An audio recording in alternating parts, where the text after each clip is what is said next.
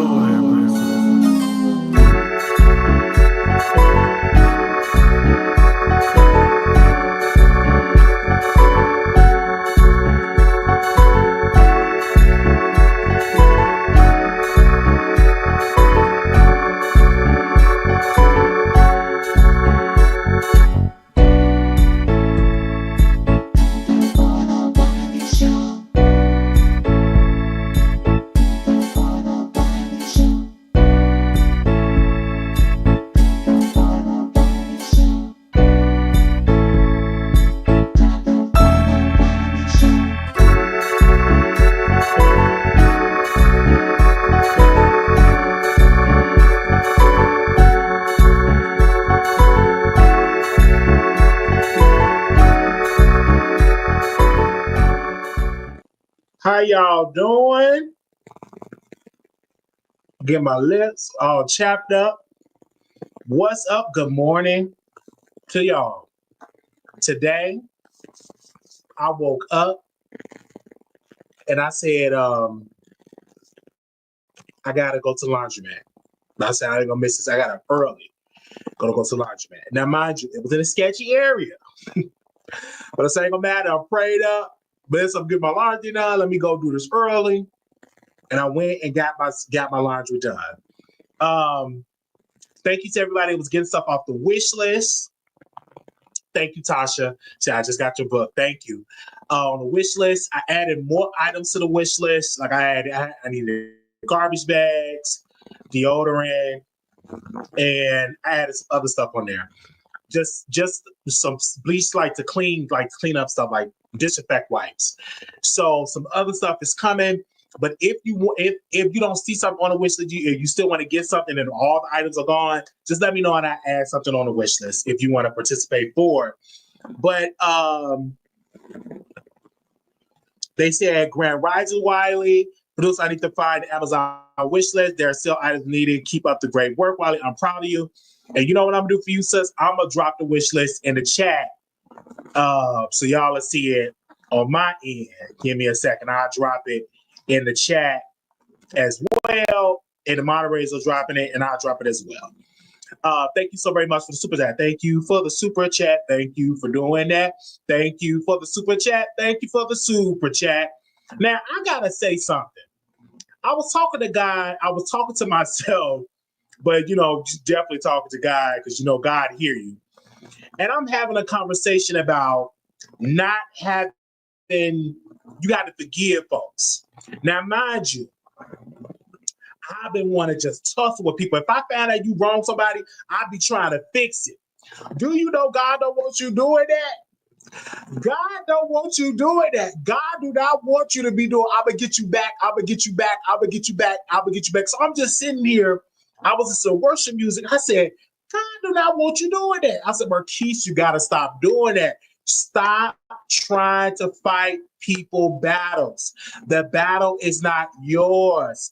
The battle is the Lord's. Let the Lord handle it.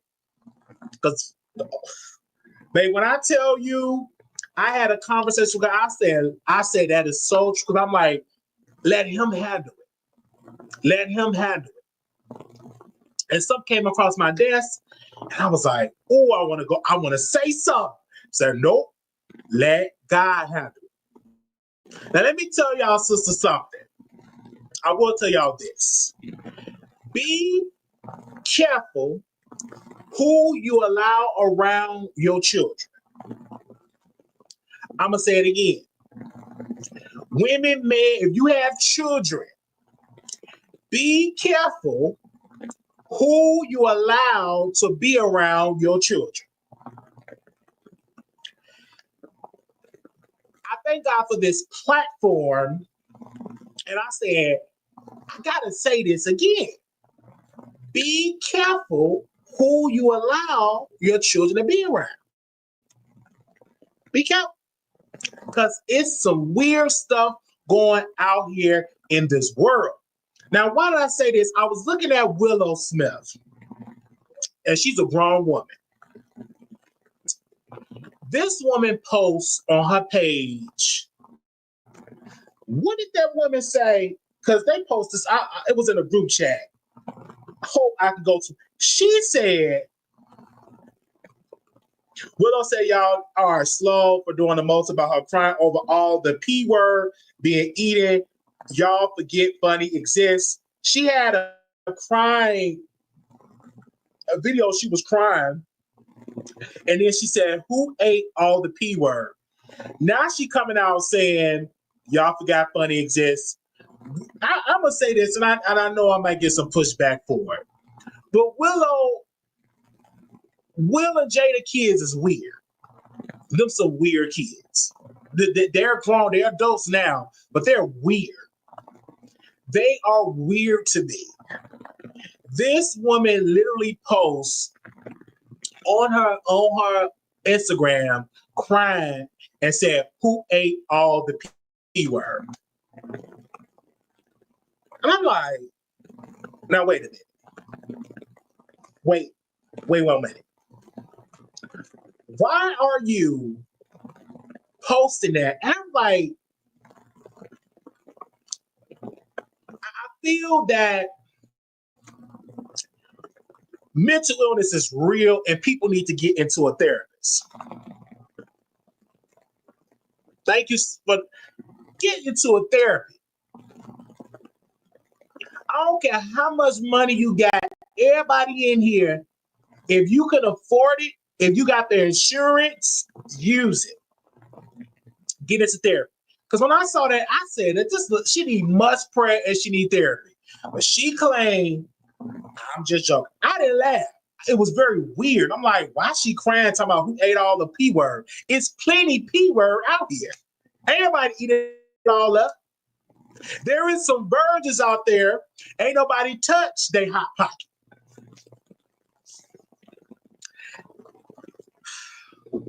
Good morning. I'm like, Willow, why are you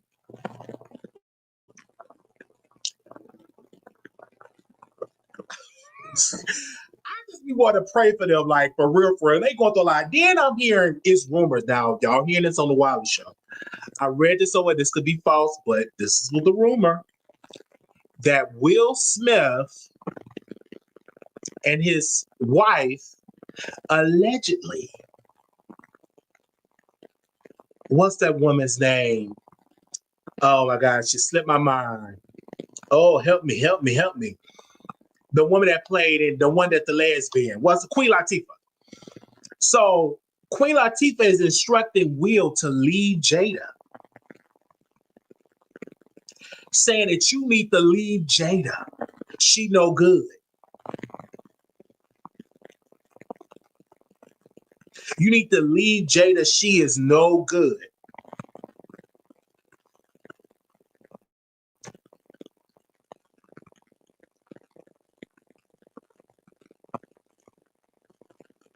Wait a minute. Is I'm good with the sound? Hold on. Let me make sure we good with the sound, child.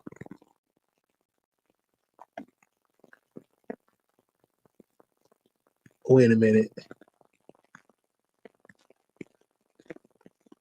Hold on. Is it better now? Is the sound better? Is it sound better? Testing 1, 2, 3. It looked like it was saying, is it sound better? Okay. Okay, because the sound was looking, it was coming from my camera. Lord have mercy. Anyway, enemy don't like it.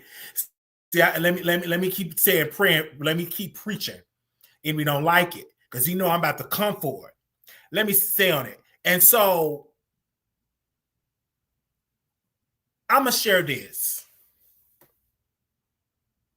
And I had to let go because I'll be ready to tussle. So it was an incident where I don't know all the details, but apparently, hold on, let me get all the details before I go off. Give me a second. I want to know, did my moderators send me the story? Because we were talking about it in the group chat.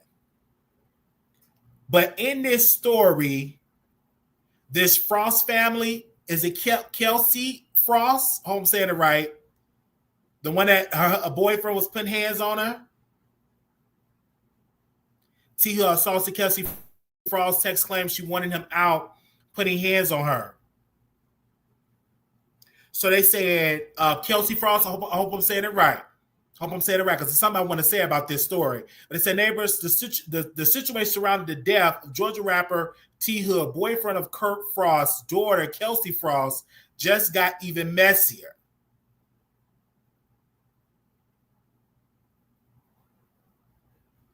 A newly surfaced video showed T Hood physically abusing Kelsey before his death, along with the clip.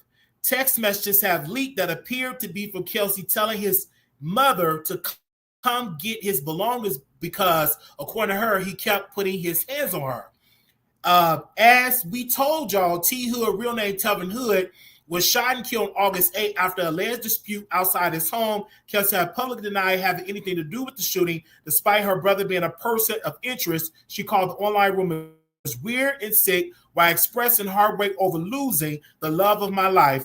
Now with this video and the last text making the rounds, social media is in shambles. Some saying that they could change the way people look at the case. I want to say this. It's wrong that the man is gone, that he was killed. That's wrong. You can't do that. But if you hitting on somebody's sister, you giving her the 2 pieces of her face, that's that's why I don't want to know. I remember I witnessed my sister getting abused. And a side of me said, go out there and beat him up. And another side, like, nigga, you better stay in this house because she be dealing with dudes with guns. So it's very tempting. And I have sense enough to say, you know what? I can't fight your battles because you want to be in that relationship. Because then, because I know my sister, you know your loved ones. But if you hear about it, that's why don't share it with me. Don't tell me that you're getting whooped and beat and all that. I don't want to know that. I don't want to deal with that temptation.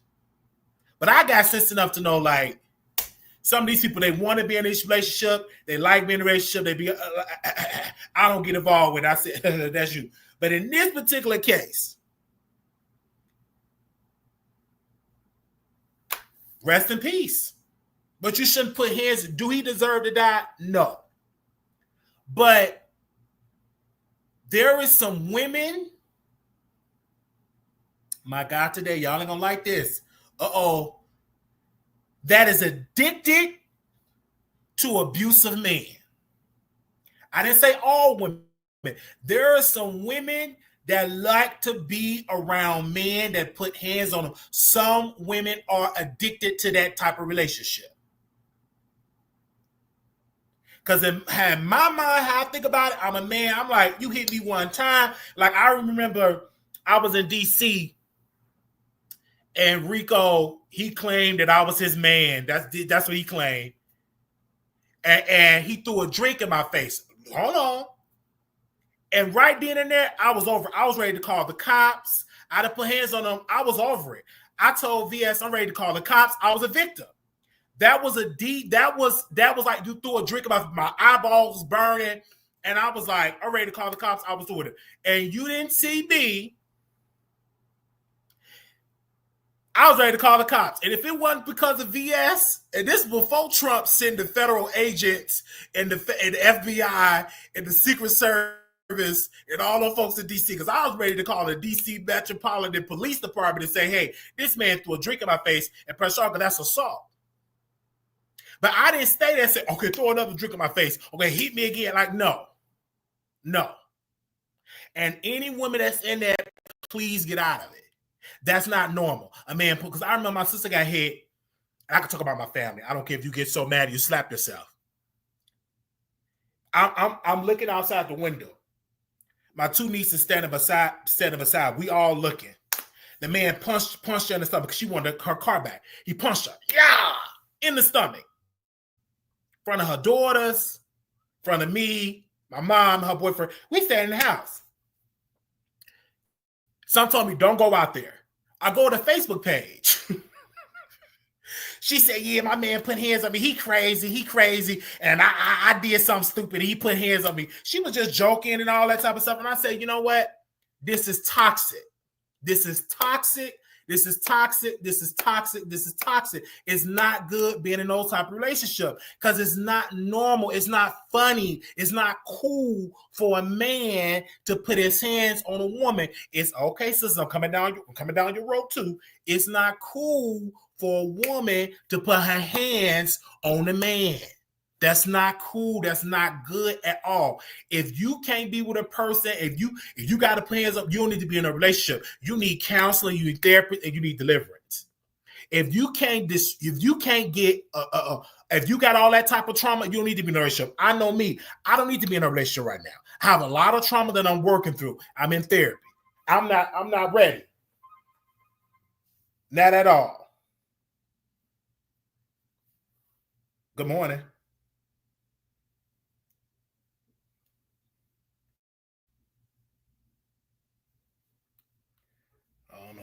That's a wrong number. Anyway, that's a lot of trauma. And my thing is like, don't do it. It's not good. It's not good at all. My cousin, I call him my cousin, he's a friend of mine, and his sister died from DV. Got beat to death. Now the children growing up with no parents, daddy in prison, mama gone in the graveyard. And it's sad because that's the end result of domestic violence. That's the end result. Because a human body can only take so many blows. One wrong blow can take you out. There was a domestic violence dispute on YouTube. The man picked up a crowbar. Tommy picked up a crowbar. This is on YouTube. Hit this YouTuber named Castro. Blood is gushing out of his head. This was live on camera. The man picked up a crowbar out of his car, hit Castro in the head. Blood is just gushing out everywhere. Blood is everywhere.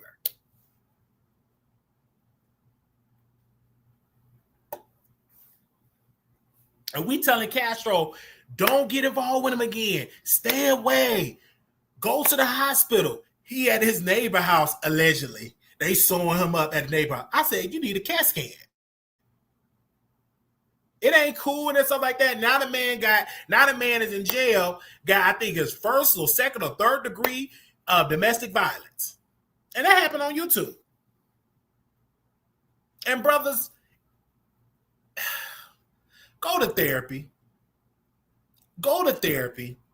Don't put your hands on a woman. Women, don't be slapping a man and you know he won't hit you back, and so you trying to provoke him to hit you. Don't be doing that. That's foolish. Because if he hits you, one good blow can just take you out. One good blow. Now, that is sad. Now, I'm not going to say that the brother of the sister took him out. We don't know into all the details. But we do know the internet spread rumors. until the official report come out and they have a suspect and he's charged, then we can have that conversation. But the rumors are going out. They're saying that the brother took him out because he was beating on his sister, so the brother took him out. And he's a person of interest. That's what the internet is saying. Internet, they make rumors every day on the internet. They gossip every day on the internet. That's exactly what they do on the internet. So we won't know until we won't know until all the details come out. Because I'm like, okay, why ain't nobody arrested yet? It was the cameras around. Was it a weapon on the scene? They saying both brothers was there. Now they saying both brothers was there. But where the police at? And I hope people going to the police and saying that and let the police handle, because I don't know. Because I wasn't there.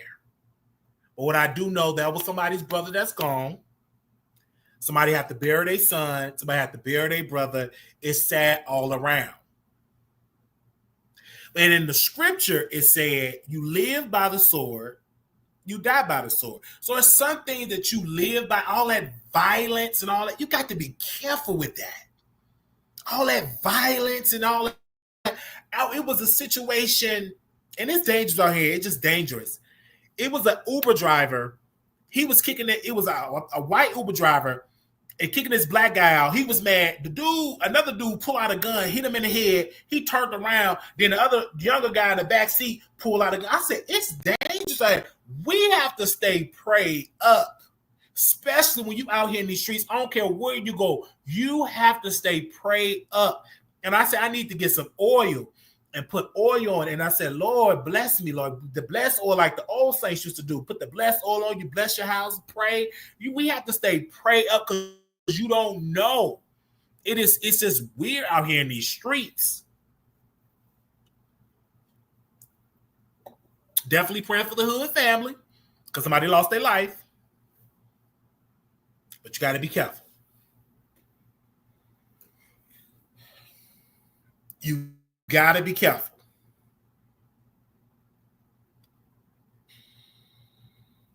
It's rough out here.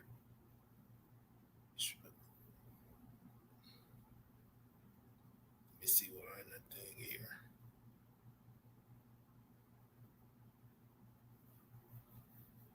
And even Sha'Carri Richardson responds to a arrest video because she was hitting on her man. I'm like, what are you doing, sister? Ain't you an Olympic gold medalist? Ain't you winning Olympics and all that? And you hitting the man? She got on her ratchet. She probably was high. She was abusing her boyfriend and said she getting help. Yeah, you need help. You like to smoke weed and you may be doing something else allegedly. Then you hitting your man all in the airport just ratchet and ghetto. You need therapy. Get the help. Because there are some women out here that do love to abuse men. There are some women out here that is abusive. There are some women out here that will hit you in your eye, and your elbow, in your leg, in your back. There is some people that will do that.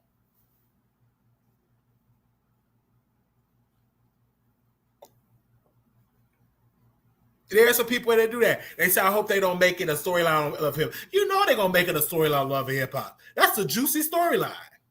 The massive, I did my son do it, my daughter went through that. They're going to make it a storyline. It's going to come up on the show. It's ratings. They'd be a fool not to. Once you become a reality star on Love and Hip Hop, you can't say, well, I don't want that to show. That's going to show.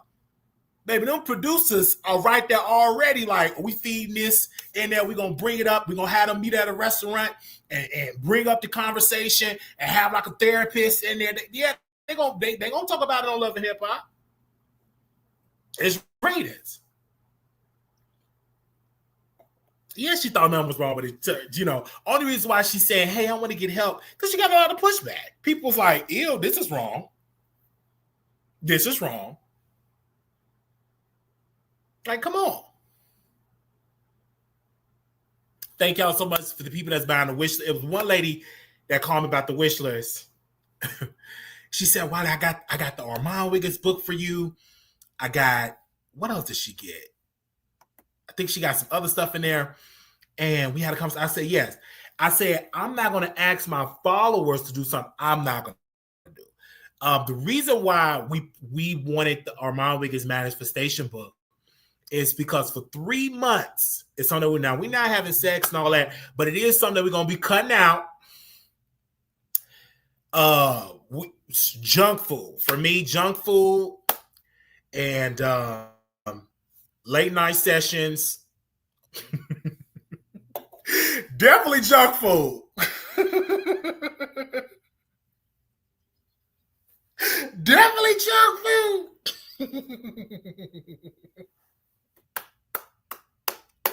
Yes. So I'm just drinking all the juice. I'm like, let me get all that out. And so for the next 3 months, soon that book get here, it's gonna be from September, October, November. So for my birthday, because that's gonna help me lose weight and everything. Yes. So when she told me that, I said, yes, we definitely gonna do it. And if anybody want to join me, you can join me. You can join me. I would like for you to join me and be like, hey, Wiley, I want to join in. It's something that you want to do because I don't have to cut back from sex, but one thing that we will be cutting back on is adult entertainment videos. Most definitely.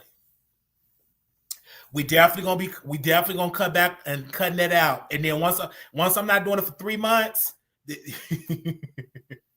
I need a blessing. We cut that out, and we cut out the junk food. We push it back that plate.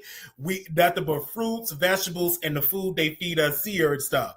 But no sugar, sweet stuff, and all that, and plenty water. I got a water right here, and all that. Yes, we are supporting Armand Wiggins' book. Okay. I'm not gonna tell you what I'm manifesting for. I ain't gonna tell you that, but just know we put things in motion. Amen. Because we want a door to open up for us and my family. Amen. I don't know about you.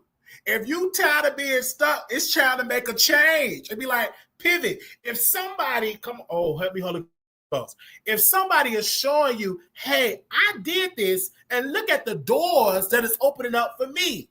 Need to make a pivot and say, let me pick up that book and let me add something to it. And you still say prayerful. Let me put my prayers in there. Let me manifest this and put it in there.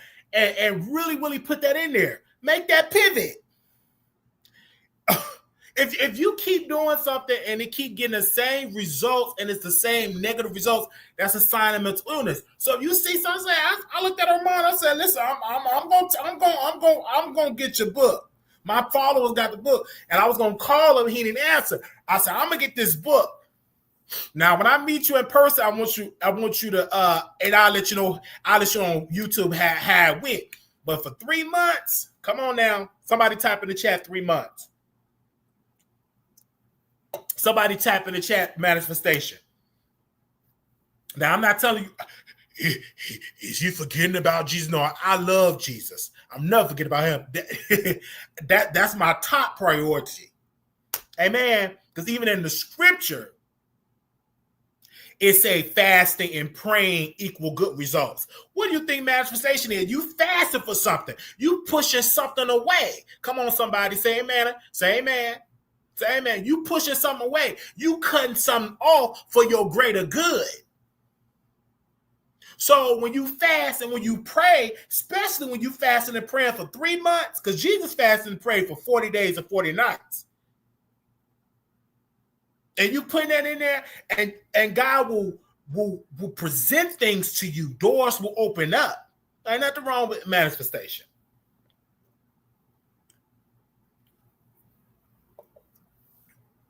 So yes, and I want y'all. We're gonna be on it. We're gonna be doing lives and stuff on the Wiley Show, doing updates, talking to y'all and stuff. Definitely. And God just knew. He just knew he didn't want me to watch that adult entertainment stuff, because that's a sin. Because I went to the laundromat, right?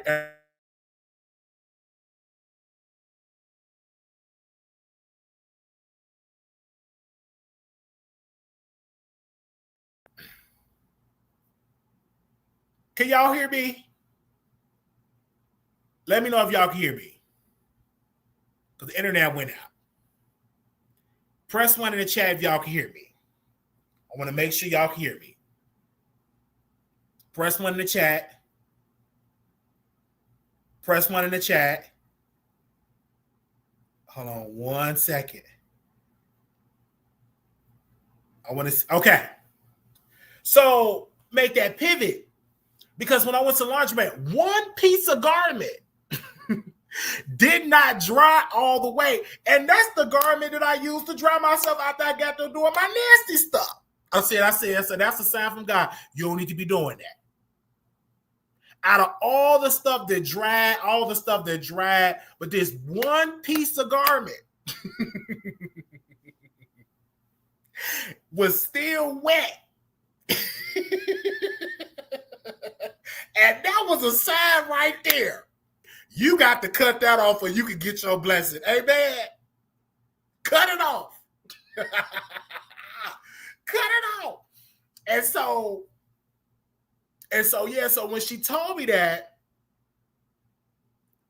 so the sister said, hey, I got the Umar Johnson book, and I forgot that I put the book on the wish list, and she got it from me. I said, okay, when they come in, we're gonna do that. And I want y'all to join in. I want y'all to fast with me, push something away, pick one thing, whether if it's alcohol, say, you know what, for the next 90 days, I'm not drinking. For the next 90 days, I'm not smoking. For the next 90 days, I'm not having sex. Now, if you marry, you have to get permission from your husband if you want to do the sex route. Because when you fast, you got to get permission. You can't be trying to go on a fast for no sex. So Wiley said go on a fast. Don't put me in that. You married. You got to talk to your husband. You got to get permission. Now, if you got a boyfriend, you got to worry about that. That ain't your husband. When you get a husband, you just can't go on no fast and say, I ain't having sex for 90 days because Wiley going to the fast. You got to get permission. It's a step that you have to take as a wife. It's a step that you have to take as a husband. You can't go on the fast. If your husband say, no, baby, we ain't doing that, you got to listen to your husband. You got to listen to the head of the household.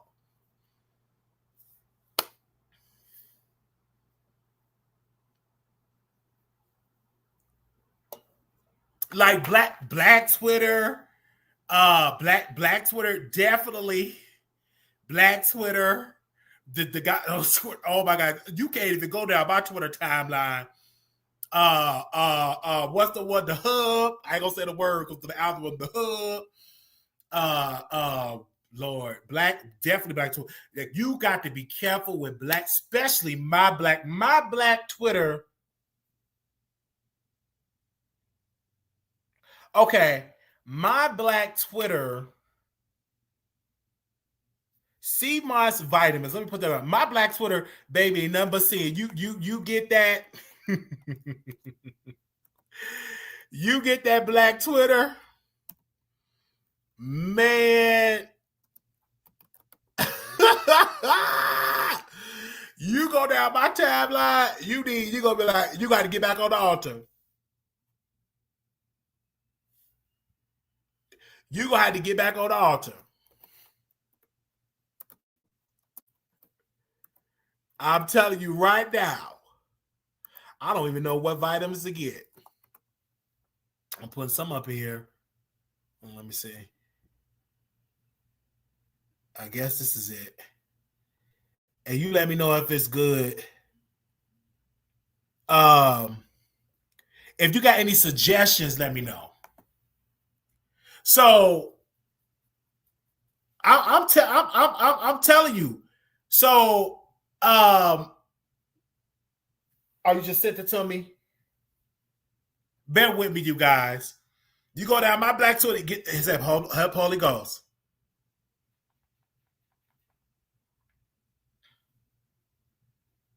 Somebody said, I can't cut off my porn. Wait a minute. Somebody just texted me and said they can't cut it off. I'm going to pray you cut that demon off. Cut it off. And I'm telling you, when you cut it off, and I think that is what's holding me back, is that demon. Is that demon. You got to cut it off. Okay, I found one. Oh, okay. That's the one you sent me. Okay, that's the one I'm looking at. I'm gonna add it to the wish list. Cut it off. I ain't gonna say your name, sister, but cut it off. Cut it off. You cut that off, then you never know. The Lord, we may get married. Cut it off. Because some of y'all single. Some of y'all single. And ready to be gonna cut it off. You never know. I hear marriage bell ringing, but cut it off. Because what that do, I'm gonna tell you what watching porn does. It, for me, I can watch it so I don't even want to have interactions with a human being. Because I satisfy myself. I have been in intimate relationships. Oh Lord, have mercy, help me, Holy Ghost. I've been in intimate relationships and I couldn't even get off until I watched an adult entertainment video because I was so addicted to watching it. So when I say I ain't been having sex, I don't need to. Or I could just go on, watch my favorite adult entertainer. I don't need to hump and all that type of way. But that's an addiction. It's not good. It's not good at all. It's an addiction. And it's not a good habit to have. It's really not. It's not a healthy habit to have. It's not a healthy habit to have. I'm talking about it's not a healthy habit. Turn to your neighbor and say it's not a healthy habit. Here go Deborah in the chat. Don't group me in there with Love Maria. We talked about that yesterday, Deborah. We talked about that yesterday. Deborah in the chat. I told, don't group me in there with Love Maria. Here go Deborah. Deborah, you should have been here yesterday. You should have been here yesterday, and then we could have had a conversation yesterday. Oh, if I was being messy, you should have said that yesterday. That's in the chat. We may be a little bit messy today. Okay. They say, I still want some human touch. That rose ain't it. Make your wrist cramp up. Yes, it's human. And put that rose away. I want y'all to take a 90-day break from that rose. Put it away. That's when your wrists be hurting. That's when you be getting that arthritis. That's when your hands be cramping up. Your arms be getting all swollen. Put that rose up. For 90 days, push it. You don't need that rose. You shake it, sound like a construction site. Put that rose away. I would say throw it away, but you ain't going to do that because you're disobedient. So I want you to listen.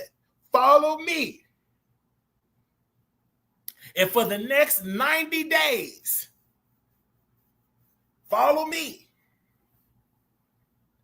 Come on now. And you don't need no rose, you got a man. Now, something wrong if you got a man and you still using a rose. That means he ain't hitting it right. I'm telling the truth. Say amen. Say amen, ouch. If you got a rose, that means that man ain't hitting it right. And that's because you can get so addicted to that machine.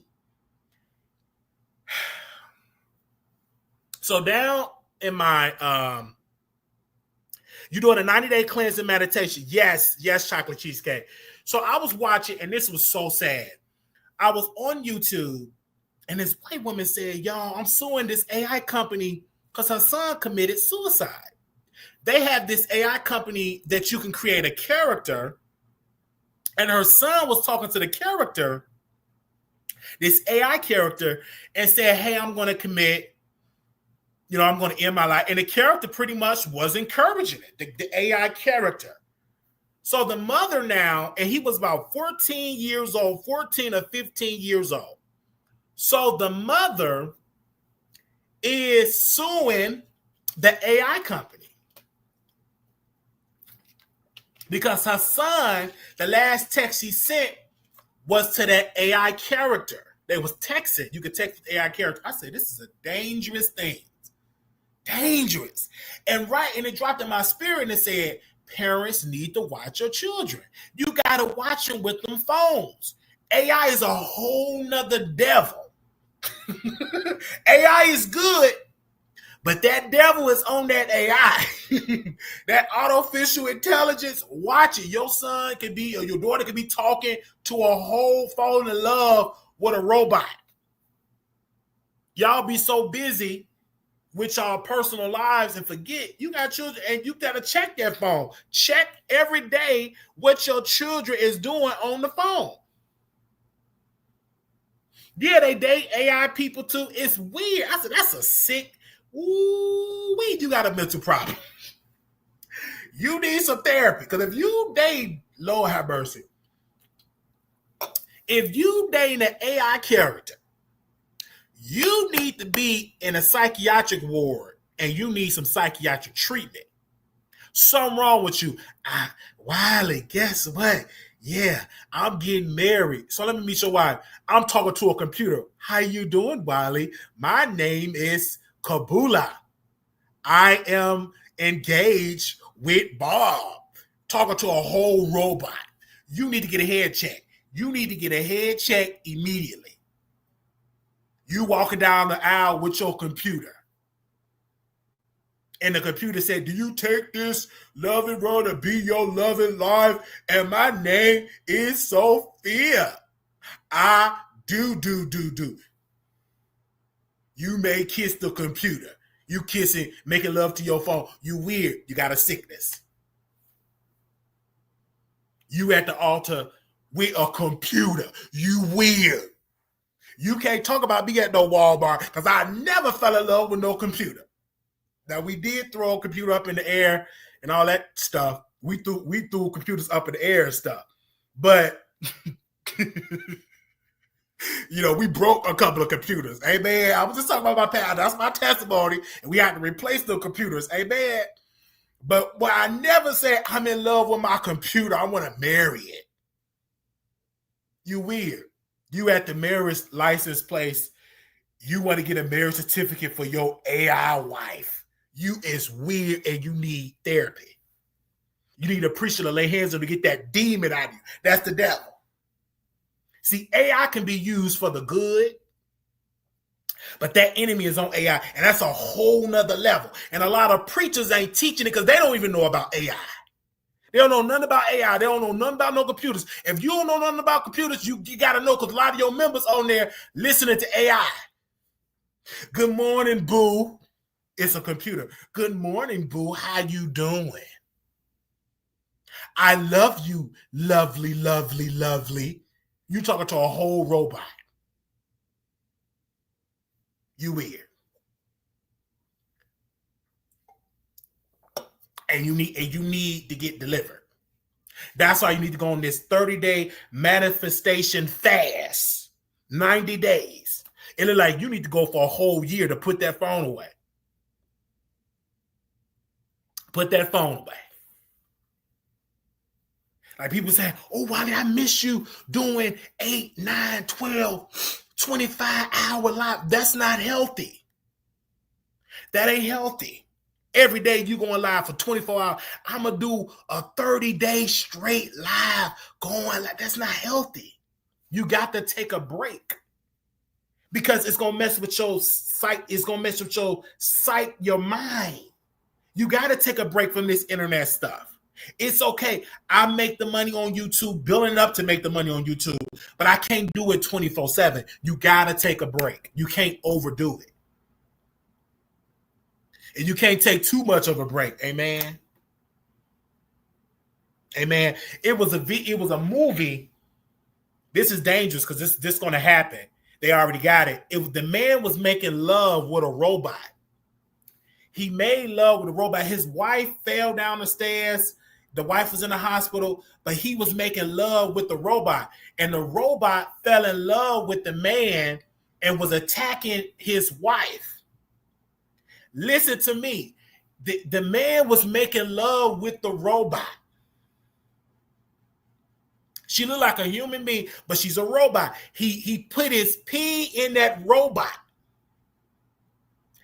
and screwed her, and the robot went to the wife said, yeah, his heartbeat, that's what he want to make love because his heartbeat is like that. And his heartbeat, he breathes so many beats a minute and all that. And the wife got jealous. I said, this is weird. But that's the world that we're entering into. That's the world that we into. God ain't in that.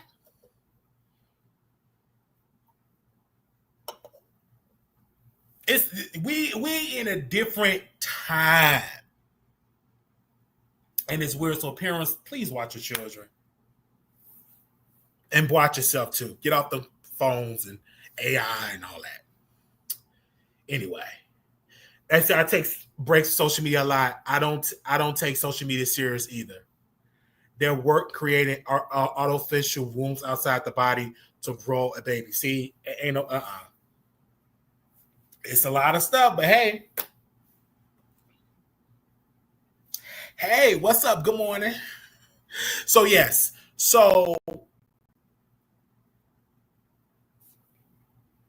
I talked to a producer. And when is that Armand Wiggins book in here?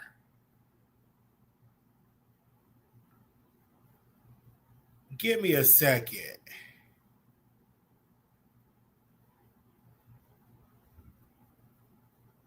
I think it's arriving Monday. The Armand Wiggins book arriving Monday. So we're going to start it. And when we get the book, and we want to thank Armand for doing that. And you're supposed to support your brother. That's a friend of the show. We love him. And yeah, so hey, Dre. So in my other topic I was listening to, and this I know I'm gonna get some pushback, but Cardi B new song was trash. I don't know what she was rapping about, her outfits.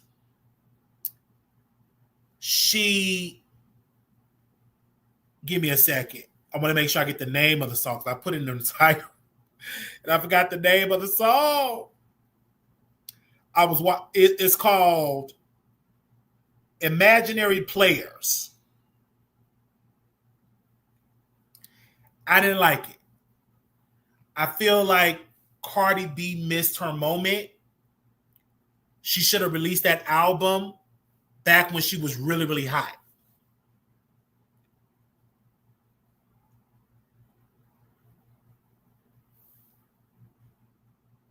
Back when she was really, really hot.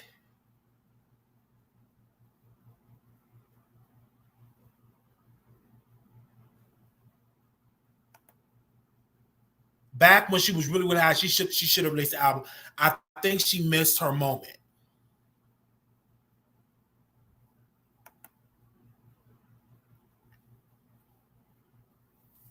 I didn't like the song. She's not a hip-hop type of artist. Like, not like that. It's just, I'm not feeling the song. I'm not a big Jay-Z artist. I mean, a big Jay-Z fan. It's not a good lead single. She needs a good club banger, Spanish record. I'm not Jay-Z type of brother. I had a friend, he would drive real fast. He would listen to Jay-Z a lot. And I don't know. I never was like buzzing like Jay-Z in my car. Like only Jay-Z and Kanye West. Like I think I played that a couple of times. But I'm just not like that. She was talking is like she should have been a long time ago. Yeah, it's just I think she missed her moment, Erica Leo. I think she missed her moment. In my humble opinion. And I don't like it. I heard it. I just don't like it. It's my opinion. You a fan, I don't like it. Now, when her album come out, I'm going to stream it on YouTube because I ain't got the coins to buy her album. But I will stream it on YouTube. No, I'm not being a hater. You keep saying being a hater. I purchased her album. Her debut album, I purchased her debut album. So I'm not a hater. I'm just a consumer that just not like that particular record. And that's okay. It's okay. I just don't like the record. It's just not my taste. It's just not my taste. It's just not my taste. She can be the moment, and she great looks, great video, great looks. I'm not putting it past it. I said the song sucked, in my humble opinion.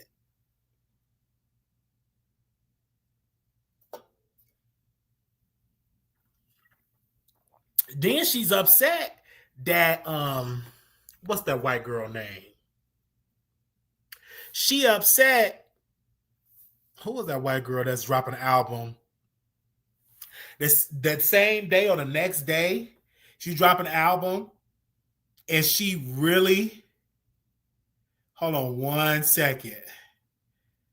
What is her name? I can't think of this girl name. It's on the tip of my tongue. Oh my gosh. Taylor Swift, thank you. Taylor Swift about to drop an album, and it's gonna knock out the park. She mad. Well, you should have been dropped that album. See, when you get around these dusty men and see Cardi B, you too busy falling in love with a dusty. With Offset, he wasn't gonna stay faithful to you. That peen wasn't gonna stay under subjection. He was never faithful to you, Cardi.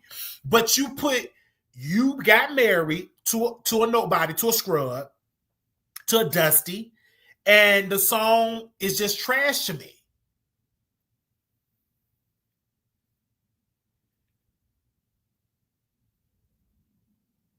It's just trash to me. Now, it was that song. What was that song? Oh my God. Cardi B made great music. It's just this particular record I don't like. The Outside record I like, but I don't like this remix of Jay-Z. I know she's doing it for the hip-hop community to show that she could do hip-hop. I didn't like the song.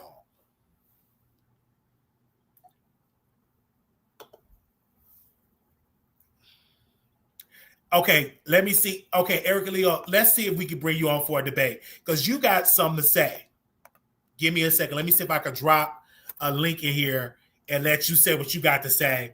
And let me see if I can open up the phone lines and see if people want to call in about the record. Give me a second about the record, and we could do that. And I do apologize. We had some technical difficulties at the beginning of the video, but we good now with the sound. Apparently, it was doing my mic camera. It was doing my web camera, which was weird. Why would it do it to the web camera? So I'm going to put the number on the screen here, and you all can call in. And make sure y'all too give because we do want to keep the stream y'all going so I can keep the phone lines going because for privacy reasons, I put the banner up so people won't see people's phone numbers and stuff. All right, so if anybody want to call in, that's the phone number on the screen. Call in about Cardi and see we get your thoughts about Cardi. Cardi's influences, that's it. But her first album was amazing. She should have remade it. It's My Time to Shine or Backside with Lil' Kim versions. It would have been nice if she do a remix of a Lil' Kim record. But I'm just not feeling it. Maybe I need to listen to it again. Only listen to it one time. Let me listen to it again. Give me a second. Let me listen to it again.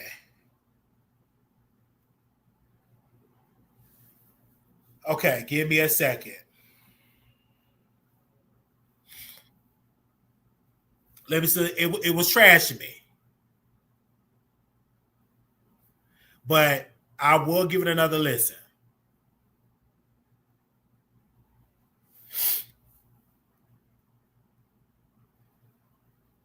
Give me a second. I'm going to listen to it again. Give me a second. I'm going to listen to it again.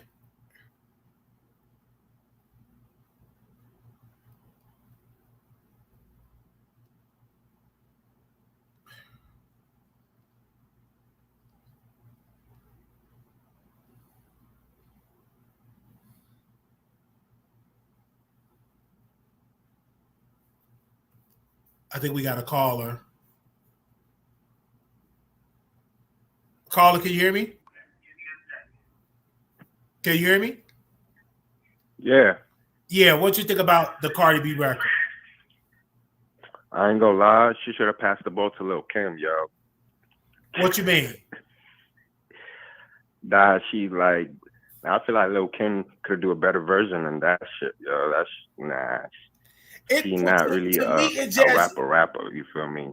it's She just like a hype. She like a hype rapper though. I don't think she got bars that like. Oh my god, nah. yeah, she's not known as a lyricist. So like Jay-Z or like Lil Kim or even Nicki, but she have an amazing first debut album. Let's not get it twisted. I don't know. Is this a lead single or for her album? Is this a single for her album? Because if it is, Yeah, I guess so. she should Yeah. have It never sounds like released that. know. This ain't single word. That's just something that you put on the album. It didn't need a video. It didn't need a video. None of that. That was just garbage. Because it's not gonna chart that way. It was. I feel like it was trying to. They was trying to tease like whoever, like the Nicki fans and shit. Like, yo, like check this out, yo. She got a little. She spent something. You feel me? You know. And we tired of that whole beef with Nicki and all that type of stuff. Because we tired of that. That's like, because even Nicki going through her whole troubles in her career and all that. Like, we sick of that. Listen, I've seen Nicki go crazy. You feel me? And you want that old school Nicki, you feel me? Of course. We enjoy the music, but throwing out shots and subliminals, or if she was on it, I don't know. Because I didn't really dive into all the lyrics of the song. But the song, to me, it was dry. I'm like, ew. Like Outside was a club banger. WWE SummerSlam played it. I'm like, okay, this is a lit record. I love this Cardi B. But this particular song, I don't like it. She was saying she got 20 tracks. I'm like, what, man? Oh, okay. Man, ain't no so she got way. 20 tracks. I just hope all 20 of them don't sound like this track. Please. Don't get me all straight hip hop. Talk about your yoni, talk about your man, riding your man face, and all that type of stuff. You can't have the same shit in all three of them tracks now. Come on now. Not in all tracks. But she, like Cardi, her debut album and her Ghost Rider 2 is garbage. Her debut album was amazing. I'm sorry. Like that the formula, she had the Spanish record, she had English. It was really good. Nah, most of them, yeah, you're right on that. Yeah, most of them was right. Yeah, most of them. Right. She had bangers that they're playing in commercials. So I think she don't need to go away from all that Spanish stuff because you Spanish. You speak, get to your Spanish, and let's not get it twisted. Them Spanish record, that genre of music is gigantic in America and around the world. But this particular record, whoever wrote this record, they should have rewritten it. It was listen, but the situation that's going on right now, bro, is no way out for Cardi because they trying to compare to Nicki. So whatever is good, they're gonna try to bring it down. But for me, I do. But okay, let's get into this though. With Taylor Swift dropping an album, do you think that's gonna hurt Cardi B sales? Yeah, but she got her own era. You feel me? She on her own throne.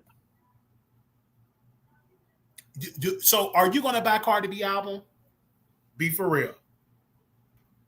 No. I'm gonna listen to a little snippet or some shit like that. So you're not gonna buy the album like for $19.99? Hell no. I don't want to be robbed for this for listening to this chick. I feel like I got robbed just because she, if it's trash, I feel like I got robbed, bro.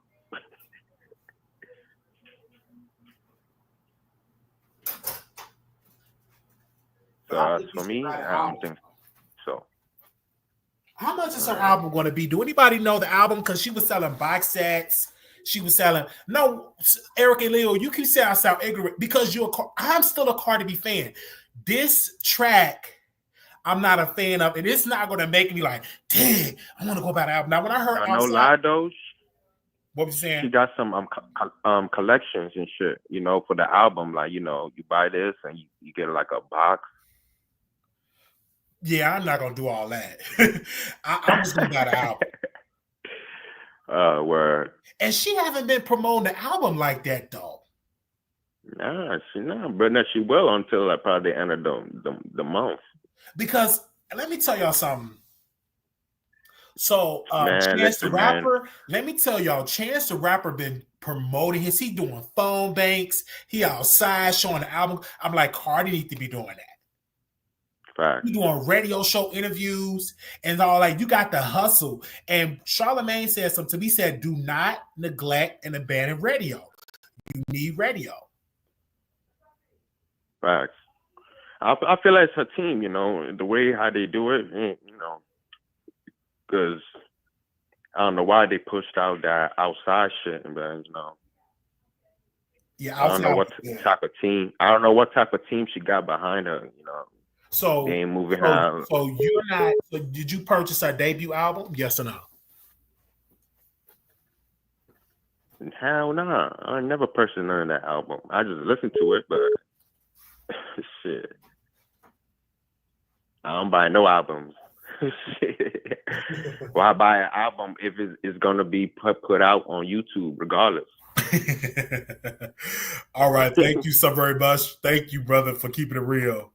All right. All right.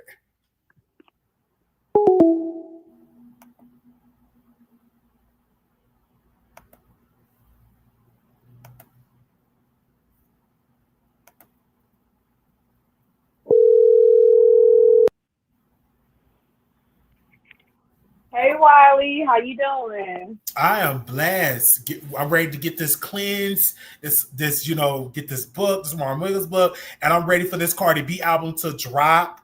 And I will be putting her album on the wish list so y'all can get the album. Well, wait a minute. I don't have no CD player. Do this laptop got a CD run? Oh my gosh. I think you might have to download. I think you might have. Well, I don't know. I will have to put it on my. I haven't. I don't know. I'll probably have to put my iTunes. Players. I will have to put an iTunes gift card on the wish list or something. Mm-hmm. Yes, you will. Here's what I have to say about the record. I listened to the record. I'm gonna be honest with you. It was trash. I don't know why Cardi B is trying so hard to be a part of the culture. You have a lane right there. I like it like that. Every record that she put out that would have like that reggaeton, that Spanish rap to it, those are the records that are being noticed or is still being commercially played to this day. I just seen she has a macaroni and cheese Velveeta commercial with her song playing. It was. I saw that today. On her song. And I'm like, the commercial. Did you see the commercial on the song? Did the commercial play after the song? Because when I played the song, the commercial had played with the Go ahead. With the macaroni and cheese. Yes, ma'am. Yeah. So she needs to stick to her culture, her music. But that Imaginary Player record was trash. It was trash. First of all, there's word on the street that she stole a battle rapper's verse. I'm listening to the lyrics. You can barely understand what she's saying. She sounds like she got a fat tongue in her mouth that just laying there. You can barely understand what she's saying. It's like, girl, you got all that money and still can't hire a speech therapist or someone to help you learn how to speak correct English to where everybody can understand you. Pronunciate, like, open your mouth. The video itself, the aesthetics of the video was very nice, but I just feel like you got to be talking about JT. You got to be talking about Megan, because who are you talking about? Who are you talking about? You want to say, oh, I'm the first rapper to be on Vogue? Of course, when there's a lot of payola in a machine around you and you're gargling balls just to be that it girl, of course you'll get on Vogue. Of course. But who are you talking about has always been a fashion girl? Because you're not going to slap JT. Who are you talking about slapping, girl? Oh, she said slapping because Lil' Kim should have been the first one on Vogue, no shade, for her iconic fashion. What she ushered into the industry, she should have been the first one on Vogue. In my humble opinion. She said she was the first she did say that. Rapper to ever be on Vogue. And I had to fact check that. I had time to fact check. I was like, I'm gonna have to fact check that because I don't remember her being the first. I don't remember her being the first. Was she the first hood ghetto cunt to come on the scene with Fashion Nova with some expensive shoes? she was the first, maybe the first mainstream or popular person to do that. But maybe people in the hood been wearing cheap clothes with expensive shoes for years. She didn't, she didn't start nothing or did nothing when she did that. But it's like, okay, who are you talking about? Why do you feel so threatened by JT being considered a fashion girl? What is up with that? You know what I'm saying? Why? Why is that such an issue to Cardi? And she's talking about when she flop, it's a different type of flop. Who are you talking about? Who are you talking about, Megan? Because you can't be talking about Nicki Minaj. Because when was the last time Nicki Minaj ever flopped? Never. So who are you talking about? Why do you feel like these new girls about to take your spot that you got to throw slugs at everybody in your phone but not put an address on it? Because you ain't go slap nobody. So I think it was the first bar, it was cool. When it got into that second, I could tell that she wrote that by her own. I think the writer's like, let's just let her have it. But that whole first bar was just her stealing other people's lyrics, putting in her song. She stole a rapper battle flow and put it in her stuff. Like, you can't be considered like real hip hop if you're stealing people's lyrics and people are like noticing it. Just like how she did that Outside song. Another rap girl came out and said she stole the whole song all the way down to the beat. I love it's just, Outside. It's not given. It's not given. I feel like she should have put out another, like, maybe another party track. Maybe she should have put out another party track or whatever. But just for this to be like your first leading video or your first rollout to your album, it's just like, I'm not going to want to listen to that. I'm not going to want to hear nobody trying to talk with that heavy, strong accent. You can't understand, say that they're hip hop. Like, no. Hang it up. Flat screen. No. And that's all I have to say. I'm going to go back in the bushes and finish listening. I may end up coming back in.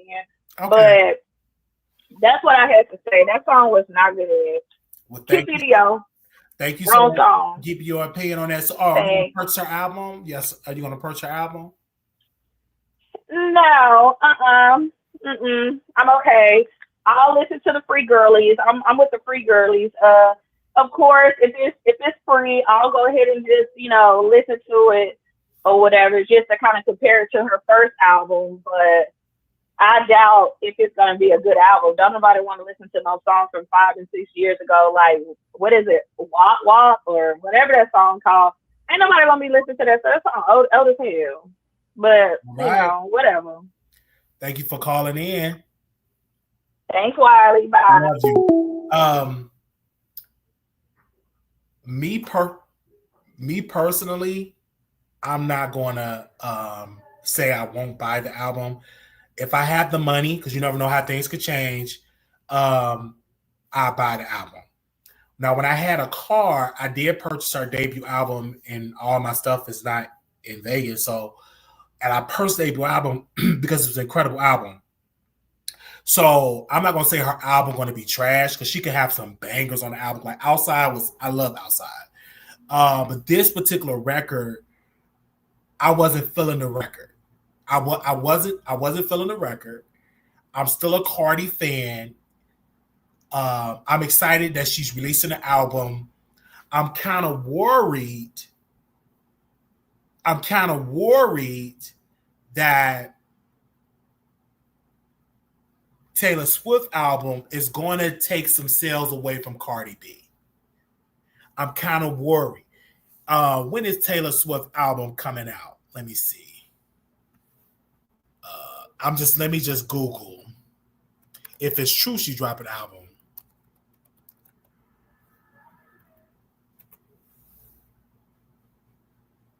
Oh, okay. Her release date is on October 3rd. When is Cardi B release date? Let me see Cardi B. Cardi B release date September 19th. So if I was Cardi, she need to do what Chance the Rapper is doing. He's doing press. He's showing the album cover. He's showing the album. He's doing press all around.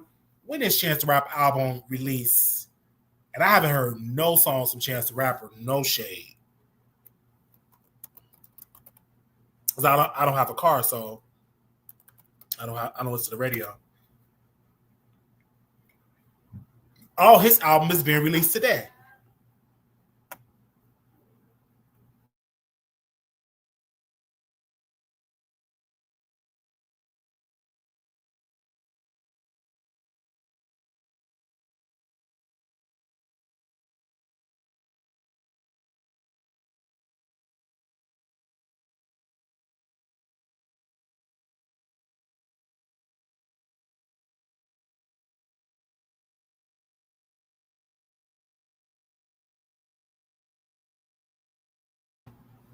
Okay.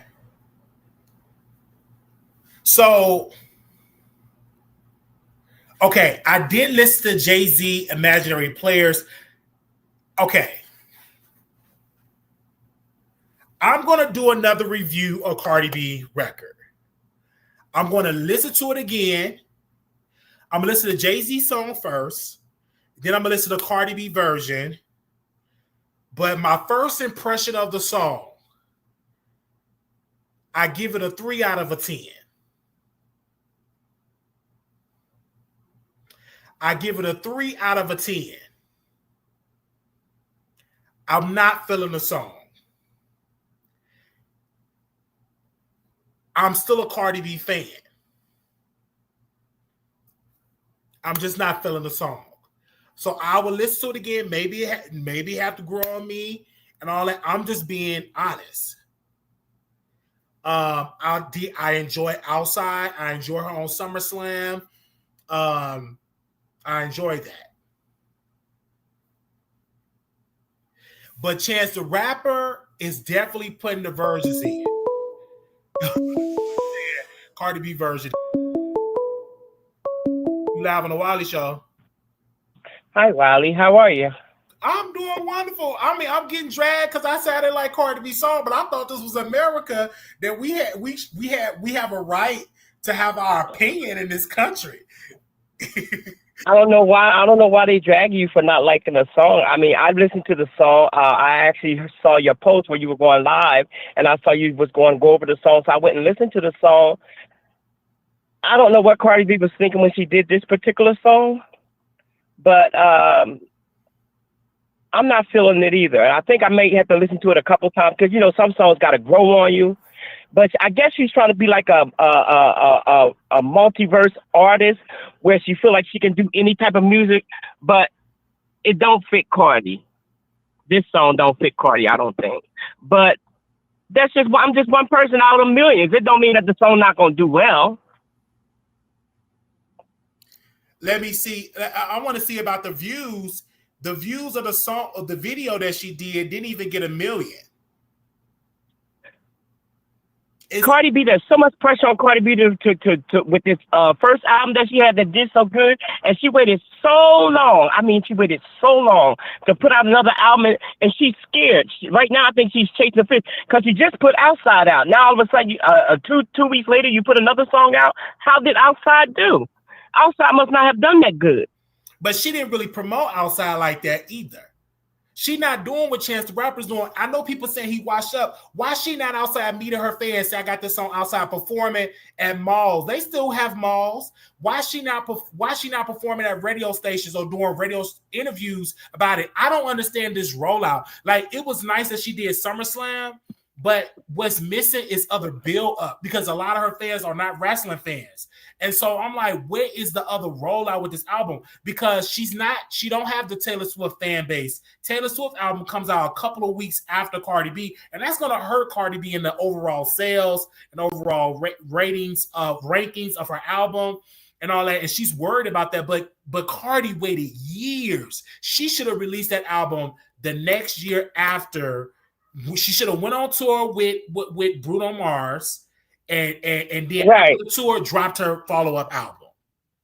But I agree, because that song, Please Me, she need a good hook like she did with that Please Me song. That Please Me song, that song had a good, Please Me, baby. Yeah. That had a good hook on it. It had a good hook. But she need a song with a good hook. She needs somebody like Chris Brown, something with a good hook on it. I can't get you off my mind, no matter something. She need a good hook. And that's what Cardi needs, because her speech impediment, she needs something to cover that up just a little bit. I know she's from another country. She's from the United States. Puerto Rico's part of the United States. Or is she Mexican? I'm not sure if she's Mexican or not. She could have had that fixed years ago. The woman got bread to get the best teachers to do exercise. She could have been got that fixed a long time ago. You think so? Yes, she could have did some speech classes. Absolutely. But even if she do, you don't think? I think even in this song, if you listen to it, it slowed down her voice. Her voice is a little clearer in the song. Because this is not the correct song for her. I get you, and I understand. You're right. Some song is just not for her. It's just not for her. I'm sorry, and I know a lot of the fans are like, but obviously the fans don't really like it because they don't even have 1 million views yet, and the song was just right. But she's trying to repeat that first song she did. What's that first song she did? Little thing, you can't mess with me if you wanted to. I think she tried. Yeah. She tried to reproduce that with this song by slowing it down. But Cardi, that done ran already. You got to come up with something new. You got to get with the new generation. She needs to do a club bop or something like that. That's what she got to do. But I think her album gonna be a success anyway, only because I just think it is. I think it's going to be a success because she's selling bundles. She's doing everything. The WWE stuff sold out. So she's smart. And I think that's very smart. But I don't think she should abandon radio because that's one thing that a lot of these artists are doing. They're not really going to the radio. And then Charlamagne said something, and I want to play the clip, but they be flagging. But Charlamagne said, don't abandon the radio. Because that's still the number one thing to keep a record on the charts is having massive radio. Because you can have a good TikTok record or a good record on YouTube, but once the algorithm is done with you, it's done with you. But if you have that radio, that can really push you up on the charts. So I hope we shall see. I don't think it's going to do as well as the first album because she waited too long. That it's not going to have that impact. I think the first. Well, thank you for taking my call. I do appreciate that. Records the first week. I don't think it's going to be over 100,000. I think it's going to be more than that. I think it's going to be more than that. 75,000. You think 200,000 the first week? I think it might be maybe 250, maybe. Because she is doing the bundles, so it could be about 250. If she's selling all the bundles and all that counts as. But my thing with Cardi B, and I'm about to wrap up and I'm getting ready to go here. My thing with Cardi B, instead of her throwing shoes at the airport, she needs to spend more time focusing on music. Instead of jumping online for every person that says something bad about her, she needs to focus more on the rollout of her music. Do promotional tours like they did back in the. You remember back in the old days, the stars, we knew they were stars because we ain't see them too much. Now they in the public face every day. It's hard for them to even sell a record because the public get tired of looking at them. Facts. You on the internet every 5 seconds, somebody say, oh, I don't like your hair color. Now you mad, you got to make 5 post videos. Now there's a war going on, and your focus is no longer on the music. It's on the beef that you got with everybody on the internet. When she needs to take her focus back to the music and stop focusing on the beefs on the internet. And that's all I wanted to say. But I don't feel the song yet either. I don't feel a song. All right, y'all. The number is 972-674-9462. Do you like the Cardi B record? Let us know. Thank you, caller. I don't like the record. Anybody else? Wow, y'all calling in today. Y'all calling in today. Y'all calling in today about this because it's a hot topic. So how many albums the first week? How many albums you think Cardi B gonna sell the first week sales? What is your prediction?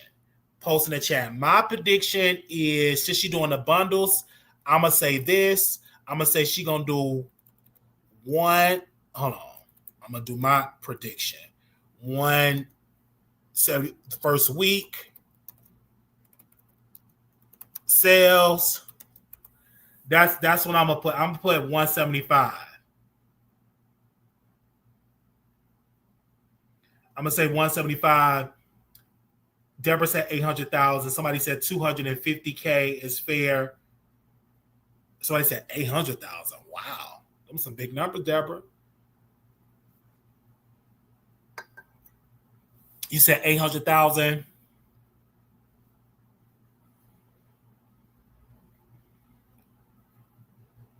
Tasha said 100K.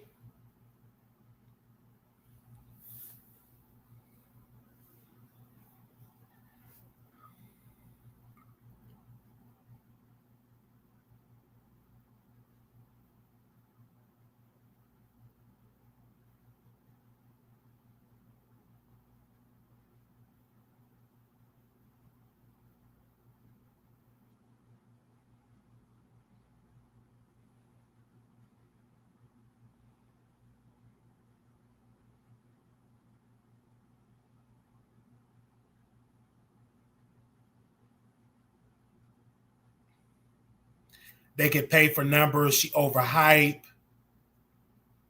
She'll do as much as Nicki did. What was Nicki? What was Nicki Minaj?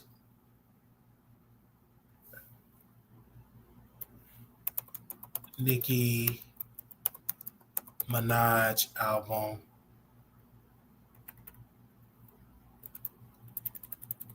Latest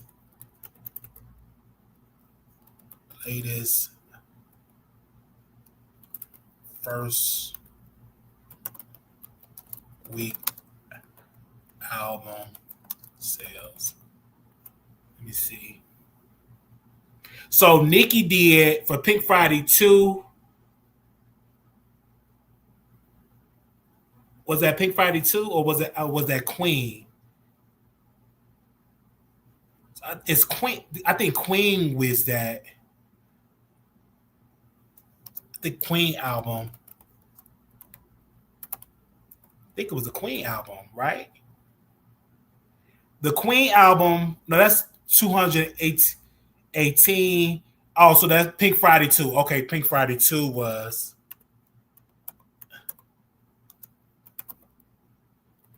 Pink Friday 2 was the latest album. Okay. The Pink Friday 2 album,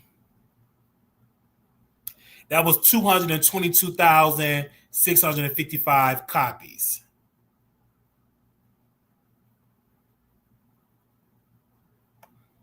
Yeah, Queen was underrated. So 228,000. Okay.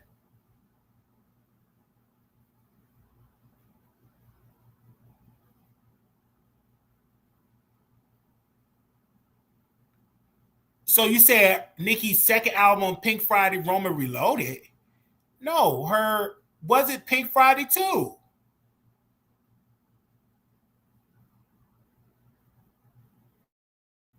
Because it debuted at #1.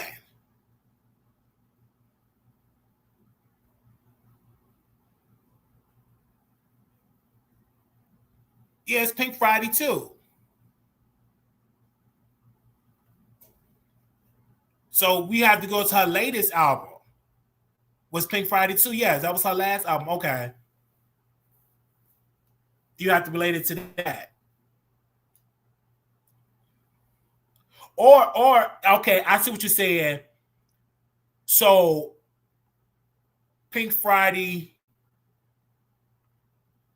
What was Nicki Minaj's second album? What was Nicki Minaj's second album? Was it Pink Friday Reloaded? That's a good point because this is Cardi B's second album. So Nicki Minaj's second album would have been.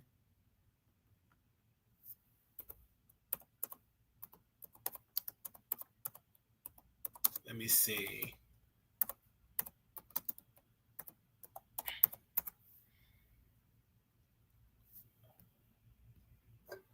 Okay, Pink Friday, Roma Reloaded.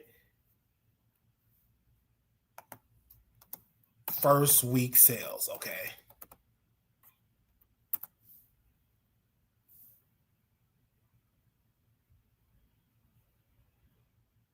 Okay, what was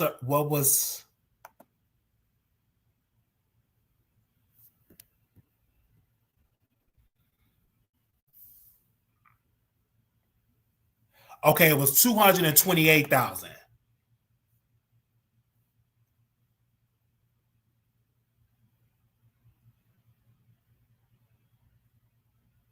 So in order to beat Nicki Minaj, she needs to do at least 250. She needs to do a 250K. Because Nicki Minaj's second week album sales, first week album sales, I'm sorry, for her second album was about 223,000. So Cardi got to do about 250K.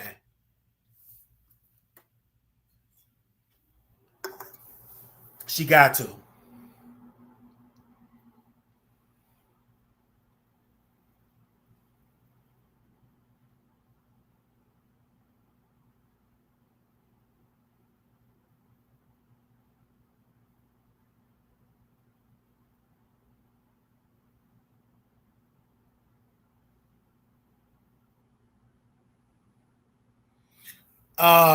rapping on it.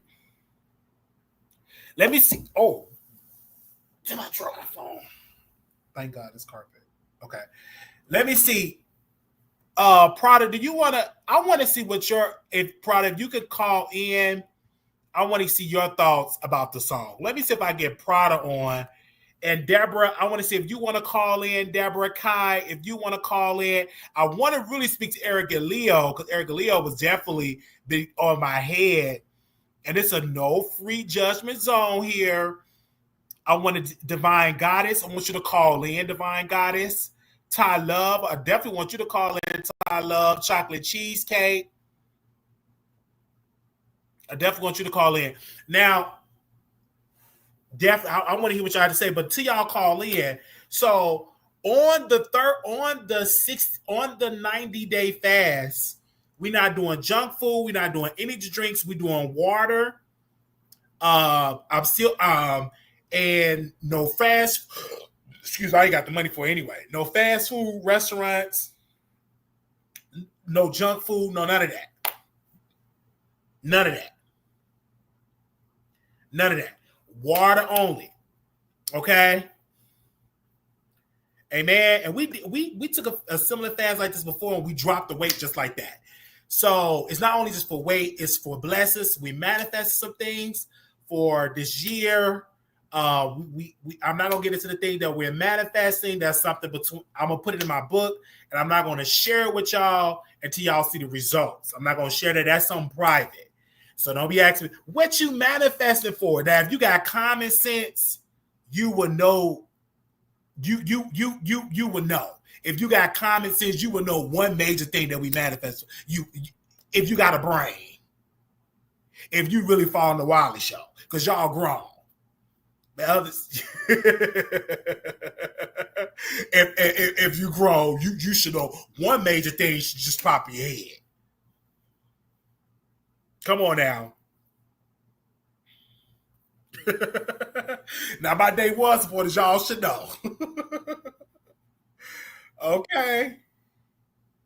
Okay, let me close out all of this. Hold on 1 second. Let me close out this. Let me stop sharing the screen. Prada. Wiley Samuels. You know what? I got up today, and let me tell you what fasting and listen to gospel music will do. It will. I said I got to do that every day because every time I listen to gospel music or I listen to like interviews, it encouraged me and empowered me to come on the show. When I don't really get into my gospel words, I slack up a little bit. But according to the YouTube analytics, we are up percentage on every level. Every level we up, and you a big part of that. So we want to get a proud of hand for sending stories my way. But today, I said I gotta talk about that Cardi B. I gotta talk about the Cardi B because I heard the song. She looked beautiful. She was stylish. She was in a jet. I wish I could be in a jet and fly around on the Paris. Okay, I barely making it in Las Vegas. But it wasn't for me. It just wasn't my taste. Prada, you a professional woman, been in the business for years. What do you think about this record when you heard it? So, first of all, hey y'all. I was late. I didn't even know that this was news today. I found out when I entered the chat today because everybody was powered up defending the song, and I was like, well, golly gee, I need to go listen to the song. So I have listened to the song, I have watched the video, I'm ready to voice my opinion. I do not like the song. I see where she was trying to go creatively with the song and the music video. However, it just did not connect. Cardi being of the Gen Z generation, Gen Z tries to do this thing where they try to emulate what we saw in the 90s when we listened to music and we saw videos and we saw these people's music videos, but it's just not the same. You had to have been in the 90s in order to emulate what we have seen. It's not just about aesthetic, it's about the feeling. And so though the aesthetics are there, the feeling is not there. I didn't feel like I was listening to something that was created in the 90s. You know what I'm saying? I didn't I feel agree. like, you know, I didn't get that vibe. Like I said, I see where she was trying to go with the song, but it just did not connect. Cardi is very she's not girly, and I feel like if you're trying to rap over a beat like this with the aesthetics that she was bringing, you have to be like a girl's girl. Like you have to be kind of girly. Like this was like, this is supposed to give sexy. She wasn't giving that. Like she already has the botched BBL and all, she already has that going on, and so it just didn't connect for me. And it just didn't connect. And since I got Prada on, I didn't get a chance to speak about it, and I should have put her name in the title so she could see this. But I need everybody to send this to Erica Banks. I want to apologize to Erica Banks, and I want to apologize for telling that woman to get a BBL. She was listening to Wiley. She kept doing it. She all botched, uneven. She put all that concrete in it. She blocked me and all of that. So she do watch the show. I want to apologize. I was wrong for telling that woman to get a BBL. That you woman were wrong, Riley, because now we're in the middle of 2025, and you know what the body type is right now. People who go to the gym. That is the body. That is the ideal body type now. Everybody wants to look like they go to the gym, and guess what? In order to achieve that look, you gotta go to the gym. There's no other way. There is no other way. I want to apologize, Erica Banks, since I was wrong. I should have never said that woman had a flat body. And she did have a flat body, but I should have said ain't nothing wrong with you having a flat body. Nothing wrong with that. But she got the first job, and it was pretty decent. But then she botched it with a second disastrous job. And I said, you don't need no more surgeries. And let me tell you this, first of all, it's dangerous. And you need to love your body. You need to love your And if you body. want cakes, there are so many exercises specifically to grow the Stairmaster is one. To grow your glutes, you do not have to lay down on a surgery table and risk your life. Anything you want to achieve, you can achieve it. You can, and you hit the Stairmaster and everything. Like you can do the squats. It's many things to get your butt up. It's videos. Shout out to my sister Monique. We love Monique over here. She's doing workout videos, and her shout out to the dude she doing it with. Amen. Like Monique, I love the vibes, and she had lost weight and stuff like that, doing it the natural way. She never addressed she never did Ozempic, but she's not on Ozempic. She's been doing it the old school way. Pushing the plate back and going to the gym, moving your body. And if you can't afford the gym, you can do work home videos. You can walk, you can run, especially living in Las Vegas. When I was walking to the chair, I got up and went to that laundromat, carrying that big thing, sweat would just beam. I said, "Wow, you need that." Then I took the garbage. I had to walk a long way to throw out the garbage. I said, "But you need that." And I see need more of that. Then now when y'all see us go on this fast, on this 90-day fast, you're gonna see, damn, why did you lose weight? Because when you push back that sweet, men drop weight just like that. Men, we drop weight really fast. Especially it's quicker than women. So y'all be like, damn, why you lost all that? Yeah, absolutely. Absolutely. I want y'all to join. We gonna be praying. We're not gonna do a whole nother channel for manifestation, but we're gonna be talking about that. We're gonna be talking about the word. We're gonna put scripture in there, everything like that as well. Yeah, Planet Fitness is $10 and $20, but some people don't have that. But what I'm saying is, if you don't have that, you can do workout stuff at home. Right. You can walk, run. On YouTube, look up workout videos. Mm-hmm. Dumbbells are not that expensive. Kettlebells are not that expensive. Medicine balls are not that expensive. Y'all, you can really. And dancing is free. Walking also free. Walking is also free. Believe me, I have walked today. I said, Lord. T1000 said 15 pounds in 4 days for me this week. Also, before we go into other things, Tasha wants to get your opinion about Rashida, that situation that we did dive into. Where's your comment at, Tasha? I just saw your comment. Did you see that comment that she wanted to? Oh, it's a lot of comments. Y'all comment today. Deborah said 3 to 4 days a week strength training. Exactly. That's all it takes. 3 That's to all 4 it takes. days a week. Picking up those weights. Picking up those weights. Oh wait, I gotta scroll all the way up.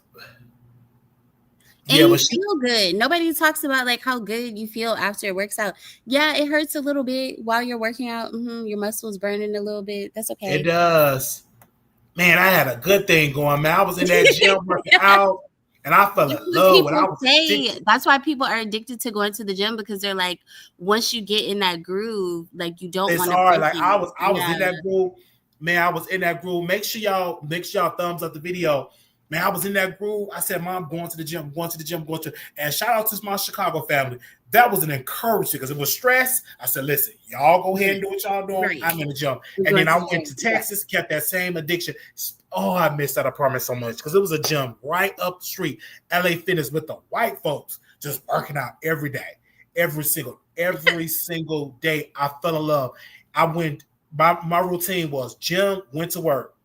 And then I will walk from work to my apartment. That's great exercise. It was like, and I fell in love with it, and I miss it because I was working out every day. I said, you fall in love with it, but I said, you know what? Since I can't do it that right in this season, because right now we have other top priorities. But I said, one thing I can do is push back the junk food, and nothing but water and walk, and then y'all gonna be like. Just look in the first couple of weeks, I'm like, damn, why you lose the weight? Damn, why you lose the weight? Because like Vegas, everything is far when you walk, and you sweat a lot. I sweat a lot, so you're gonna see the change. Just know. And I want y'all to join in with me. If you're not gonna get the manifestation book, it's really cheap. I got it. It's coming Monday. One of my supporters purchased it, and we're gonna do that on the show. We're gonna add that into the show. Amen. Like we push it back. Whatever you need to fast from, you fast from. It may not be food. It may be shopping all the time. It may be going to the nail shop, get your hair, spending money lavishly. It may be something that you need to cut off that you really love. And maybe you love Uber Eats a lot. So it's what you have. I think you need to join us. We need to do it and everything. Do it. Won't that be amazing? Y'all join us. Amen. Because some of y'all are already on y'all workout journey and stuff like that. For the first 2 weeks as well, if you're starting out, don't get discouraged. Keep at it and stay focused. It's a mindset to have. It's okay to go missing from sync for 3 months and work with yourself. Absolutely. Yes. Tyson. Yes, Tyson. We still doing YouTube because we're not in the season to take a break from YouTube. We already did that already. Remember, we took a break prior to they calling you. Why Wiley not on YouTube? He need to be on YouTube. Where is he? I knew he wasn't gonna be consistent. We did take a break from YouTube? I did not rush back on this platform. And for counsel, y'all was giving me that advice. Don't rush back. And we listen to y'all advice. But then some people's like, he need to be going live. But if you knew what I was going through, that wasn't the right time to be talking about, breaking news. We got But now I'm in a season where I do have the privacy, keyword privacy, to go live with air conditioning instead of keyword privacy. They didn't understand. I'm like, it's hard because the last room when I was in that man went off on me. I couldn't say nothing. I couldn't argue. I couldn't fight because they would have kicked both of us out. We'd have been out on the street. Remember when they kicked the dude out? Yes. And he had all that stuff. And it took him like 3 hours to leave. He had a lot, and I felt bad. But he allowed himself to get too friendly, and he went preserves. That's why he needs to take. I don't know if he was on his meds, but he went off on everybody. Yeah, you too. You got something to say. Anybody want to fight me? I'm ready. That's low emotional intelligence. So they gave him chance. Man, that director had to drive all the way back to place. He said, "You got to go," and he was back on the street, and it was cold. So that wasn't the season. So when I had a new roommate. He cussed me out. Don't touch my blankly blank stuff. Don't touch my blankly. But I said, sorry, I didn't touch her. My name ain't sir. My name is Billy. Or I ain't gonna say his real name because he may be watching. I said, ain't nothing I can do. I said that was and you couldn't go outside, y'all. He was trying to go live outside, but being that he has an iPhone, it was catching on fire. Yeah, and then I was sitting outside. Then a dude, he got mad. Oh, can you go over there and all that? I'm like, dude, What was he doing outside? reading his Bible. You know, he's reading his Bible, so I understand. I'm like, come on, now. I'm not loud. I said, you know what? This ain't the season. Prada knows because she was on the phone with me. I was rough because they said you have to leave the program because your time is up. Yeah, I was sad. I was hurt. Yeah, I didn't feel like talking. I had to call viewers to, can you just grab my stuff? It ain't nothing but some clothes because I can't take all this stuff to a shelter. Viewer came, drove all the way to where I was at. Soon as I step outside, she said, do you want to leave? You ain't got to leave. We looking for you for somewhere else. You ain't got to leave. Do you want to leave? I said, oh, no, ma'am. So I called the viewer. This is why I love my supporters. She drove all and came all the way back to bring me my stuff again, and we went to another place. She sure did, and we love her dearly. We love her dearly for that. That's what it dropped in my spirit. Wiley, you have the favor of God on you. Period. Okay, let's discuss. Let's talk about it. Favor of God. Somebody praying them prayers that my grandmother been doing for years. I'm cashing in on the prayers. Like somebody, and I have a community. I have people praying for me. Okay. Because y'all, you really have to understand, like, trusting God and having faith in his word is not easy. He will put you in these types of situations where it looks like it is what it is. Wiley, these people are telling why, oh, well, you know, you got to leave. Well, you ain't gonna have nowhere to go. And then come back and turn around. Oh, actually, do you want to leave? You don't have to leave. We're actually looking for somewhere else. Like, we did not foresee that. No. We didn't think that was a possibility. That was 100% God. Because to Wiley, he had to leave and he didn't have anywhere to go and he didn't have any money to go anywhere. No. And I was prepared. Do you understand what we're saying? I was saying, I was sitting there. He didn't know where he was going. I didn't know where I was going. I said, Lord, this, and then a blessing. See, God. And he thought about, I think you said this before, but he thought about turning up and crashing out like, oh, well, you know, I guess I got to go back to the hospital. Well, let me get a bag together so I can go back to the hospital. No, God said, yeah. No, oh, yeah. I said, I'm going to go to the hospital. Yes. That's over. We're not doing that anymore. Yeah, that was last season. He doing something new. I was looking. I was Googling hospitals. I was like, you know, I'm gonna just go to the hospital because I can't. This just too much.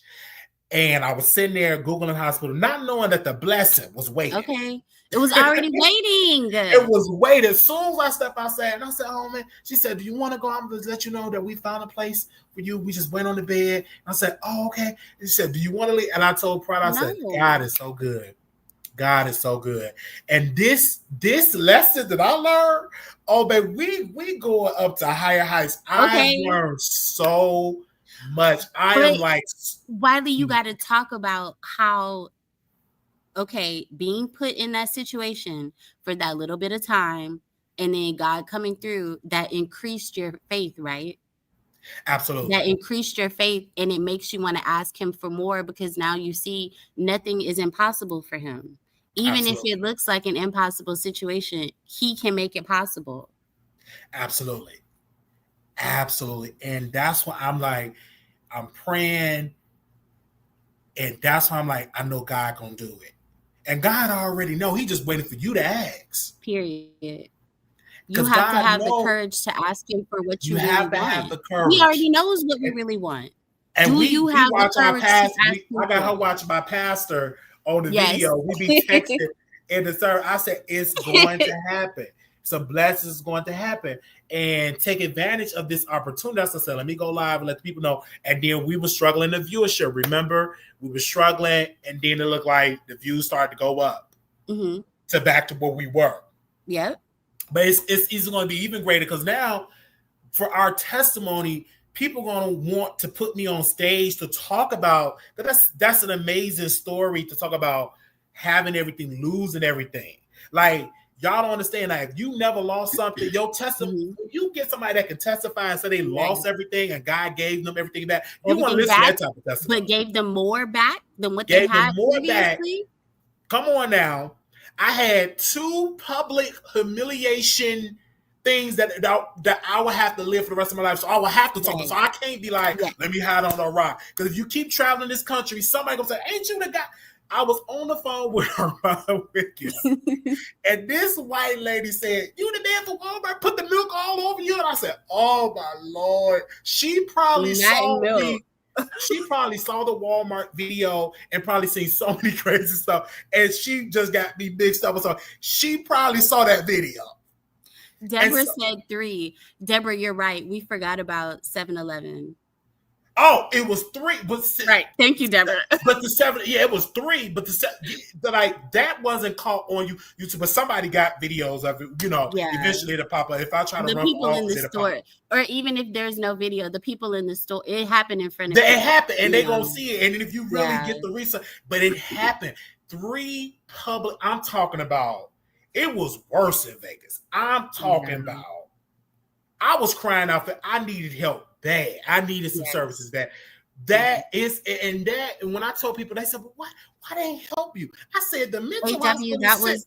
That was the 7-Eleven incident. Yeah, the 7-Eleven incident. I went on the strip. Somebody said he was on the strip. If I was on the strip, it would have been all viral.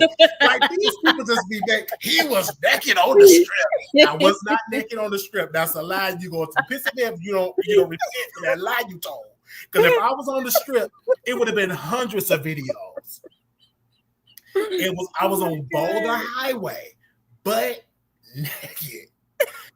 But when I tell you, I didn't even have on a sock. No clothes on at all.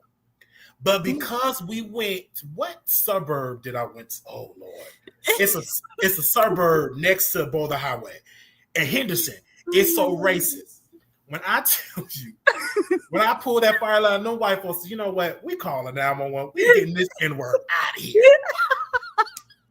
Who get arrested from the mental hospital to go to jail? I'm in the mental hospital. Right. Clearly, I'm cuckoo. I need help. They call the cops.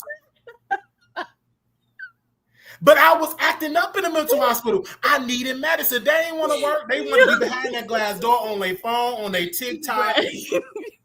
Baby, I was pulling fire alarms. I was arguing with people. It was a guy choking his chicken. I was rebuking him. It's sad, y'all, because even when you're going through a mental breakdown, people still expect you to have common sense. And it's like sad. And that's just like people be trying to you like clearly it's a psychotic breakdown. And nobody on YouTube, this is why I gotta tell my story. Nobody on YouTube had a psychiatrist on. That could have been the most beautiful show to have people like, no, this is like psychotic break. They didn't know none of that. And then God said, you got to tell your story. Because can't nobody tell your story like Wiley. You got to tell that story. I was in the psych ward in Henderson at the hospital. That white lady called 911. 911. Right? They had to find me some clothes to put on to go to jail. I think I had on a gown or something. I'm butt naked, all in the jail, butt naked, making noise. Think I'm talking to my sister. Think I'm talking to my nieces. I lost out. My man was gone. I was manic, preaching, singing, yelling, rebuking. Then I calmed down. Watch this though. When I was in the Henderson jail, I said, "Can you give me my roommate number? His name is blankly blank blank." Do you know that officer went in the computer and pulled his name up and his number and gave it to me? That's how I got his number because I didn't have a phone. That man gave me. I said, "Can you?" His name is blah blah blah blah. I couldn't remember his number because I didn't have my phone. Baby, they pulled up his name and gave me his number, and that's how I was able to call him back and everything like that. So. God is so good. I mean, the black, like I'm thinking I'm saying my niece's name. I think I was visioning stuff that probably wasn't there, but I was crying out, not knowing when I was having my breakdown. I gotta share this, and if I say this, y'all gonna go there and y'all gonna leave nasty comments. The man that violated my sister have been installed as a new pastor of a church. And when I saw that, now mind you, he got installed right after the crisis at the Walmart. He deleted his social media because we was on him hard. We was posting videos, we was posting articles. So he changed his name to 2 letters. And his 2 last names. He's a pastor in Virginia, violated my sister. And I said, these people don't know that y'all elected a devil to be y'all pastor. And then I want to say congratulations, he got kids. But in the back of my mind, if you violated a little girl, my sister, what you gonna do to your kids? Exactly. And they just said congratulations, and he got a son, he got a daughter. Oh yeah, Deborah. See, one thing about Deborah, she messy. She'll post the name. That's the name right there, Deborah. I ain't gonna say the name. I got too much power in my tongue. And all I knew who you was talking about, but I didn't say it. I didn't want to say the, I didn't want to say the name to be messy, but yes, he's as small as the pastor. I'm looking at that. Ain't got no anointing, and I know what he is. Right. Don't be liking women like. Okay. He got into women like that. He got a beard. His first wife gone. Now he got his first wife because allegedly he was saying I was putting all that stuff out and she got scared and she was like, some of this stuff is true. Like he weird, blah, blah, blah. Or maybe you put it out and then she wanted to investigate to see what was going on. And then she found out the truth on her own and left him. Don't try to put it out. I hate when people do stuff and then try to put it out on me. Yes. No, you did this. She saw something and I will never forget. His grandmother said to my pastor, and my pastor told me this when we were cool. He told me everything. He don't sleep in the same bed with his wife. Now, mind you, they just got married. Now, mind you, if I get married to Prada and we just got married, we gonna be humping. Like that's humping season. Like I'm not sleeping in the bed with y'all. Already got problems. And not humping season. You're not into women. You're not you're not into that. But he found a woman that don't know his lifestyle in Chicago, don't know at all. If they call me, baby, all thing I'm gonna tell her, you married it up. It ain't gonna hit her yet, but it's gonna hit her. Mm-hmm. Yikes. It's sad. It's so sad. Them down, low man is evil and they mess with little girls too. Wiley, what do men get out of pretending to be not gay? Because I don't understand in this particular case with my former best friend, he want to be in a church, and a church is not going to elevate you like that if you gay. That's facts. It was a sister at the church said something about my former best friend. She said he is a hypocrite. He have learned how to master being a hypocrite. A master hypocrite. And I said, she didn't lie.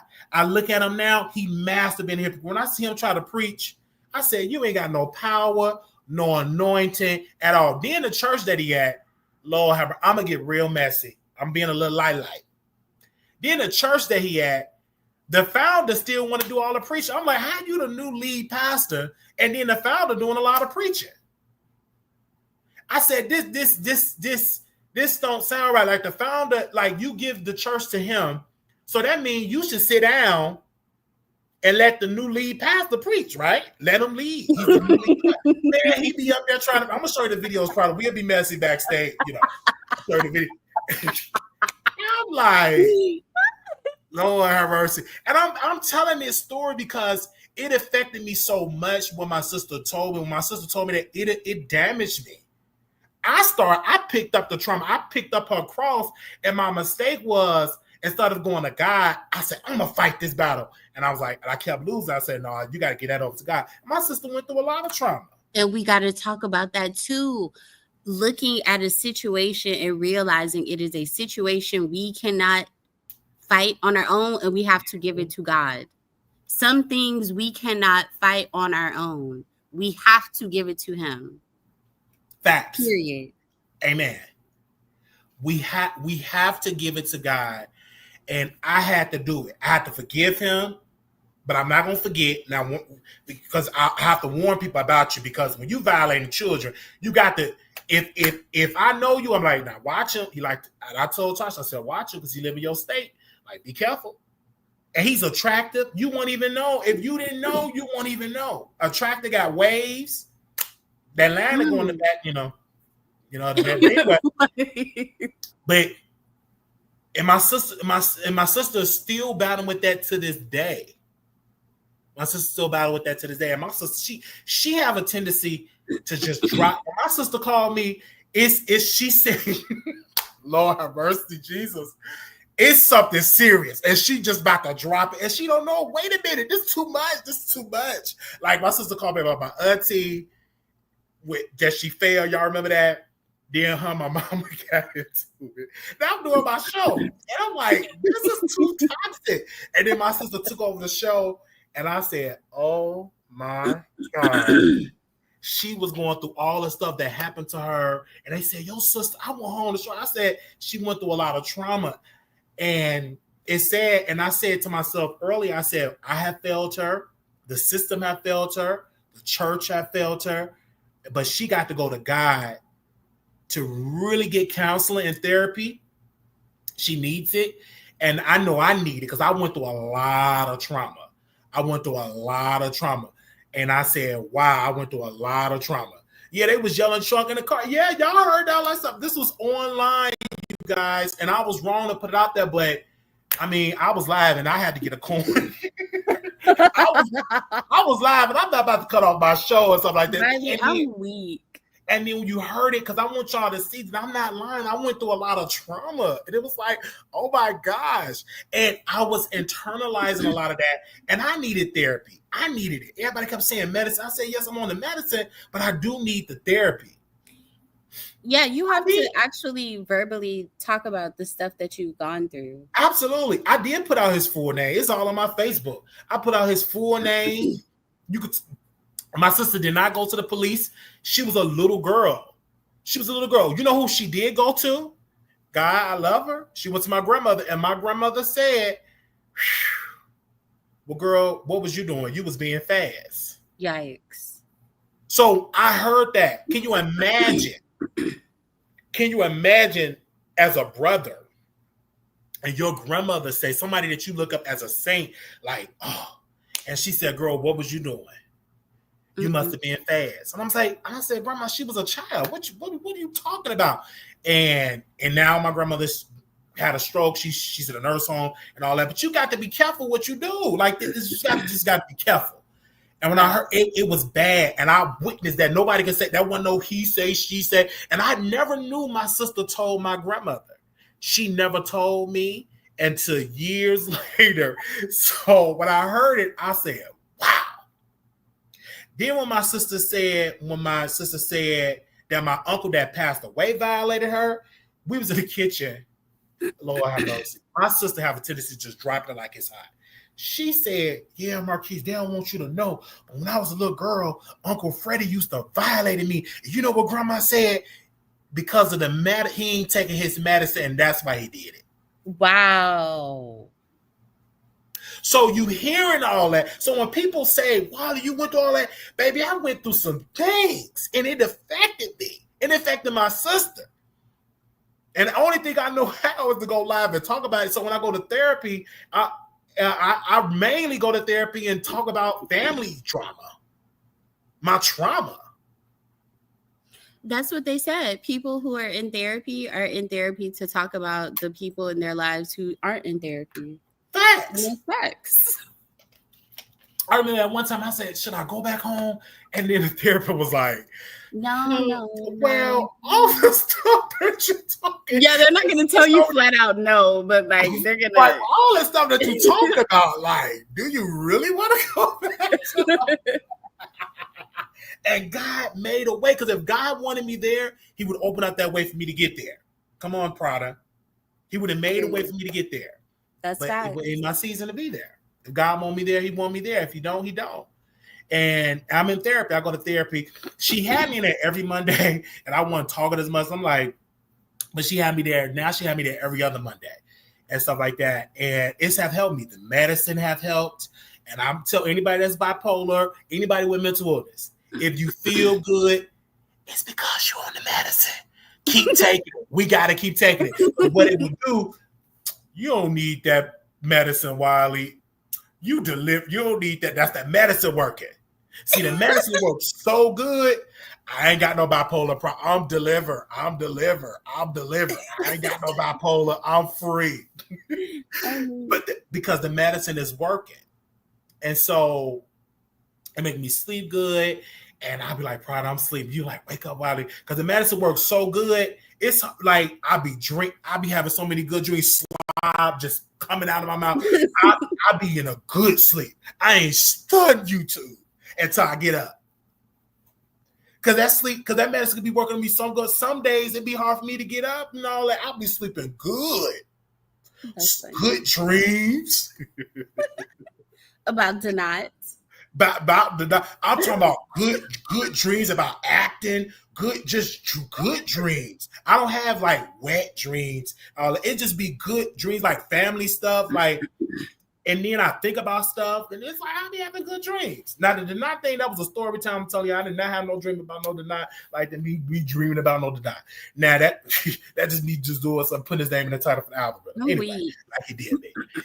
Basically, I'm here to show a new way Wiley break generational curse. You was born on the first day 11. Thank you. I'm breaking that generational curse. Now, the thing is, everybody that I talk about, they all watch my show. He talking about us again. He talking about us again. People deleted their whole social media because I don't know. My platform is massive. Meaning it may not be massive like Lovely T and all that. But when I talk about this church stuff, it reached those people. It reached them. It reached them. It reached them so much. Some of y'all have visited the church. Like y'all wanted to see and be nosy. And they put security cameras and all that. Because the platform is massive when I talk about it. But I talk about it to break that generational curse. Now, and I love God. I was up because when I love my pastor. You know, he can preach. So I went to the church and he said, I want you to be a member of this church. And I said, okay. And God had me just virtual. Now, when I get back, I want to get back into a church and back to my church home, being active, singing, doing praise team. I miss that. I want to work the cameras. I miss doing ministry work. I miss shouting. I miss running around the church. I miss that. I miss it so much. And you know, my past, they be shout. That's a shouting church. I just want to roll across that floor. I want to let them lay hands on me. I miss that because it's one thing to watch online, but it's another thing to have it in person. Can you imagine us at church in person, Pride in Chicago? Oh, child. That would be so lit. It's just a different vibe. But I'm not in the season to get that. But one day I'm gonna pull up in my SUV truck. Okay. Because you know I might have to have security. Because I may have to have security. I'll pull up an SUV truck with my team. Yes, but it's like I love it, and I'm so glad that I have somebody that can talk about church stuff with me. We talk about wrestling. I love stuff like that. I love that we can talk about stuff like that. Anytime you get close to somebody, the enemy try to come in because the enemy don't like that. Because our relationship, it don't be about mess all the time. We literally be talking about church stuff, wrestling, career goals. You know, Prada does a lot Stuff behind the for the scenes work for the show. Yeah. So even if some things for my personal life, she make resumes. So it's a blessing. And and she active on the show. Like she'll hit the link and she'll talk about the topics. And I love that. You know, I really, really, really love it. And it's a good look for the show to have people to interact with you as well. And probably when that told me, and I think Tasha told me, she was like, wow, your wish list is empty. And I didn't know what that meant. I thought somebody deleted. I thought a troll farm deleted by the bot. I thought the not troll farm. Now, if I want to know my medicine, I'd have crashed out. Armand, troll farm. Do you know I have to have my medicine? Because back when I wasn't medicated, the AC, if the AC was on, that means the producers are telling me to cut it off. Then when the AC is off, that means I pulled the talk. In my mind, I thought the AC was a Fox News producer. You thought it was Lachlan Murdoch? I thought it was Lachlan Murdoch controlling me from the AC. I really did. Now, I do believe somebody from Fox was watching like, oh my God, who is this dude? Because mind you, he like literally, you guys, we was doing content so much on YouTube that Dallas Police Department, this is when we stand in Dallas, they came to my house maybe 3 or 4 times. And they were fans of the show. They was fans of the show because it was funny. We was just entertaining. Now, mind you, I'm funny with the medicine, but when I'm off that med, baby, you don't know. I'm just unfiltered. Everybody get it. I'm talking about the audience. It's just funny because when people talk about the Trump stuff, they say it was so funny what you said to that lady. It was just so funny and all that and stuff. Because I'm naturally funny, and then you take the medicine off, baby. It's like I'm funny on steroids. I'm funny on steroids. That's why I have to have the medicine. They didn't tell me to end the live. They was watching. When you talk about you coons, they like that stuff. They white. yeah, they are coons. He telling the truth. Yo. Stop. No, I really fell out because Wiley was still on live when the police officers came in his apartment, right? And so while they were in his apartment, he continued with the live. And then you hear one of the white officers like, yeah, well, they were saying that you were live on YouTube. And so we checked out your show on the way over here. I'm like, what? What do you mean you were watching the show on the They watching the show. And I want y'all stop that. Right, Tasha, and then he admitted it. Yeah, we were. Yeah, they was laughing. Y'all couldn't see them chuckling up. They was laughing. They weren't laughing out loud. I'm seeing them like laughing. They was loving it. Them people in Texas love it. It was pure entertainment. I was talking about that stuff in the gym. All that coon and stop. Jesse Jackson, he's a coon. They say, yeah, you right. They give me fist bumps. They love that stuff. I'm screaming. I was talking about Jesse Jackson and Reverend Sharpton so bad. We went to one of the hotels on the strip. And I was on the live with Prada. Them security guards. Your name Marquise Wiley? Say yes. You're not welcome on this property. No. If you don't leave this property. And you was like, who called it? Because they saw the live. Oh my God. They said, we got to get this man out of here. He doing too much. We don't want Jesse Jackson to come here and protest it. Or Reverend Al Sharp to come and protest. And Prada was like, why are y'all bothering Wiley? Why are y'all bothering him? We was on the live like, oh my God. This was last year before the Walmart crash out. But when I put on that Trump gear, the trolling was, and my roommate said he didn't know no better. He said, Wiley, I didn't even know Trump was coming to Vegas because I kept missing him. He's doing a rally. I said, he's doing a rally? He said, yeah, you should go. So I went and I acted a plump fool. I was medicated. The stuff I was saying about Kamala, I called her. Oh Lord Jesus! I called that woman. I called that woman so many B's, H word, dude, wife. They was laughing, say, put him on Fox News. I'm screaming. It was a mess. It was a mess.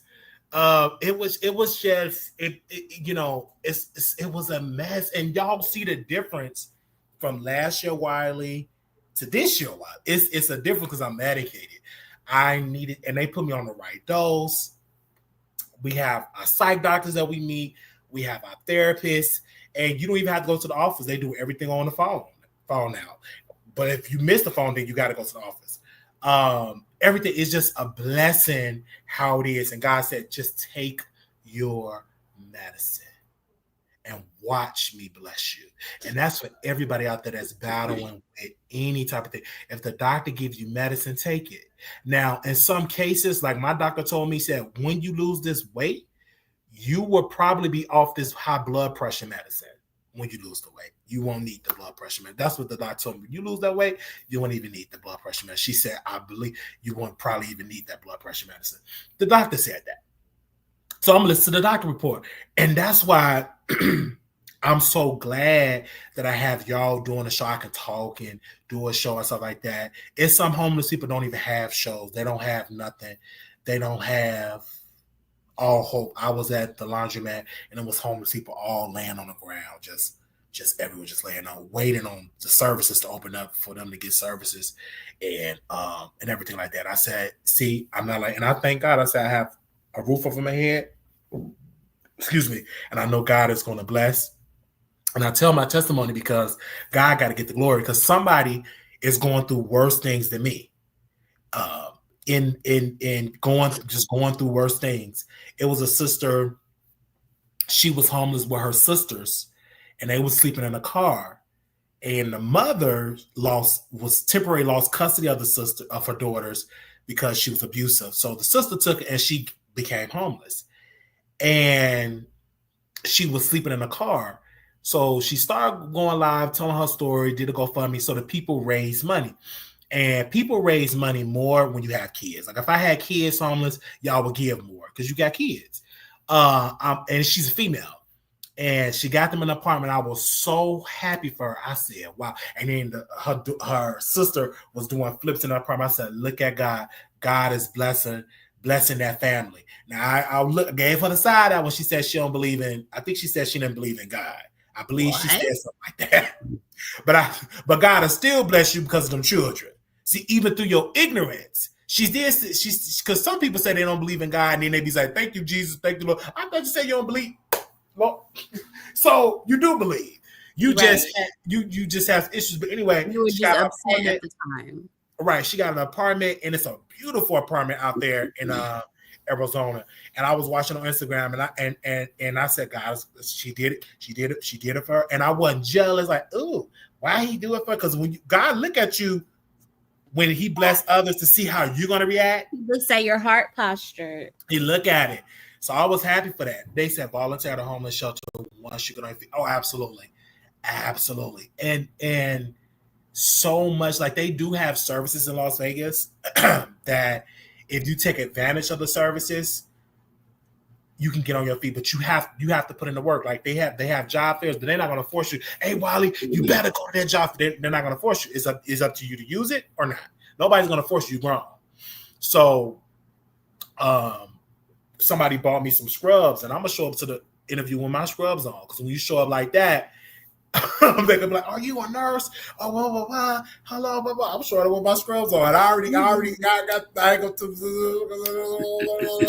What do you think I'm a nurse? Because they somebody said he ain't no nurse on YouTube because somebody said I was a nurse. And no. Katie said, well, they said Wiley was a nurse. He's not no nurse. Like, y'all just ain't gonna let me live. I'm a certified nurse. People be hating so much. You don't know what God have in store for Wiley. He might be a nurse. That might be. You never know. Shoot, you never know. I go to nursing school and stuff like you. You never know. For that. At first, I was sort of. I say you never know how God gonna bless. You especially if you apply for this grant that I told you about that pays for all of your schooling and books. And you send me the link to that. I'm gonna apply for it today because you sent me the link to it. And resend it to me because we sent a lot of texts throughout the day. Yeah, that's why I was asking if you wanted me to send the stories to the other phone because you can send it to this phone because the other phone will get a lot of text too. Because I sent the other phone that I use, I send the link to the show. Okay. So and I took a break from doing it, but then people was like they really like it because like this barber was pissed. She's like, you didn't send me the link. And I was mad. So today I was like, okay, I'm gonna do it. So that's why I like doing the up early shows and like listen to my worship music, get up early, pray, listen to my worship music, and then do the show. And I think that's a good formula versus me 5 o'clock missing dinner, trying to do a show, something like no. I like this formula. It's better. It flows better, and it's just a better impact because it's only 11 o'clock here. So it's better this way, and I think that's the formula where it should go. And then I take the medicine at night, sleep, then wake up. Because what was messing me up, I would take the medicine after I do the show at 1, 2 o'clock take the medicine, and that messes up my sleeping pattern. You see what I'm saying? Right. If that makes sense. Yeah. So doing it up in the day, then at night, say for instance, like 8 or 9 o'clock, taking meds, sleep, a good 8-hour rest, get up, shower, wash your face, get to do the show. That's a more better form of schedule for me. Because if I do it the other way, then you won't see me for a couple of days because I'm sleeping, I'm resting and all that. And man, I'm telling you, that Zyprexa, it have you drink like I'm talking about drink. It was one time I had a dream. Shout out to my friend Contrell. He's in Chicago. My mind in the dream. We all the way back on the south side of Chicago on Bishop, 60-something Bishop. Second children, what I'm doing over there? Because Shasha live over there. And I'm over in my grandma area, and I'm over there. I said, Contrell, what you doing over here? I just have dreams like that. And if I'm not mistaken, did the Bible say about dreaming? If I'm not mistaken, he talks about people that have dreams. Now you can't be having no filthy dream. But you need deliverance. He does say that the Bible does say that God will give us signs and dreams. Yeah, so I'll be like, you never know. And so just having this conversation, even when I was watching my former best friend when he was preaching and he was saying some scriptures, I was getting inspired by one of the scriptures that he said that it's wise to save. He's reading a scripture, I think, in Proverbs about saving, and I said that's a good thing because even though I know your history and all that, I can still get some good out of that. Like, oh, okay, you said, okay, I like that, Jim, and all that type of stuff. And then I talk about you when I go on my show, but all that other stuff like crashing and all that. No, we're not gonna do that. But I will tell y'all, if y'all in Virginia, be careful. Be careful. Thank you, Sha'Carri. She said, sorry, writing your dreams down. Be careful. I'm just saying, be careful and be careful. And then this is what I want to say to women. If a man get divorced or if a woman get divorced, you need to know why that relationship didn't work before you marry that person. And I'm about to say something that may be controversial, but I also what you're gonna say? I also think you need to talk to the ex-wife before you marry. Because sometimes that ex-wife can warn you. I said sometimes. Because you need to know, like, why did that didn't work? Your marriage didn't work, especially if they married young, it didn't work. Like, why didn't it work? You need to investigate that more before you jump in there. Because then you could just, and if you would have picked up that phone and talked to her, it probably would have prevented you to even go through that whole disaster. You need to know if he moved from Chicago to Virginia, why did you move to Chicago? You need to know that. You don't know none of his Chicago roots. You need to know. Because when he run from that stuff may hunt you in Virginia. I'm just being real. I know you don't like this type of thing. I know you like say amen or ouch. Not sure.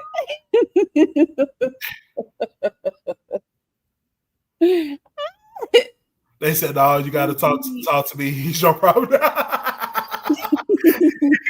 See, so some people don't like that. Before I forget, Tasha asked. She wanted my opinion on the Kirk Frost and Rashida situation. When did you talk about that, Wiley? Like, I talked about that earlier before we talked about Cardi B. Oh, okay. I was late. Saying about the DV situation, it's never okay to put your hands on a woman, and I was sad that the man lost his life because that's somebody's brother or something. We don't know, and it's rumored that they saying it was her brother or brothers that did it. Mm-hmm. We don't know, but when I saw the video, it's damaging and it's alarming to see a man putting his hands on a woman. And my best advice is to go get help to get out of that situation, because if you stay in it, the end of it will be the graveyard eventually. Facts. Just like when you on drugs and eventually it's either jail or the grave. Or if you're in a gang, jail or the grave. So you need the grave, it can go either way. Usually it's the abused, we see the woman being deleted. The woman that's being abused, we usually see her deleted. Now with this situation, it was different. they're reporting that she contacted her brothers to come over, and then that situation happened between the brothers and him, and caused him to be deleted. I would just say, why would you even, or I don't want to sound like I'm victim blaming, but how did you find yourself in this situation? Because when we talk about discernment, I really don't believe there's a way to ignore these types of behaviors in people, women or men.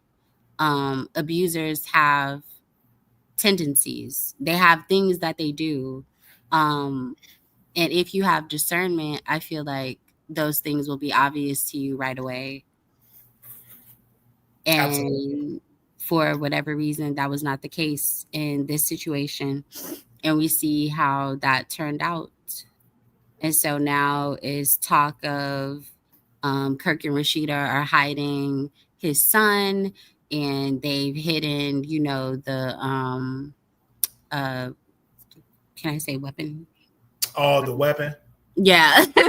They're saying that they hid the power and all this other type of stuff, and all of this could have been avoided by using discernment.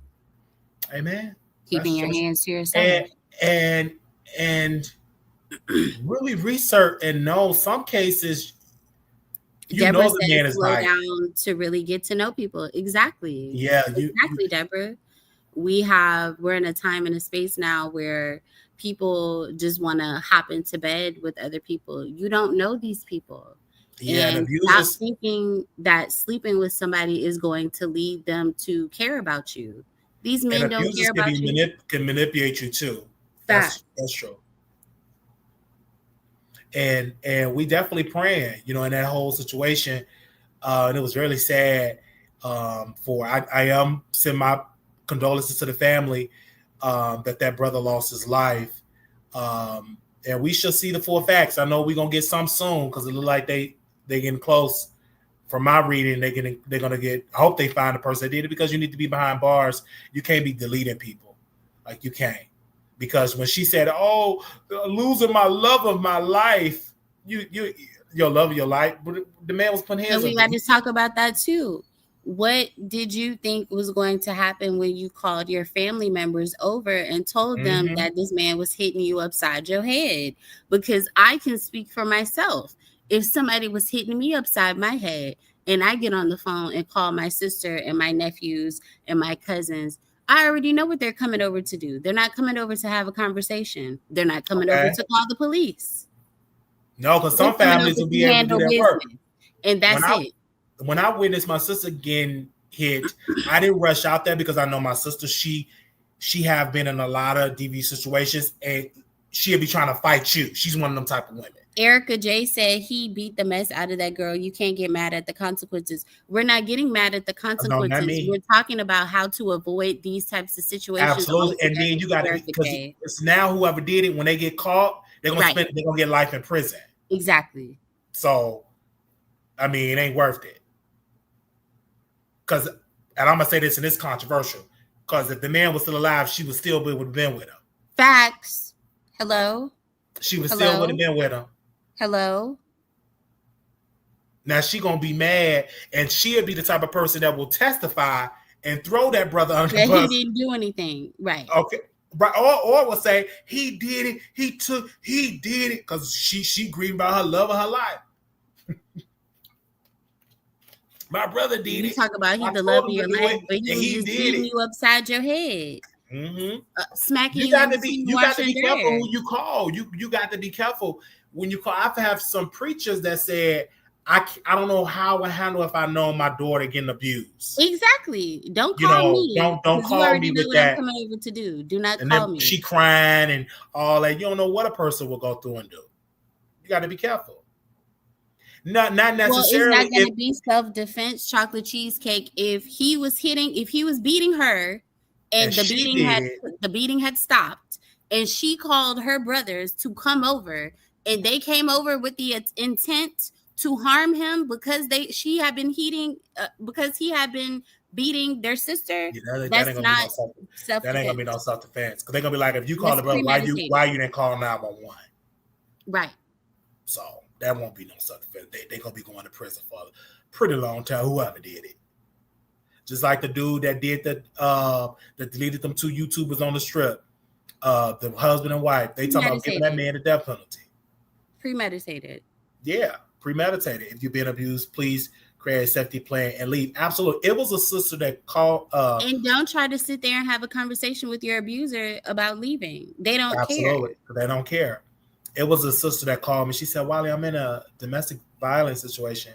I was giving her advice, saying her, is any way you can get to a shelter to leave? And I was giving her some resources. I never heard from her again. So I don't know if she got out of it. I don't know. But people are going through situations like that. It's more common than you know. A lot of people going through it. I was watching a movie with Megan Good. It was a Lifetime movie. And the husband, he was a doctor. You'd have thought he was a surgeon. And he was beaten up. And I'm like, wow. But that goes on. It be them picture perfect relationships. You were, oh my God, he's such a nice guy. And then whooping his wife. Goals. Ain't no couple goals. You know, they be screaming, couple goals. No, couple those goals. Are not couple goals. You know where you can find couple goals? In the Bible. Absolutely. That's where you can find couple goals. That's couple goals in the word. Some people that's standing on the word and believing in God and went through the test and trial and still being married and being faithful and praying and fasting. That's couple goals. But look at them Instagram because they could take good pictures, teeth white, they get a good outfit, they got good cologne, good perfume, they going viral. A lot of that stuff is scripted. And you miss out on it because a lot of them people that be doing all that, them relationships really don't last like that. It don't last, especially you put your man all on there, influencers, all that. It don't last like that. So you got to be careful and put your trust in God. And there's examples in the Bible of married couples that you can look up to, and everything else. And the Bible give us instructions. Be married, and I've never been married, but it's a work with marriage. It's a work with marriage. Like you got to work at it. I was watching what was her name? Kiara Shear, and she was doing an interview with Lecrae, and she was talking about how she liked the thugs, she liked roughnecks at one point. Are you serious? Yeah, she loved the roughnecks. You know, she was dating the bad boys, and she got arrested at the Grammys because she had hit one of the guys or did something, and they called the cops, and they picked up at the Grammys and stuff. What a fun. And she was saying, whenever I get in an argument, only thing they can call me is a fat B. She said her grandmother would have snacks on the table, and so she would get the snacks. And her grandma said, "Ain't you on a diet?" She said, "Yeah, grandma, I'm on my cheat day." I said, she said, "You look like a cheat day." You don't need that. You look like. Yo. Lecrae was like, "Oh Lord, oh!" I said, "The grandmas." I'm weak. And she said that she was eating all best, and I can't judge her, but I understand when you eat snacks. Say, I gained all this weight, man. I'm eating snacks, honey buns, chips, sneakers, drinking energy, nothing but sugar. And when I was in jail, Katie Talk was looking at me, and I was looking at her. I'm blushing. I'm all slim. Weak. Like, thank you. You know, I'm like, thank you, Katie. I'm like, bail me out. I'm weak. Slim, you know, she looking up like, no. And then came out. The weight was gone. Man, they said, get the food stamp card. Get the food. Man, nothing but junk food. Oh, what can you buy? Like I got a stove. All you gotta do is get chips, Doritos, honey buns. I'm screaming. Snickers, turtles. But Wiley, you have access to a microwave, right? I have access to a microwave. Yeah. Why you ain't get no lean cuisines? Now I can get that. Now you making sense. So now when I'm on this cleanse, I'm gonna go to the store, get the Get lean. you some lean cuisines. Yeah. Right. And it's good because they serve us dinner. I'm okay eating one meal a day. I'm okay with that. Because I was doing that before. I was eating one meal a day and I was drinking water and I wasn't eating snacks. So that's the whole thing for it. Mm-hmm. We're gonna get it together, Prada. And we're gonna be doing our walks. I'm gonna go live when I'm on my walks and stuff. Because we have bought some shirts. And I mean, y'all have bought me some shirts and some shorts and stuff. And yeah. And I'm just, yeah, thank y'all. I love y'all. It says something big gonna happen. Amen. Also, somebody sent me a story. Where's my phone at? About Diddy, really quickly. Diddy making the band singer Sarah Rivers dealt a legal blow in Sean Diddy Combs' lawsuit. In Sean Diddy Combs' legal battle with making the band alum Sarah Rivers is nearing a close after a New York judge ordered that all charges against the embattled music mogul be dismissed. So, because you got to prove, see, a lot of people thought, I'm going to say all this embarrassing stuff they did to me, and he's just going to settle. No, that only worked with Cassie. He's not going to make that same mistake again. And the only reason why he should have never settled with Cassie. He should have settled with Cassie years ago when they first started talking. You see what I'm saying? Right. And this would have never been a story. But he made a major mistake. She filed that lawsuit. It had the warning label on it. Media and that lawyer team was very smart. They sent this, I think, to the New York Times, not the Shade Room, and it went viral everywhere. And he settled in 24 hours. In 24 hours, he settled. That strategy is not going to work again. Right. He learned his lesson. You got to prove that. And a lot of these people can't prove it. He's suing News Nation because they had a fat guy on there say, I seen videos and it was with minors. And how many people that look like they were, yeah, they look like minors, a couple of them were minors. They're just saying weird. And it sounded like a lie.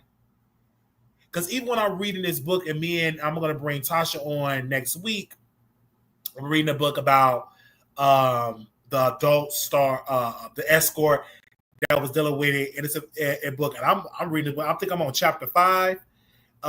So me and Tasha, we got to work on our schedule and see when I can break her on before we can talk about the book. We should be finished with the book by next week. So we do an episode where we bring Tasha on. We talk about the book as well. One of the escort wrote a book, and I'm on chapter 5 now, so I'm gonna read a couple of chapters more and get it done. Clayton Howard, aka Dave. Yes, aka Dave. Yes, thank you. But yes, so about the knot. So I put the knot in the title, and I want the knot to do this. I want him, while he's in jail, to go to church services to pray and come out, go to therapy, get the medicine, everything will flow well. And people will deal with you better when you medicate it, when they can deal with you. But you won't be as wild. He's entertaining. I'm not going to say the man is not entertaining and the man don't have talent.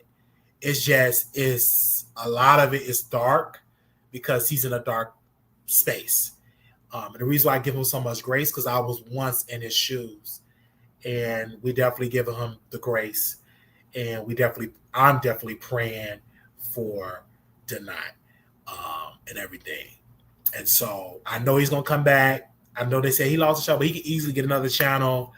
You know how easy it is to get 1,000 subscribers, especially Denai. It's people in that first video, people going to rush to see what he's going to do.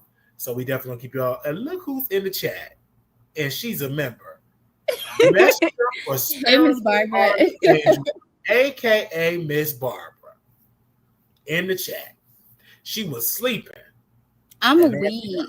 I know she was in a deep sleep. She was mad. I missed a lot. And she said, Queen Prada. She was giving Prada her props. She was mad that she missed a lot. And I didn't text her because I forgot. Because I'm like, oh, they really like to text. Now, if you send me a text, you say don't text me, then I know not to text you. I know not to text you. If you say remove me off the list, then I remove the other list. But Deny is entertaining. It's just that he have to take the meds. Same thing I have to do, take the meds and get it together. We, take the meds and everything. But they say Deny is a narcissist. And I don't think Deny gonna take to not think he's Johnny Cochran. And so he's going to court. He's going to fight. And it's not even a serious charge. Like, if they could give him a deal, you know what I'm saying? Like probation or something. So it's not even a serious charge like that. But he think he can fight it, so we shall see. I don't have no producers in LA that will go to the courthouse, so. Where is Zaydan? Zaydan not gonna chill. Depending on Zaydan.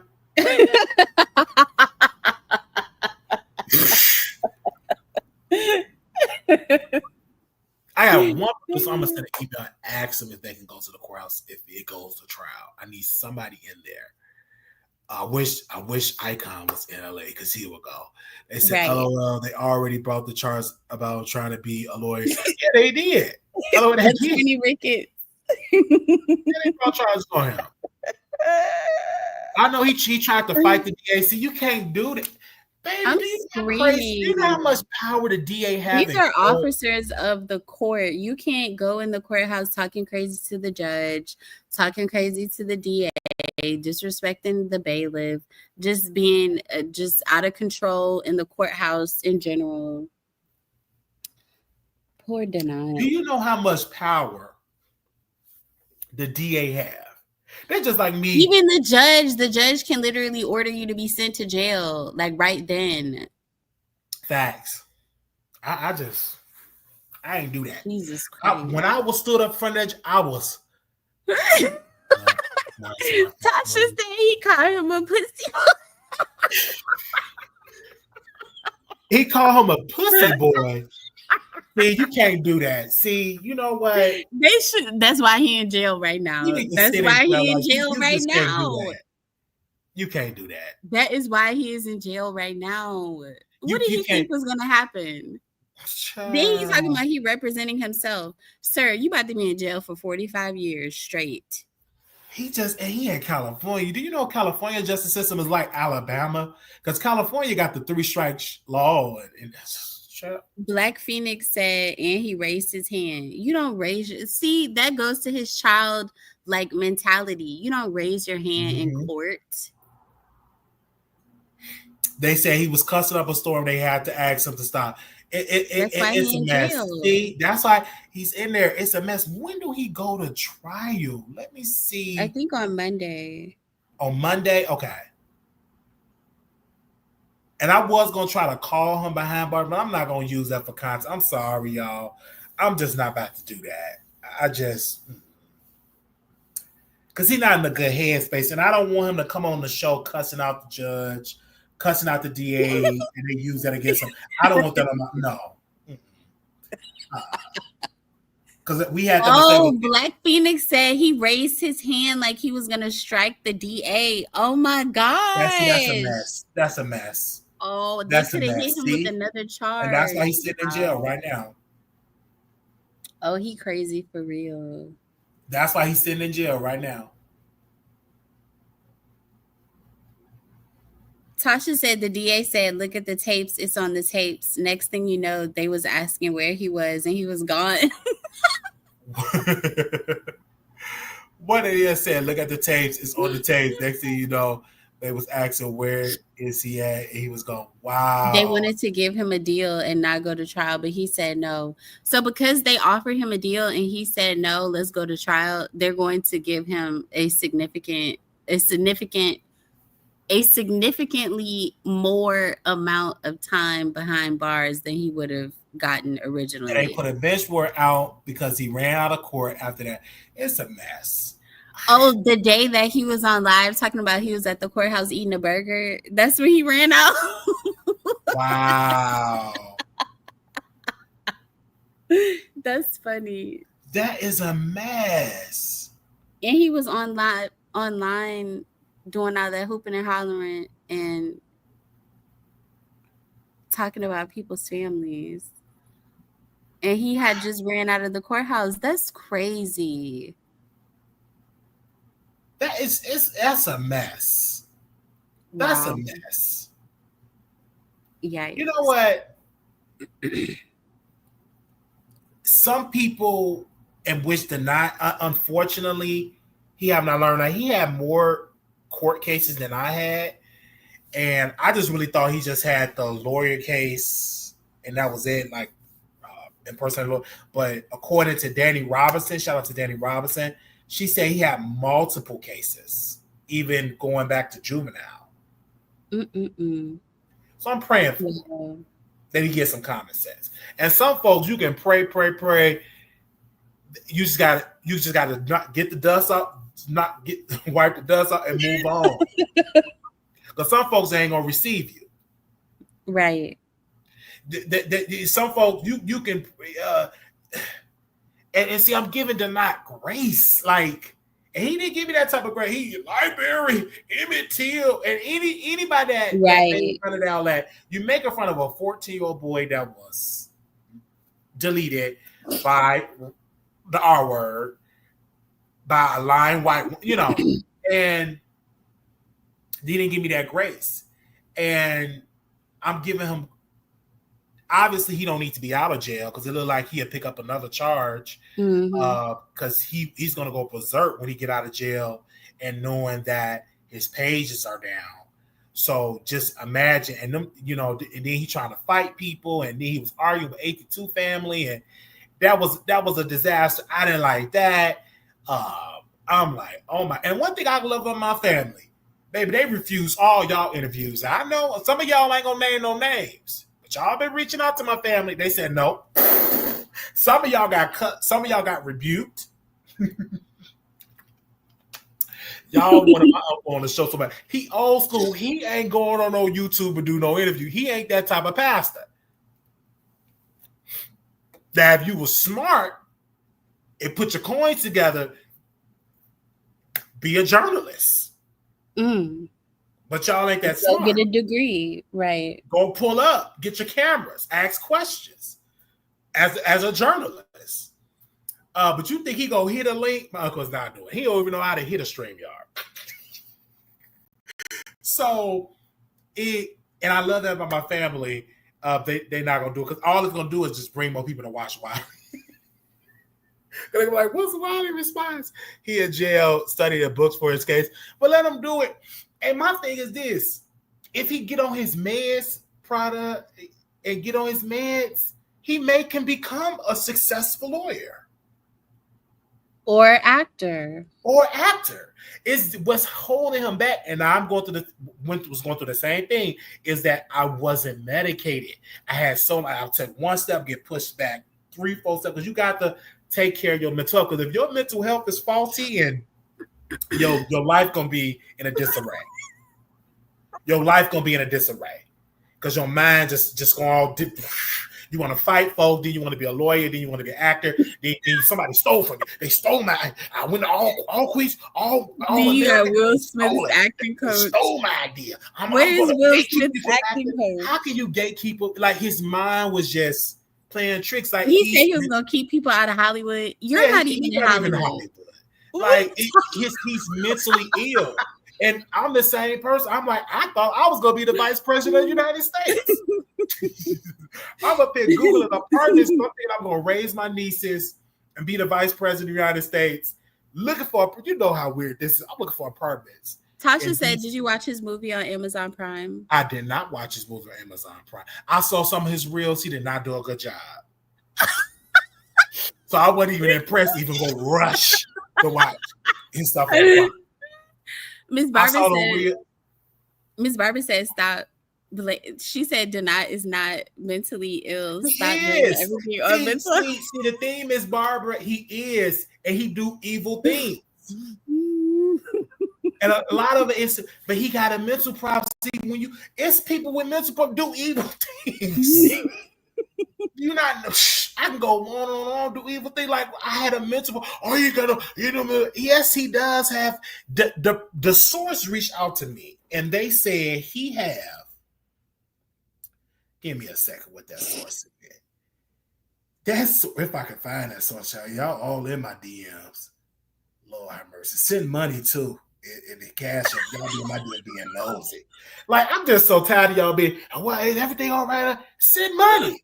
If you want to see, people ask me, when you gonna do a meet and greet in New York? Send money. If we can do it, send about 50,000.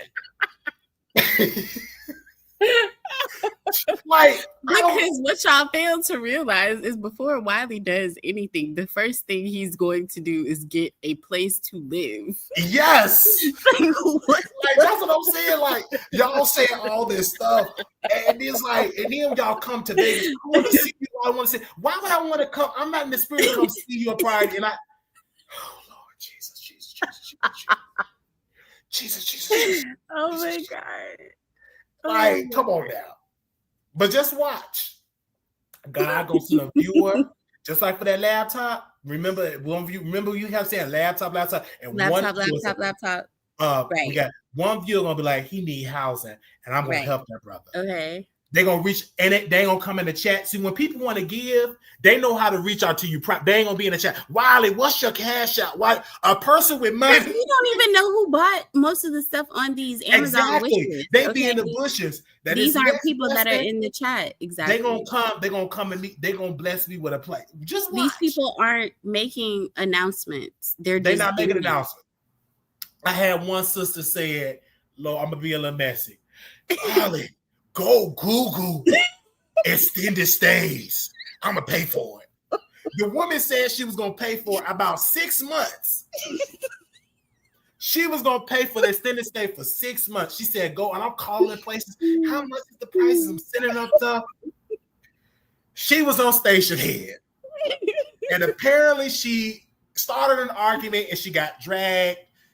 And she thought I should have defended her. I'm the only one offering to pay me your extended stay. And the woman never had the money, because if she had the money, I would have never had to Google no extended stay. She would already have it already done. People with money, you got to do all that. She would have had it already done, all that, and didn't even have it. Then she was having her own money issues, and then she wanted to borrow money from somebody. So you never had the money for the extended stay. So you're not that rich. Right then and there, I said, you ain't that rich. And I had to depend on how I've been on the street and on Skid Row in my urine and feces. What? You didn't have it. God. Doing all that talking. Let me borrow about $250. I lost my card at the casino. You supposed to be rich. Get another card. Anyway, I'm a man of my business. But don't bring stuff like that. See, people like, I remember it was another viewer. I got millions of dollars. Wiley, see my bank account. And I'm seeing the millions.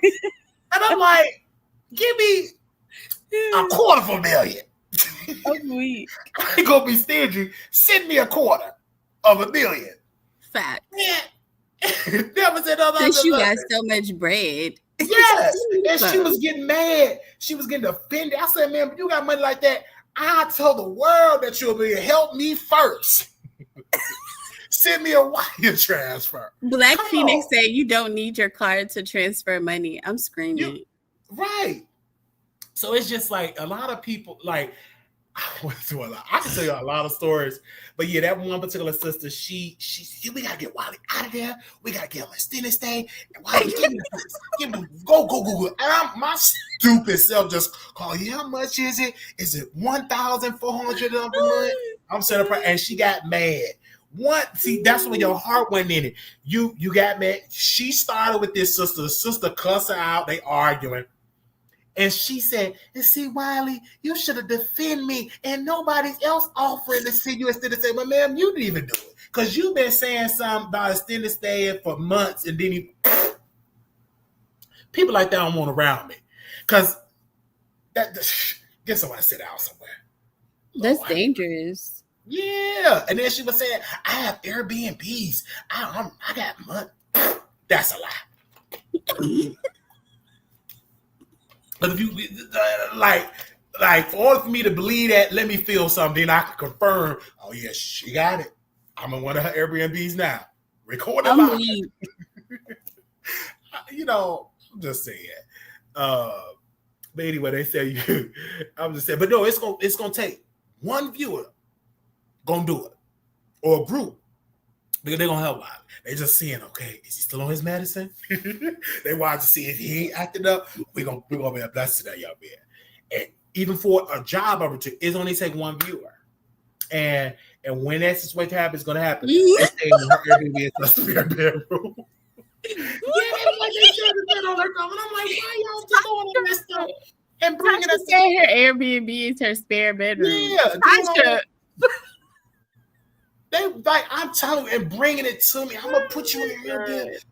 It's really I pay for. Oh, check Airbnb. Don't do that to people. I don't like that either. Like, don't tell me you're gonna help me do something and then something happens and now you're using the something happening as a reason to why you're not. But you never want to do it. You didn't want to help in the first place. You was looking for a cop out. And I was so glad I didn't depend on that. Depending on that foolishness. You need a rebuke.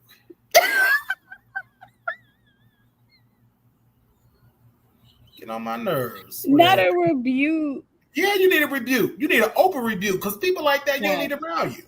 No, for real. I said a laptop. And this viewer just was watching. I said, I need a laptop. The viewer reached out to me.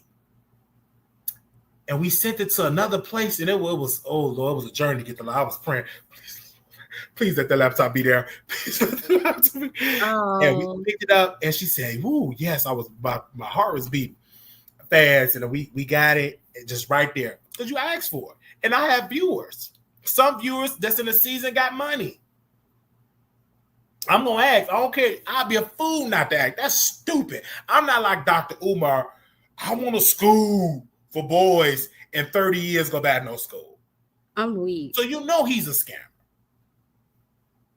I'm being, and it's so sad because people get turned off from giving for people like a Dr. Umar, like that, right. The scamming, like that. Just the scamming of that is just sad because that man don't have no money for no payroll.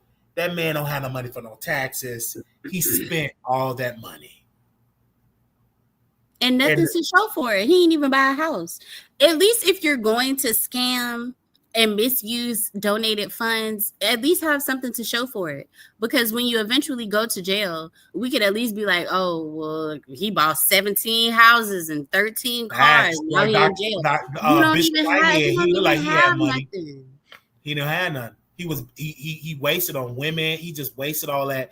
And it's on sad. On food, buying food, traveling all them countries and traveling to Africa and all that. They ain't paying that man all that money.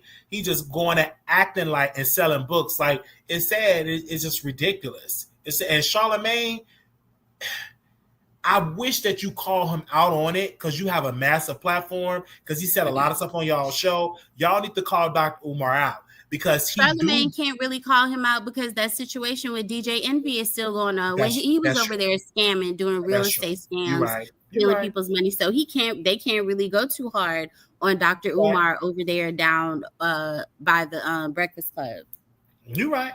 I take that. I stand corrected. You're exactly right. And Dr. Umar, he's a great orator. He can speak good, but he ain't living out none of that stuff he talking about. Oh, the white man. Car salesman talk. Used car salesman talk. You're saying good stuff, but the stuff that you're saying, you don't even follow it. So it doesn't mean anything. Follow it. Absolutely. And it's just so sad. And we ain't forget Tasha. Oh, we didn't forget about that stuff with the girl in North Carolina. We didn't forget about that. We didn't forget about that. And I blamed her mother for not going through for all that. Right. And some of your mothers can be just as worse as the abuser. They could be accessory to the crime. Facts. So her mother need a lot of blame. And she's still going through all that type of stuff. But Charlamagne got that power. He on the radio. He create the narrative. And she's a poor black girl. When you're a poor black girl and you're going against a power structure, they ain't going to believe you. They barely believe white women. So you talking about a poor black, dark-skinned girl from the South? She lying. Who cares? But it's so sad. I remember her, was it Jessica Reed? Mm-hmm. Mm-hmm. We didn't forget about her. If no mainstream media reached out. So when you get that power, it's hard. It's hard. It's hard. It took years for Bill Cosby to go down, to lose a lot. It's hard. And she didn't have the back end. Angela Rye took Charlamagne. I'm with my brother. He innocent. He went through it and found not guilty and all that type of stuff. Blah, blah, blah, blah, blah, blah, blah, blah, blah. And yeah, it was rough. And I blame her mother because her mother should have filed, went through all the charges and stuff like that. And then you have people like Nicki Minaj and that whole situation and taking up for her husband. So you know she trash. Taking up for her. How you wouldn't even, how can you do that? And that's why she having an attack in her mind. And she's just so fierce, just so forcefully defending him. But it's like, okay, so what concrete evidence do you have to prove that he did not do this to Jennifer Hugh, to where you are coming on the internet like defending him this way? Surely you have concrete evidence proving that he didn't do this. And if you do, why haven't you shown it to us? Facts. Because otherwise, I mean, like you said, she just looks crazy. She does look crazy. You see a little bit of her going with these rants and stuff like that. Like, and then I'm like, honey, how you forget to sign a contract? Right. What are you even saying? Were you on drugs? Like, what? This lady. You forget to sign a multi-million-dollar contract. So what could be more important than that? Than taking care of your business? Because everybody else said they got their share of the money and she didn't sign a contract. You're the only dummy that didn't get paid. And she think just ranting that Jay-Z just gonna write her a check. Does she know anything about Jay-Z? He have you looking a fool and he just working behind the scenes. He have you looking crazy. And then not even Jay-Z. If you gave someone a contract to sign and they didn't sign it and they came back talking about, oh, Wiley, I need my money. Did you sign the contract? Oh, so what are you talking about? He a businessman, like, yo, that's your problem. That's your problem. And if you so rich, why you worried about that one contract? Right. You have all this money allegedly, but you can't pay Jennifer Hugh. We know your husband don't have a job. Do you? He don't have a job at all. She's the sole income of the house. And I want to bring this up, but I should have put this in the title. But Gladys Knight, this story is so sad, you guys. I was watching the Shade Room. And Gladys Knight's son was saying that his mom have dementia. Oh no! That she's looked like and he was sharing that the background singers have to do the song. She forget the song. She forget to read the teleprompter. And he was sharing another story that Gladys Knight went to another hotel. She left the hotel she was at, walked to another hotel, and got confused and just walked to another hotel. And that one hotel she was at. And then the hotel worker said, are you a guest here? She wasn't cooperating. So the worker got her phone and contact her daughter, Gladys Knight's daughter. And Gladys Knight's daughter got on the phone. And she contacted one of Gladys Knight's long-term road managers. And they came and picked her up. It's sad because her husband, allegedly, according to the son, that he's using Gladys Knight to go to these concerts to get money and all that, and then he shared that she have sundowning. She have a diagnosis with sundown. So if you diagnose with sundown, that's something we're dealing with dementia. Because sundowning is when the sun go down, you get confused and all that. Yeah. So it's something about it being nighttime triggers the dementia symptoms. Yeah. So you don't need to be on a tour. That's what I was going to ask. If they know that this is going on and she's been diagnosed with this, why on earth is she still touring? Somebody needs some money and it's not her. So the son called Adult Protective Services and stuff, and the husband was like, "Why did you call?" And nah. Now Gladys Knight didn't contact him. The husband did. So pray for Gladys Knight. It's sad because she's up in age. She's in her 80s. You do not need to be. I'm so tired of seeing these singers in the 80s doing all that. Go and rest and have your retirement. When you gonna sleep? When you die? Right. Like, what y'all doing with y'all money? I'm just saying, like, I don't understand why I'm seeing Smokey. Is it Smokey Robinson? He owns it. Diana Ross, barely can. All these singers in their 80s, almost in their 90s, still performing. Who was that other singer? Oh Lord, that singer that did a song with R. Kelly. Oh, Mr. Biggs, what's his name? Ron Isley. Yeah, Ron Isley. He sounded a hot mess. Couldn't hardly move, had to sit down. I said, stop performing. What the world did you do with all your money? Right. I don't know. I'm sorry, Prada. When I get in my 80s, I do not want to be doing YouTube breaking stories. Okay, but this keeps coming back around, and I'm going to keep bringing it up every time it comes back around. So everything Wiley just said, all these older people being on tours, why are they still touring if they have all this? Exactly. And so that is why I will continue to tell y'all Beyonce does not have as much money as y'all think she has.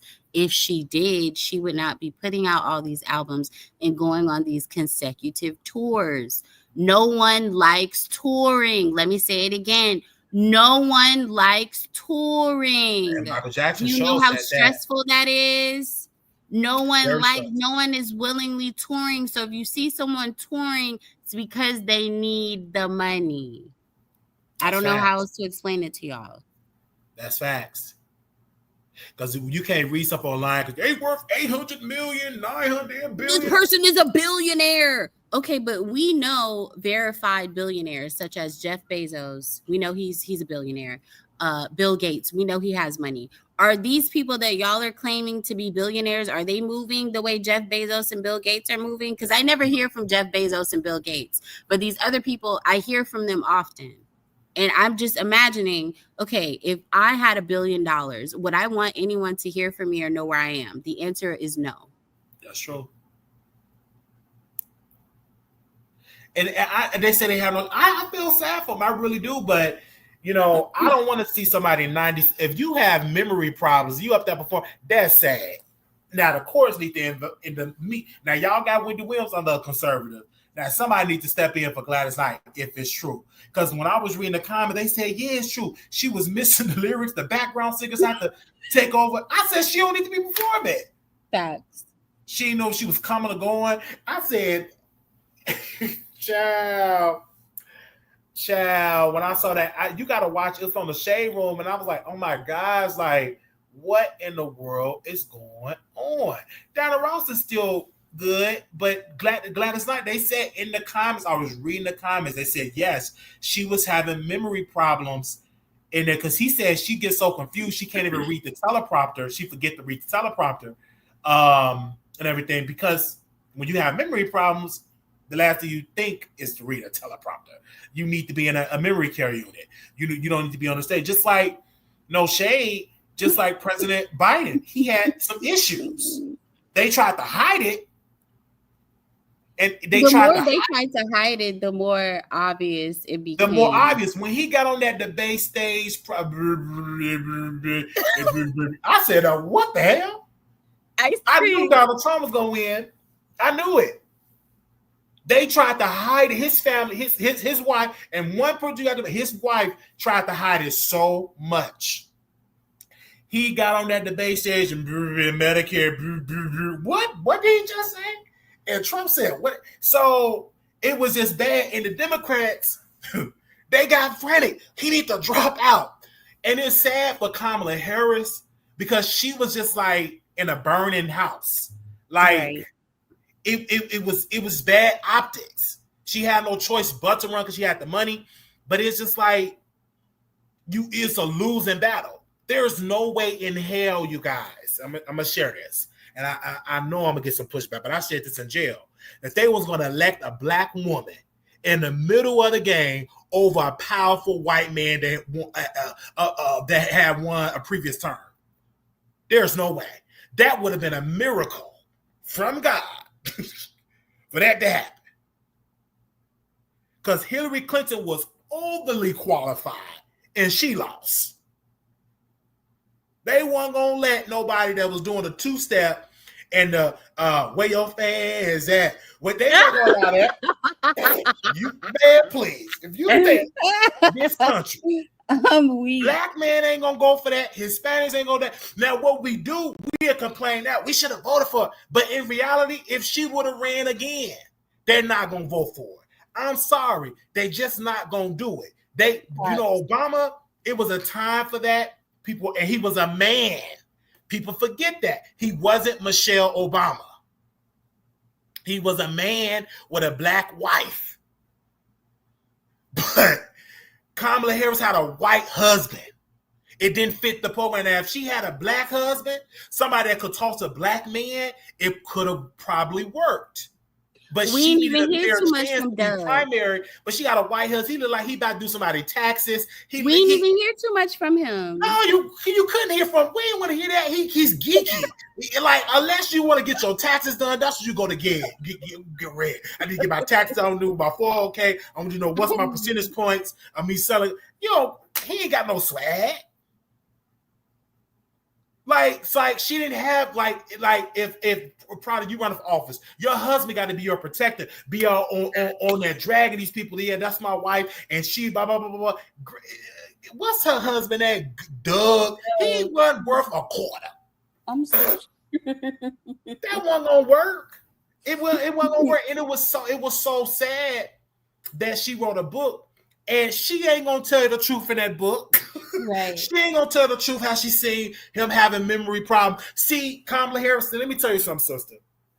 Before your book come out, you need to rewrite it because I know you didn't put this in the book. You need to be honest and tell the world that President Biden had some problems.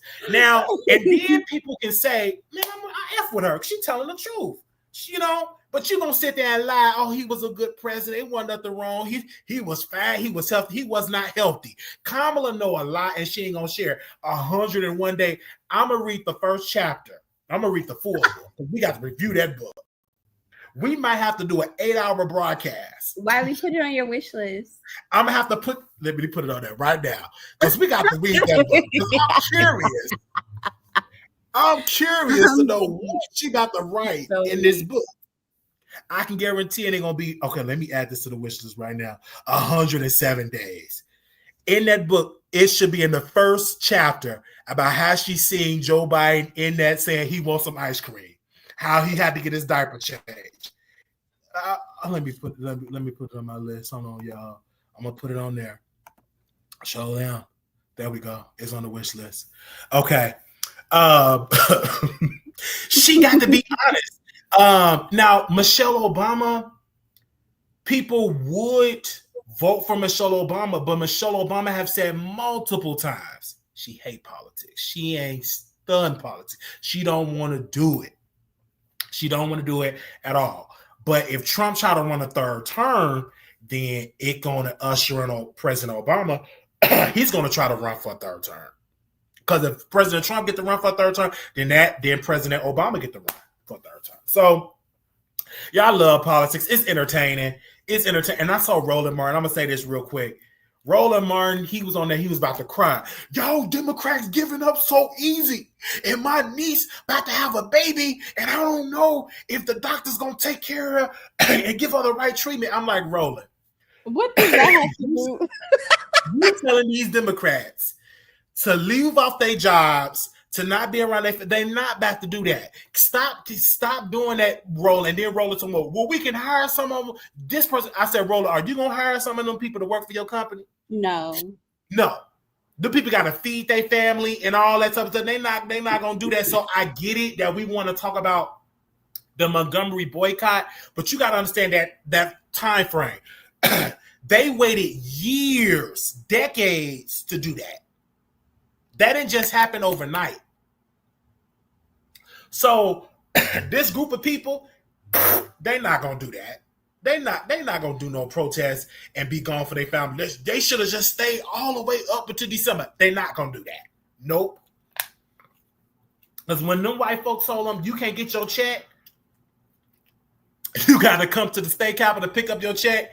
Them black folks say, "Nah, player, our protest is over." We're going to pick up our check. Because like Prada said, a lot of these people are not rich. They need the money. A lot of the people in that's working in the state capitol in Texas, they're not millionaire, a lot of them. They work from check to check, so they want their money. Anyway, and they miss their family. But I watch politics. It's entertaining, y'all. Trump in D.C. with the cops and FBI, they all in the hood. FBI arrested 83 people.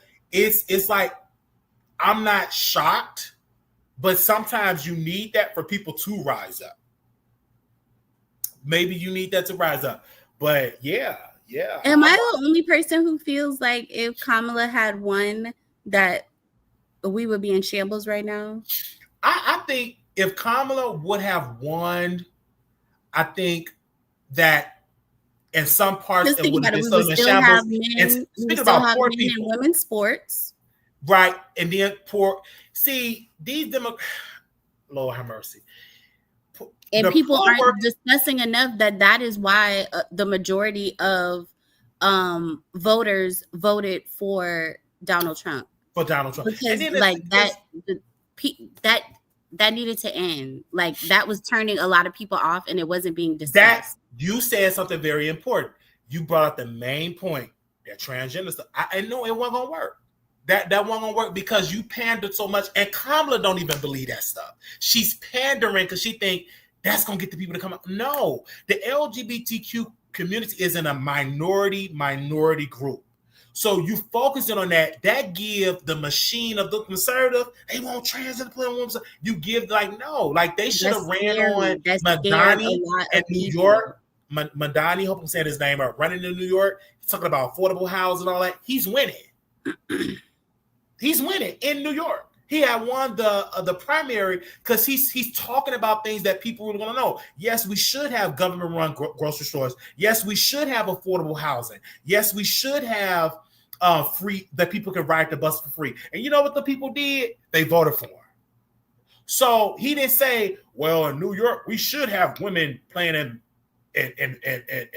men playing in women. So he's not going to go for that. He's going for the economic measures because at the end of the day, I don't give a damn if a man playing a man's women's sport and all that. I'm worried about how my paycheck going. Oh, I'm going to drop the link for you, Ms. Barbara. How my paycheck going to be in Vegas. They just ran a whole thing in Vegas.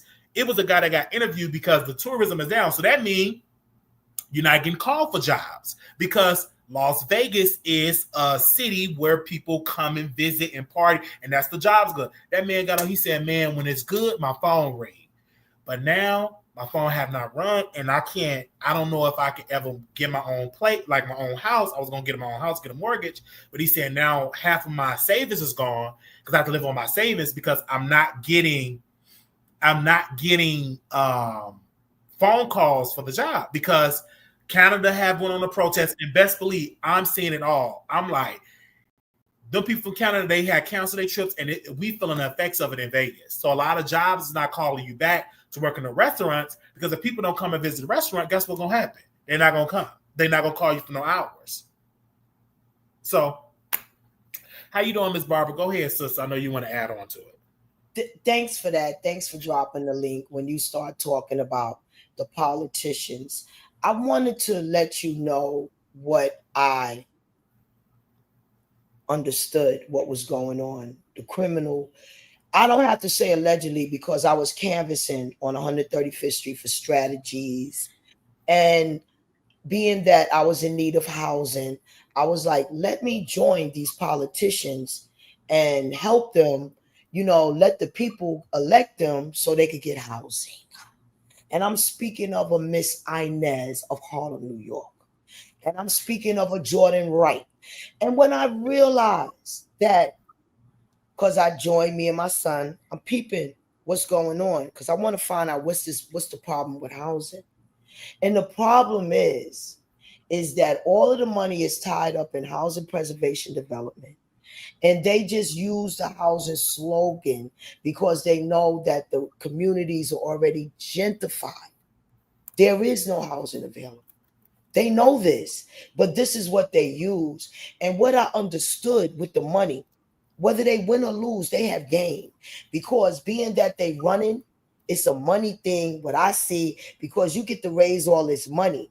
So whether you win or lose, you get to keep that money. You understand? And that's when I seen it's a money thing. Oh, it's a money thing. Now, all of my information could be verified because this also, what I'm about to tell you, could be verified. Mr. Jordan paid a dope fiend to punch me in my mouth.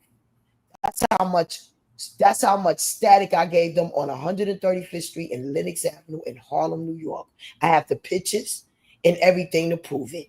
Everything. Because I bust them wide open.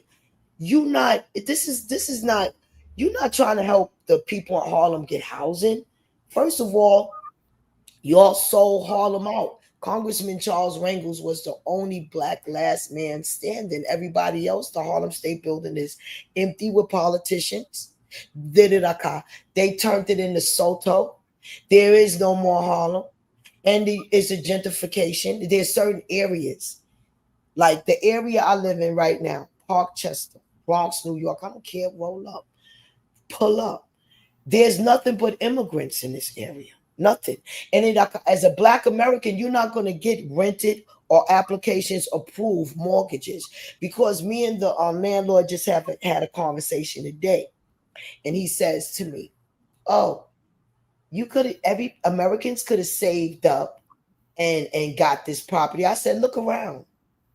Do you see it's gentrified with y'all? So you mean to tell me that every American that applied for this area wanted to get in this area? Don't you see that they was rejected? Don't you see it's only y'all? And you think that you're going to have 40 years? Anyway, that's going off the left. I don't want to go to the left, but to the left. Why? The reason why I see, my reasons why I feel that the government, gentrified this area and gave them this property. I want to stay on what I know for a fact. And for a fact, I know that when they raise this money, when they trying to get elected, they win or lose, whether they win or lose. That's a lot of money. This thing is a money thing. It got nothing to do with helping the homeless. But they definitely, and that's why they wanted to punch me in my mouth. You understand? And it is what it is. Police report was made. My people's pulled up. They threatened me. I bombed every picture they in. You could check the picture out, the day, the time, the election. I bombed every picture that they wanted to take in the name of Harlem. I was there bombing. I snatched up to work for this Spanish lady. I didn't even believe in her values. Nothing. I just snatched up. It was free money. It was free. Well, let me repeat. It was free money out there.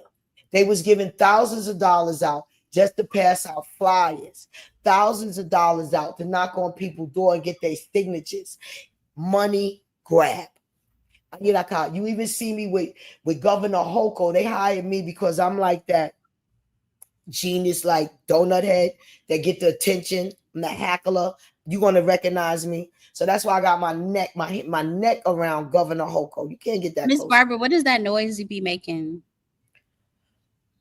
You may be speaking of, I be speaking language I speak. Ayaka, what does that mean? I have no idea what it means. My language changed like 6-7 years ago. I just started speaking a different language.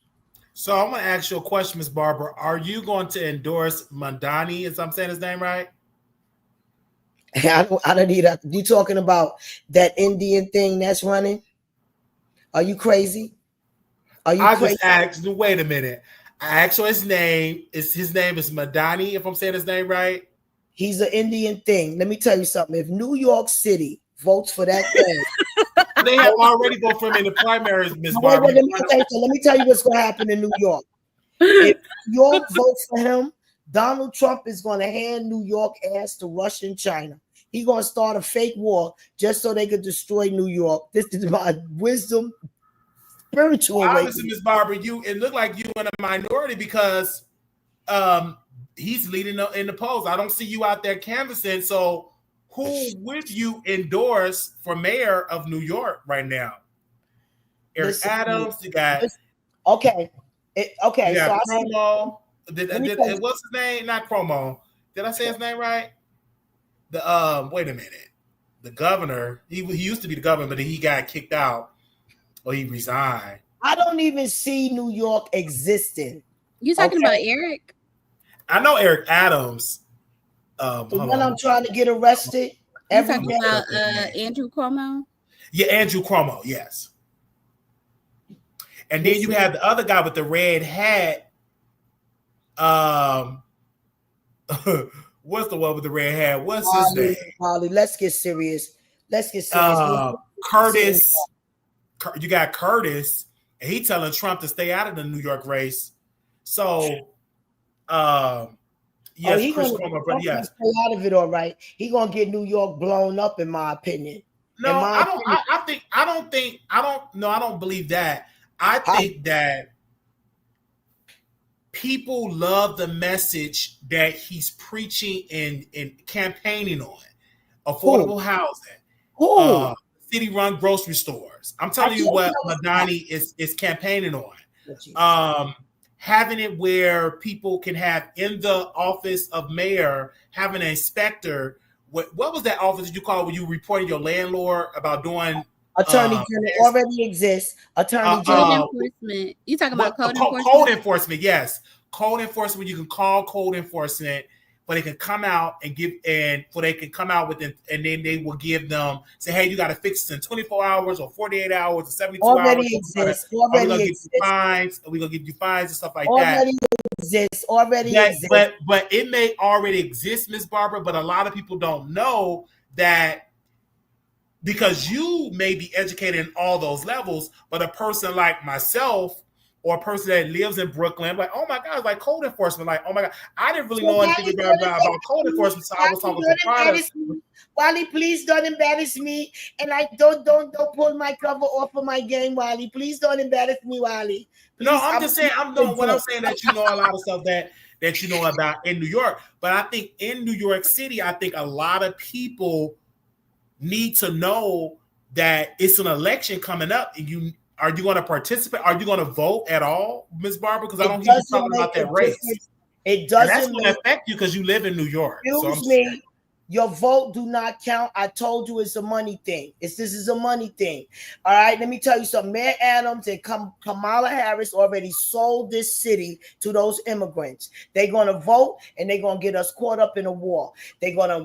Donald Trump is going to hand Russia and China, New York, and California. I don't believe that. I don't believe that. So, Ms. Barbara, so you're not going to vote at all. So what you're saying is your vote don't matter. So you're not voting. So are you a registered voter? Yes, I am. I'm telling you, this is a money thing. I'm asking you a question, Ms. Barbara. Are you going to vote? Yes or no? Wally, I'm telling you, this is a money thing. It's too. I'm just asking you a personal question. Are you going to go to the polls and vote? Yes or no? I'm too angry to answer. How you too angry to answer? Simple answer. Is it a yes or no? Where I'm at. First of all, Wally, let me explain this to you, because I revealed this on Tasha K panel. At PS 125 in Bronx, New York, I witnessed treason. I witnessed these immigrants being one registration per family being allowed to vote. I want to testify before the Supreme Court today. Okay? I will not subject myself witnessing that again in New York. I don't think there's a lot of voter fraud in New York. I think it's very small. I told you that I seen it with my own eyes. Well, you may say like one case, Ms. Barbara, no, but you acting like you saw millions. I seen it with my own eyes. How many cases have you seen with your own eyes? One family per registration going to the table. I'm told, go to the table, go to the table. I said, what's going on in here? Go to the table. No, my son cannot go to the table because he's not registered. Okay. According to the New York Post, I understand that. Okay, according to the New York Post, it's an article that was written on July 25th, 2024. 6 people filed fraudulent absentee ballot in a New York City primary. Only 6 people. So that's a very small number. So that's not 6 million. Oh my God. First of all, I'm just saying, Ms. Barbara, because you going by, first of all, world news and government information. So are your son, I'm gonna ask you a question, Barbara. Are your son registered? Will he be voting in November? Yes or no? I hope so. He was very disappointed he wasn't able. So is he registered now? Do we have his registration order now? Yeah, we straight now. Is your daughter going to vote?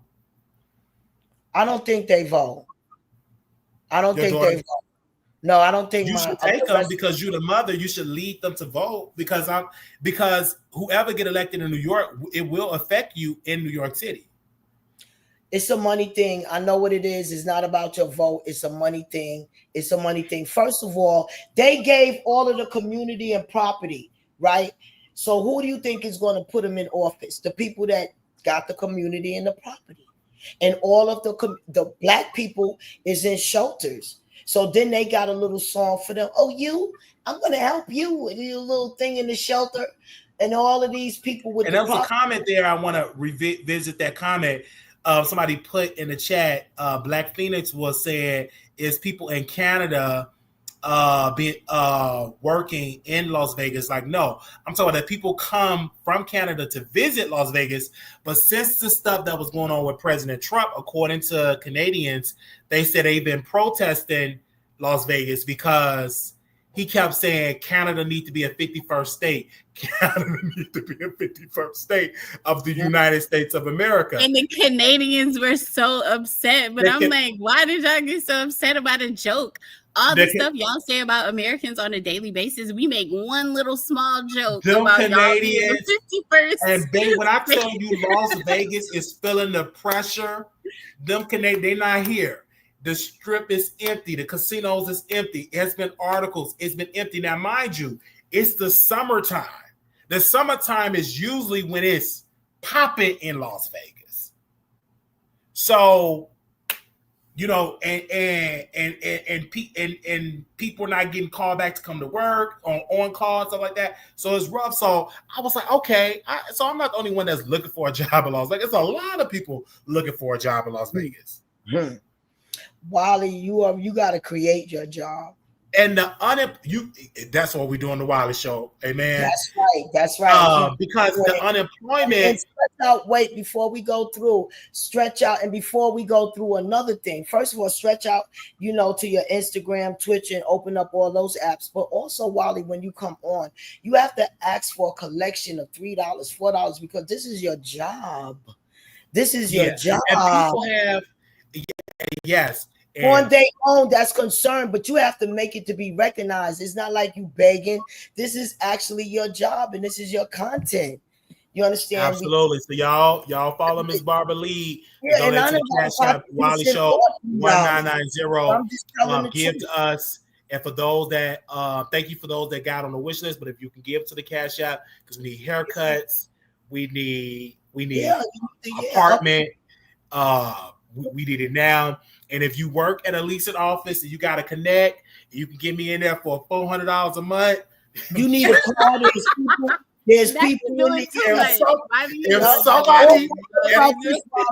what about this? If you got a building that need maintenance and need a super just for cleaning the maintenance, you understand what I'm saying? What about right? So I'm just saying, 80 apartment, like, hey, Wiley, I got to connect. I got you. And all like, what happened to the people? Oh, Wiley, that's a great idea, Miss Barbara. That's a great idea. You can actually, go to apartment complexes and see if they're hiring for maintenance, and then you could get an apartment that way.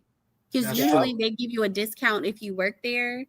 They'll give you a discount on cleaning up and stuff like that's a good idea. I was thinking of what could be a career without a background check. You understand? But what most places like it when God works, it just take. I remember it was one job, and the man was like, "I saw your background, but I'm gonna give you a chance." It just take that one yes. You know what I think? What about the people that be selling the phones for the people? For the homeless. Yeah. What about signing other people? I need to ask them how did they get to do that? Because when I got the free phones, they had like stations and stuff like that. I don't know how they did that. I'm gonna look into that.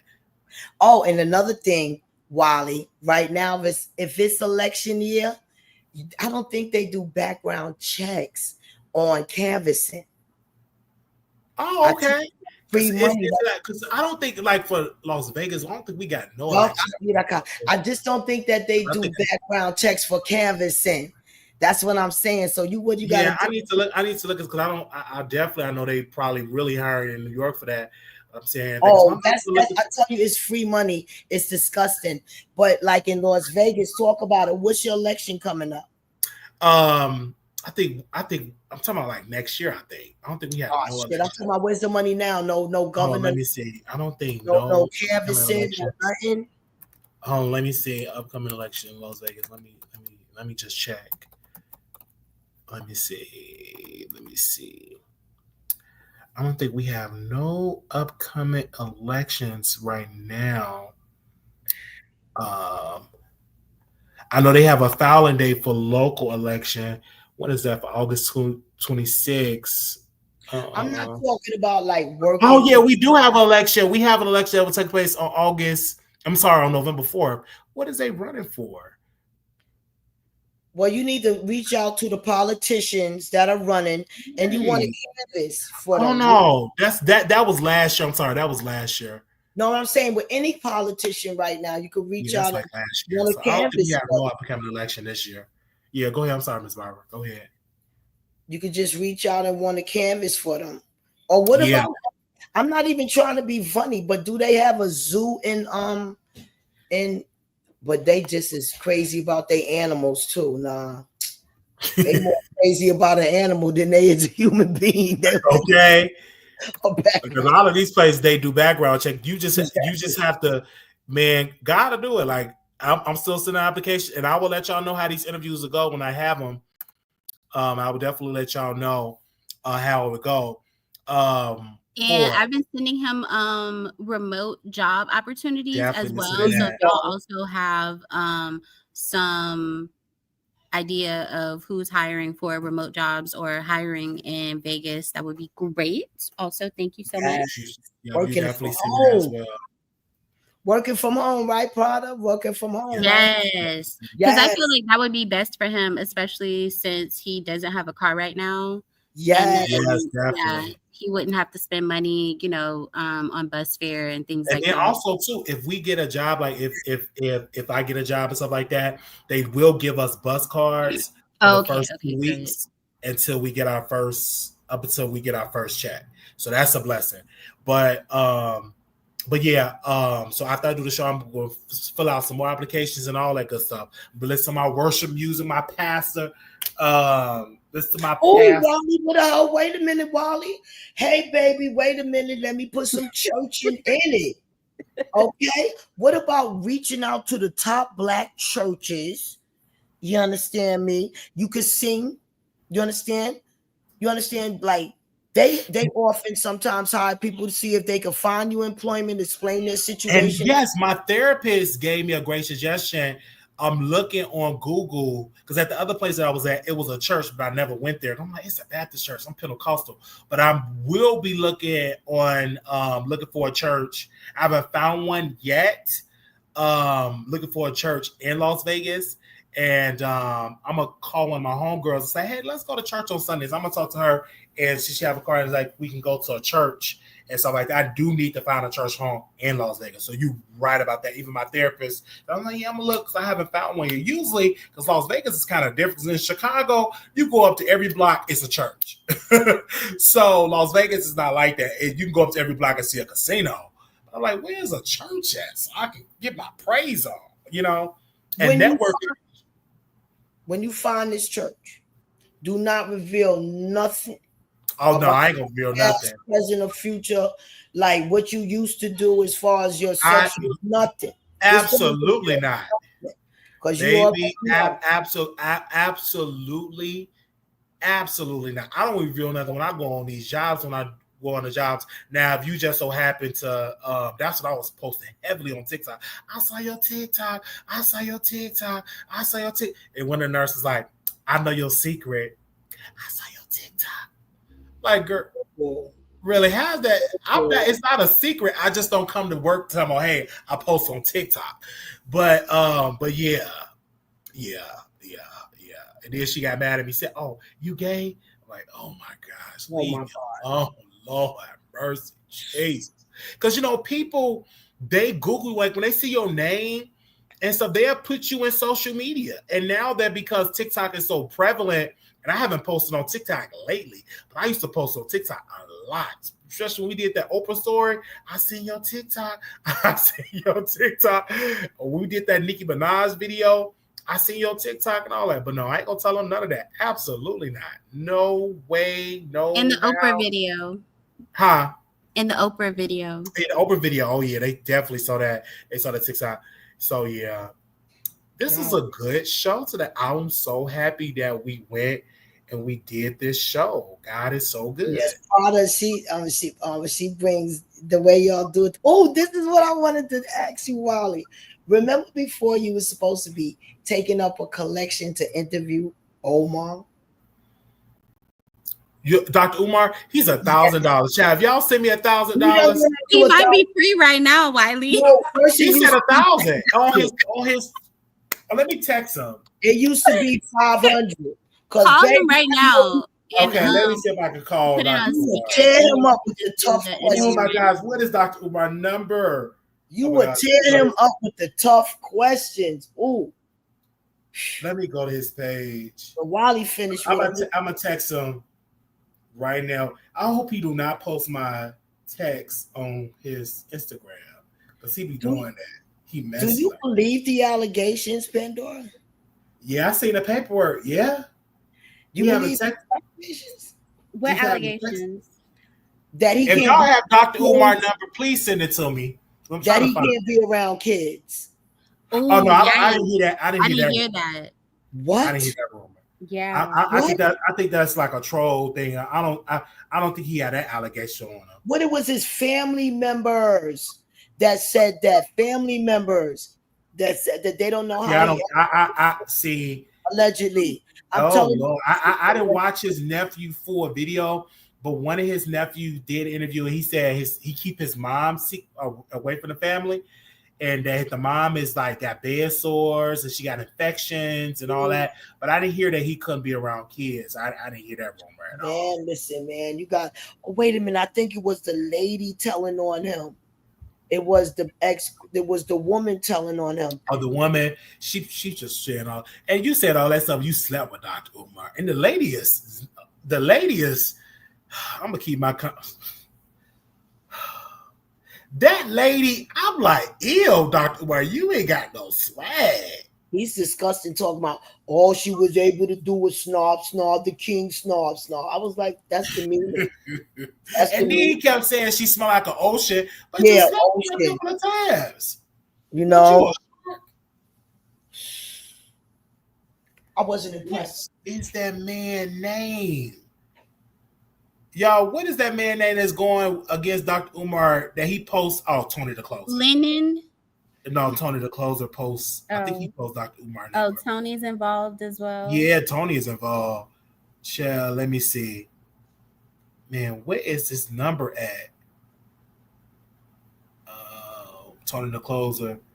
Where's his number? He posted that man number and I cannot find it. Let me scroll down. Isn't it posted on his YouTube channel?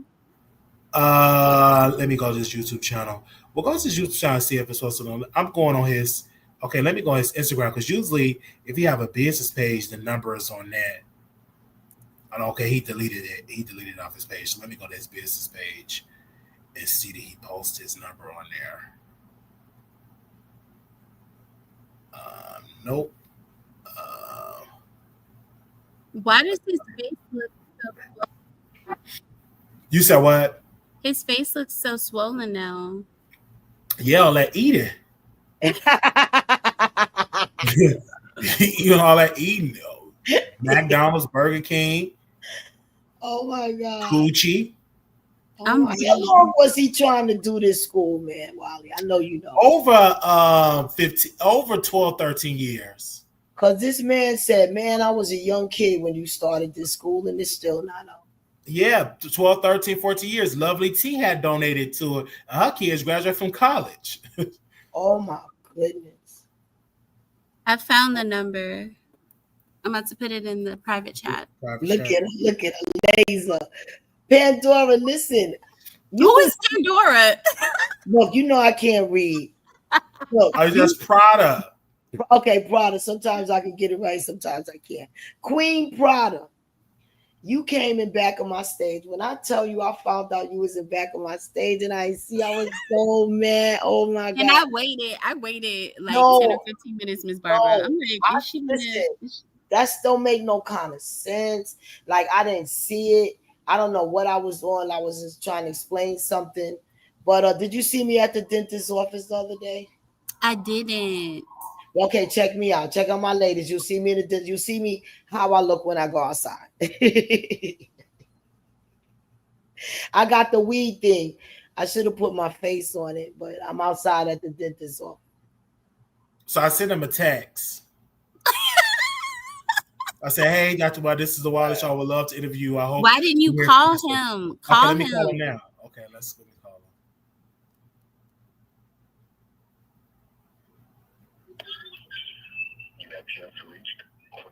him. What? Oh Lord.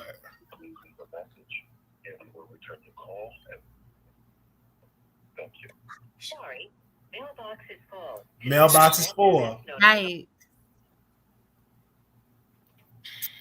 Well, We did some attacks.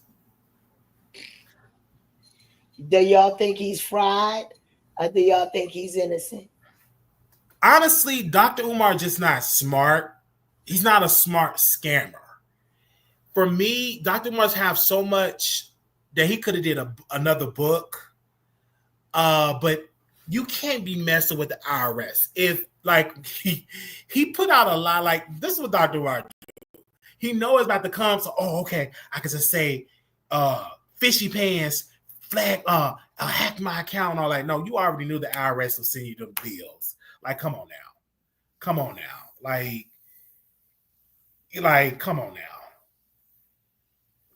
Like, you know this. And they gave, and mind you, the school is in Delaware, and they gave him years. They didn't come. It take years. Like IRS don't come after you just in 2 days. They give you they wait. Yeah, they let it pile up. Yeah, they let it pile up. So I'm like, all those people money going to waste. All the people money gone, and it's so sad. Children futures and being it's so sad. And let me see if I can find. You going to jail, y'all. If you don't pay his, all demons are going to be exposed in 2025. Cat Williams prophecy. No, but how accurate was Cat Williams? He said these white bees will take you down in 2 weekends. And that's exactly what happened. Facts. Baby. Now, this is what King Randall said. This is what King Randall said about Dr. Umar. This is what he said. This is a brother in Albany, Georgia. And he said this about Dr. Umar. Let me see if I can put the volume up. With the Extra Boys program, of course, man, over the past few days, as I've talked about our fundraiser and all the successes that we've had with the Extra Boys program, of course, many people are in the comments and etc. Sharing the video talking about Dr. Umar or whatever like that. I think he's on the cusp of maybe losing his buildings or something of that nature. Not sure what's going on with that. But, you know, my big thing is always sharing everything about where people's money is going. I've always been, very transparent about that. If we've asked for paint, I showed y'all the paint. If we've asked for new toilets or something, I showed y'all us buying the toilets. I showed everything that you guys have given. We have an Amazon wish list. We don't just ask for monetary donations. We ask for people to buy specific things. If we've asked for laptops, I've shared it. If we asked to get the kids haircuts, I've shared it. Our program has remained free, so we're still tuition free in our program like we have been for the past 6.5 years. I just think if Dr. Umar would have started something like with what he had, I think people would have been more apt to give him, and I honestly think he would have gotten where he needed to be had he had proof of concept, because he's a great orator. He talks very well. If I could talk that great, I'm sure we'd have millions of dollars raised. But I still started with something. I started out of my house originally. I started in my dining room at 19. And after listening to him, that's why I started it. I just wanted to start something. I knew that I couldn't start something mass scale, so I'm just like, I'm going to start with whatever I got. And we started with $0. I was cutting hair, fixing cars, painting houses. I mean, that's what I was doing to support the program originally. And then I learned how to utilize social media to be able to raise money. And we started doing that. And we went project by project. We failed. We succeeded, etc. But I've always continued sharing what it is that we're doing. So I know a lot of people always ask why they won't see us at the Breakfast Club or etc. I'm not a comedian. I don't critique people's dating life. I don't, talk about what people should be doing. I don't belittle my donors. We don't do any of those things. We just share what we got going on. If we don't raise enough money, we pivot. If we don't get things done, we pivot. And we keep going. So we definitely failed. We failed some students, etc. But we kept moving and we kept going. And that's something that I believe in. So I appreciate everybody's support that they've been given. But I'd appreciate just the stop the Dr. Umar talk. I understand he has his own thing going on. We've had our differences also, but I truly still wish him the best, and I hope everything works out with whatever he has going on. But aside from that, we have our fundraiser still going. Our program is still completely no government funds, no government grants. It's completely people funded. Everything that y'all see, our full-time staff, the vans we have, the new electrical panels, the flooring, the ceiling tile, you all funded it all. And we appreciate all the support that you've been giving over the past 6.5 years. We've been running this whole time. I mean, we even ran out of my grandmama's house at one point. But I appreciate y'all so much. Please look at the link in my bio to continue giving to the Extra Voice program. Thank y'all so much. So I had him, Extra Voice program, King Randall on our show a couple of years ago. He didn't want to answer nothing about Dr. Umar. But this young brother, got a after school program open for boys. He does a lot, and people have been donating. He showed everything, every dollar he showed where it's going. Dr. Umar, unfortunately, don't get that same support anymore because he wasted a lot of people money. He scammed them. If Dr. Umar would have said, I want to start an after-school program and a 2-story house and then build upon that, it would have worked. There's no way you could try to do a school. It costs millions of dollars to run a school. Staff, security, insurance, taxes. You got to have a lawyers to represent the school for legal reasons. So he just thought, I'm gonna just get the building fixed. Like, no, you didn't know what you were doing. You're not business minded. You can talk real good. You should have had somebody else build a school. You just be the spokesperson, but you can't. You ain't got the business sense. So what King Randall was doing, he started small in his house, in his grandmother's house. He showed every step, and so your money is going to a good cause. But what King Randall is struggling with, what people are not really giving King Randall like millions of dollars, is because they looking like, are you going to scam me like Dr. Umar did? That's what happened when a scammer do it. Then people that really want to give, they skeptical, like, I was burned by Dr. Umar, so I'm just not going to give at all. And it's sad. It's so sad. But this is the gag, y'all. This man could have been on YouTube making millions. Do you hear me, Prada? He could have, did you hear me, Miss Barbara? Dr. Umar could have had a YouTube channel going live and could have been a millionaire. Because people, what's the guy named Leon? That man is making bank off of Dr. Umar content. Why Dr. Umar don't have a YouTube channel that's monetized? I don't understand it. What is this man YouTube channel? He don't even have a YouTube channel that say Dr. Umar Johnson. I think he called his YouTube channel King Consciousness. If I'm not mistaken, let me go to King Consciousness. Yeah, I think that's what he named it. King Kong Consciousness. I don't even know he owned this YouTube channel. I think somebody else, I don't even think he owned this. Wait a minute, he got a Cash App here. No, that's closed down.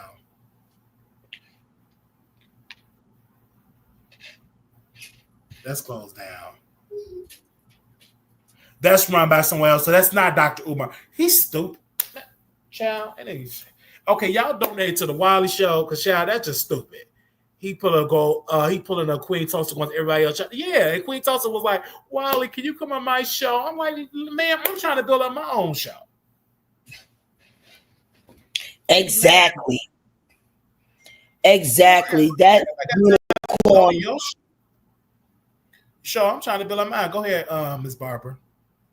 That unicorn, she a backstabber. Be careful. Oh, she have flipped, she have dragged me and all types. That don't bother me because she been doing that for years. She have been doing that for years. She have been doing that for years. Try to diss me.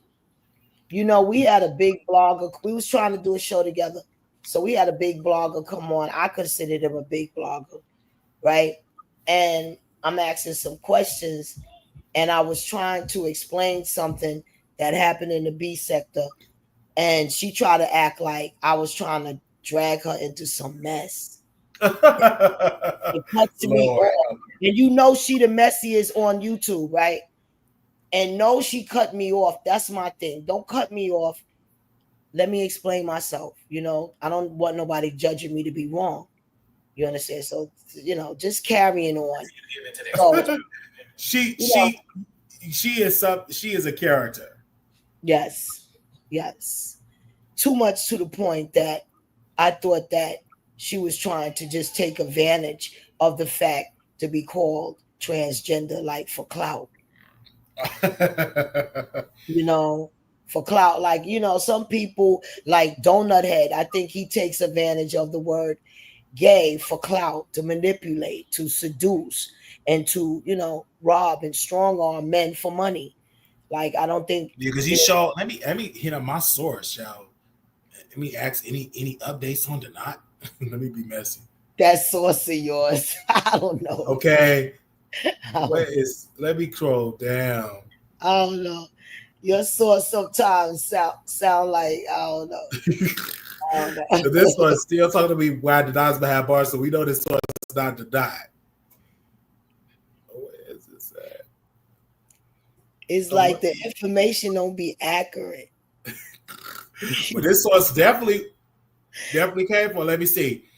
So this source said, unfortunately, Brian had no idea the extent of Donat's mental diagnosis. I mean, he knew something was wrong with him, but had no concrete proof. Since he's been in jail, lots of truths have come to light. I won't say it here, but Donat has real psychiatrical history. We are now just finding out about extensive history with the law and juvenile record out of this world. So let me ask for any updates. Any updates on Donat? I'm just, you know, I'm being nosy. Jaguar, right? Oh my goodness. I don't know if that's Jaguar. What is Jaguar, right? No, I'm just saying, like he's gonna he's gonna set himself up trying to represent himself. My prophecy came out to the exact. Let's see what Jaguar Right doing. Jaguar Right got, where's her page at? The Jaguar Right channel. She got a whole page. The Jaguar Right channel. Oh, the Jaguar Right show. Why does she keep posting the same interview of that white girl? See, she was doing good, but now she's just doing bad. What? She deleted? Okay, no. Okay. Whoever was doing her show was doing really good with the views and stuff. But now when you go on her live features, she just kept posting the same thing of the lady that's getting the Rock Nation daughter. Like, come on now. All right. Anyway, I'm gonna go ahead on. This was a fun show today. This was lit. I love y'all. If something else pop up, we'll come up on the show. I wonder what Jaguar had to say about I'll Be Sure book not being able to come out. She haven't. Let me go back on her page. Hold on. She haven't did it. Jaguar Right show. Jaguar Right show. She haven't said anything about that. I'll be sure. Let me just type her name in the chat. Nope, Jaguar Right haven't said anything.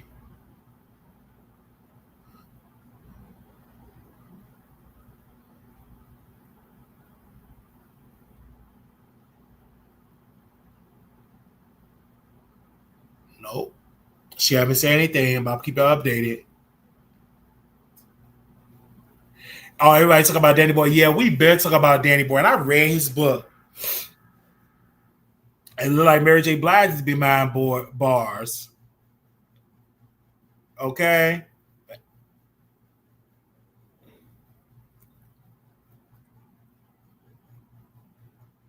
We've been talking about him.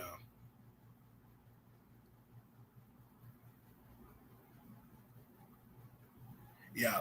But all right, y'all. This was a lit show. I know Pride is busy because I know this is work day for people. Thank you, Miss Barbara, for coming on. Thank you, Wiley, for having me. Oh, no problem. I'm gonna bring you down so you get in the chat. Prada, you there? But you probably busy. She's probably on a phone call. But you guys. I'm here. I'm cooking though. Oh, okay. Oh Lord, I need a comfortable chair, but I do not want to put no chair. Good God.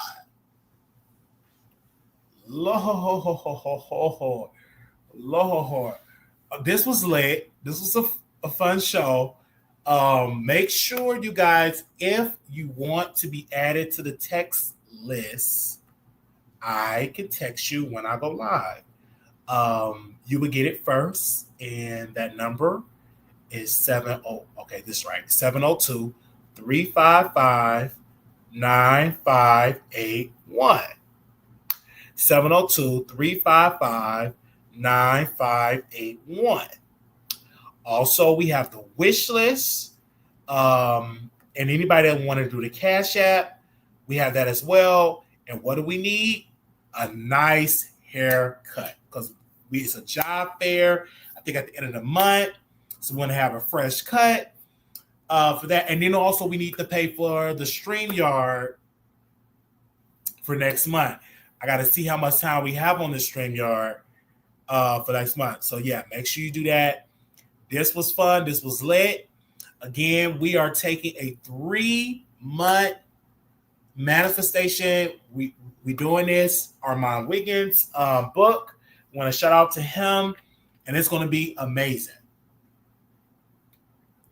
So I'm getting all my little sweets and stuff in, and we pushing it back. Again, that is going to be on. Oh, it's something else I need to add. Should I add this on the wish list hangers? I don't want to add too much stuff on there. Anyway, we're doing this for health, and we want y'all to join me. So if you want to join me in there. I'm excited to get the manifestation journal, and yeah, I love it. This is a lit show. Make sure y'all leave a comment, share, and we will see y'all tomorrow. It got to be something real juicy. Hopefully something real juicy. I'm going to re-listen to this Cardi B song. Wait a minute. I'm going to make sure we said everything before I click off. Chat. Okay. He said, good Garvey Day. Podcast interviews are $3,000 or $5,000 in studio plus a round trip air ticket. 50% deposit to confirm with balance due before interview begins. 3-hour interview limit. Who paying him $3,000? And he living out of a vehicle right now. Look like he has not showered in weeks. But you talking about some $3,000, and you can't account for any of the funds that were sent to you for this imaginary school that's now about to be foreclosed on. But you talking about some $3,000. So if you want Dr. Umar on the show, $3,000, you guys. Now, if y'all send $3,000, we will bring Dr. Umar on there, because that will be where for. If you send the $3,000 to the Cash App, to the Wiley Show 1990, or to the PayPal WileyShow@gmail.com, if you send that $3,000, we will bring Dr. Umar on there. Now, we will send him a deposit. What the deposit is? $1,500? $1,500, yes. And then send him the other $15 before that and everything. Yeah. His he gonna want you to send it to his PayPal, Tasha. But the thing is, he don't know that the government can still freeze the PayPal. I'm weak. You don't understand when you sign up for PayPal, so they ask for your social security number. $3,000. It said $3,000. So Prada, how much did you got? 25 cents. So we need 2,999.75 cents.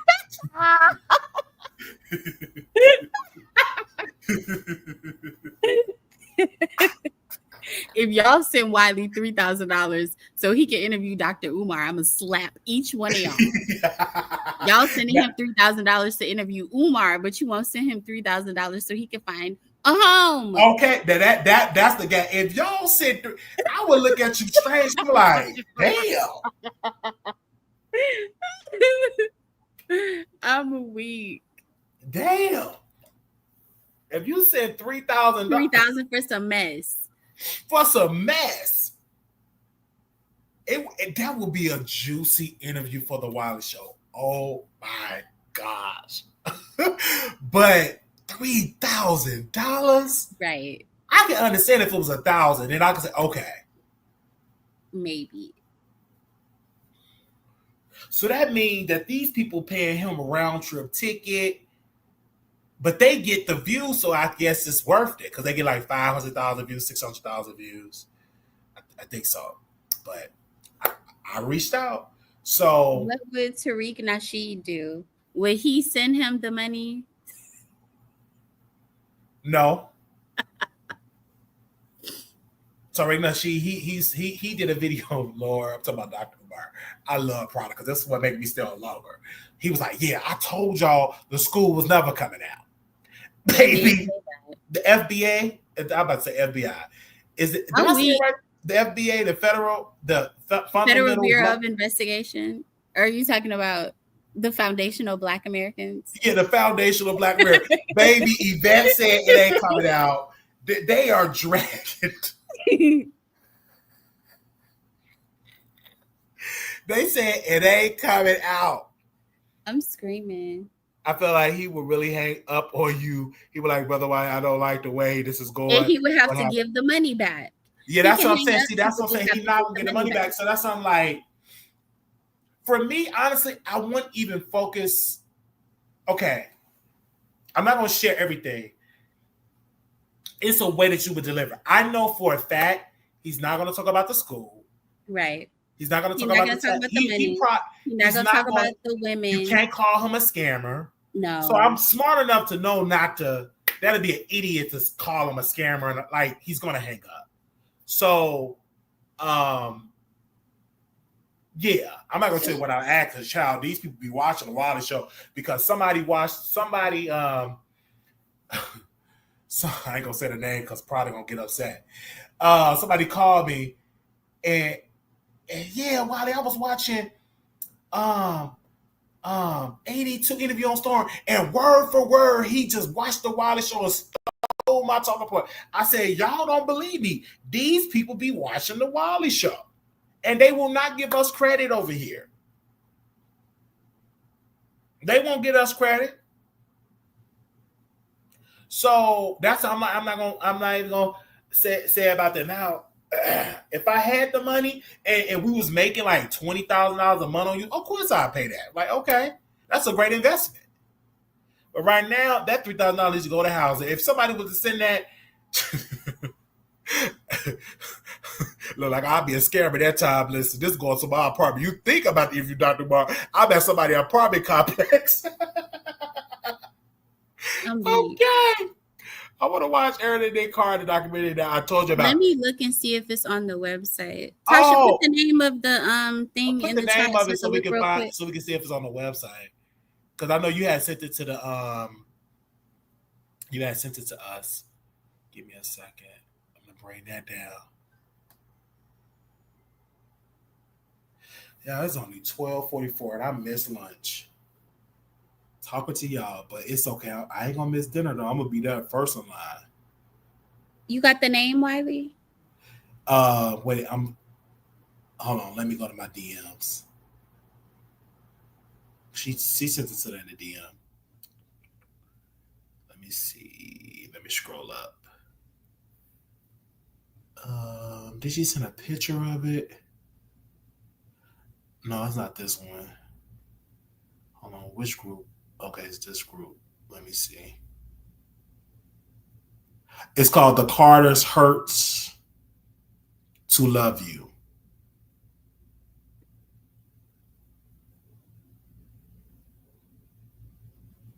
Did you hear that, Prada? Yeah, it's on here. Yes, you have to send her the you could text her the link or hit her in the back chat. What? Sean Kingston sentenced to 3.5 years of federal prison for wire fraud. Yikes. But knowing Trump, he mightn't get a pardon. He ain't getting no No. pardon him for what? See, All but he he doing should is see doing a lot of stuff. these people, if you stroke his ego, then yeah. You had to send me a YouTube link. Who was that? Tell me somebody that was live. You sent me in the back chat. No, that's the link to the documentary. No, I'm talking about the YouTube link. Huh?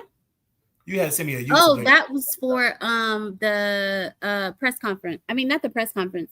The sit down with Trump and Putin. Yeah, hold on. Somebody is calling me. Hello? Yeah, I'm still on live, but you want to say something? Hold on. Okay. Hold on. When you call back, I have to bring it on so they can hear you on the air because it's on my phone. So hold on. Let me set up on the thing. Just call me back in 15 seconds. Not 15 seconds. All right, bye-bye.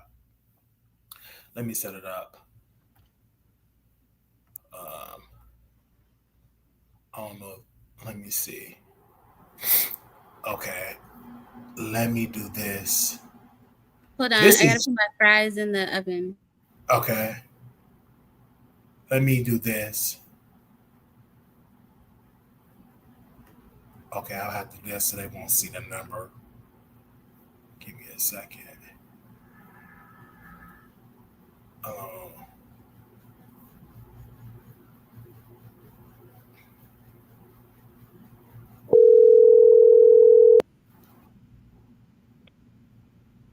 Hey, Wiley, can you hear me?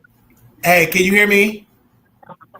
Yeah, I can hear you. I can hear you great. Okay, go ahead. Okay, so I'm glad that I was able to still catch you on live because I remember some other things I wanted to talk about. As far as the knot goes, I hope hopefully he gets out. Hopefully they just give him probation, but how California is, I don't know. I know one of the callers had said that he used like his sexuality. Oh, 1 second, sis. His mom, Sean Kingston's mother, was sentenced to 5 years in prison. Damn, they gave the mom more Okay, time? so that's why I wanted to talk about that too. Okay. I wanted to talk about that. They gave the mom more time? Now, hopefully Denot gets like a probation, but knowing how California is, you just never know with them because at one minute they're like against powing, and then the next minute they're giving someone a slap on the wrist for powing, you know. But I hope they let him out on probation. Okay, that's what I had to say about. Oh, and the lady that was on the phone, I do agree with her. I do think he used his sexuality like a Karen card or like a black card. I do feel like he started using his sexuality to try to force or manipulate people into doing things that he wants them to do. So I did agree with her on that. The second thing, I ain't gonna lie to y'all, I thought it was hilarious when Willow took a picture of herself crying, somebody who ate up all the coochie. Like, girl, are you crazy? Like, what the heck? That was, I don't know. I thought that was hilarious because it's like, girl, why did you post that? Because it's like somebody who you never expect to post something like that.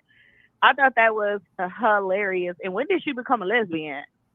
So, this is a question for you. Well, I'm going to say that for last.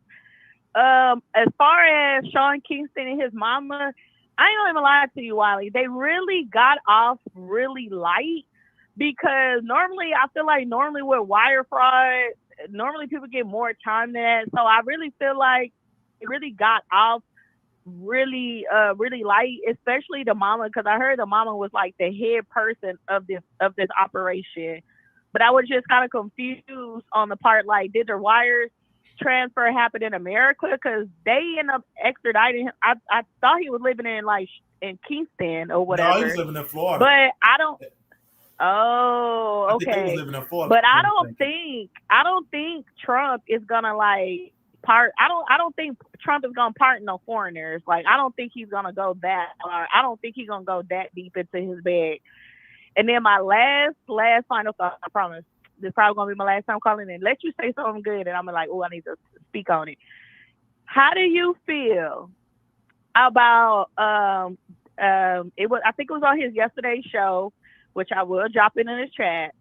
How do you feel about AT2 going on his platform and saying that he watched your commentary and he takes certain things from your comment, he said he watched your YouTube channels along with some other folks that we ain't got to name them, but he said your name and he said he watched your YouTube and he take bits and pieces of the things that he like and he go back home. He goes and he think about how can he use certain things and make it his own to make his show, to imply into his show. And the little comment I used to say in the private chat about, people being your sons and stuff like that. So, like, how do you feel that that a content creator is finally, like, saying on their platforms, like, hey, I watched this person YouTube channel and there's things that he's funny, there's things that I like about what he does, and I take that and I make it my own. So how do you feel about that? And would you ever consider having, I know that he said that y'all are, y'all don't talk or anything because of a situation that happened with a third party. I was unclear if that person was like another content creator because he talked about my friend Monica. Go ahead. Yes, Monica. Okay, I couldn't remember her name, but he was like, I don't know. He said that she's not a content creator. So is she not like on YouTube or she still have a YouTube channel, but she have a website allaboutthetea.com. She's a blogger. Gotcha. Okay. So he was like, even though I told him the truth, he was like, even though he understands what's going on and he knows the truth, he's just choosing not to do that. So I feel like he wants to be your friend because he see how loyal you are to Monica about like not still trying to get in the mix with him. I think he low-key want to talk to you or bring you on the show. No, I'm really not because it was really great at the end. Because for me, I didn't watch the interview. Because again, sorry, I'm just not interested. So I don't watch something I'm not interested in. I find it quite strange that Storm would interview him and not me. And I had one of the biggest stories, and my videos got the highest views on Storm Road channel more than that person's interview. I find it quite strange that I'm being mentioned when people watch the show. We know this. This is not new. He the first person to admit it. People come over here, watch our stuff, and all that type of stuff. But what he did to Monica, I'm sticking with my friend, because this woman had prayed for me, been there for me, brought me on her show when she had celebrities on the show. You know what I'm saying? So my loyalty is with my friend, and I am a loyal friend to her. And yes, you are. And so and so I don't understand. Like I don't go like in his chat, hit his link, and all this. I don't. He came to my meet and greet. The answer to the phrase will be a no, because how you mistreated if you mistreated Monica, you're gonna throw me under the bus. Right. Because you have people that be cool with you. Then when you have a scandal, they throw you under the bus. Do you know you have to be a faithful friend? And I have not always been that type of friend. Use as an example with Armand Wiggins. But I've learned my lesson. I say, listen, I want some friends. And when Monica was going through her scandal, I was there. I didn't throw her under the bus. I didn't get no clicks and views off her name being negative. We got on the phone, we talked, and we developed a friendship. And mind you, that was from the pandemic all the way up to 2025, and we still cool. The thing with Storm, when he interviewed people and to bring me up, my question is, why is Storm is comfortable with people talking about me? Is he keeps saying you did content? It's deeper than that.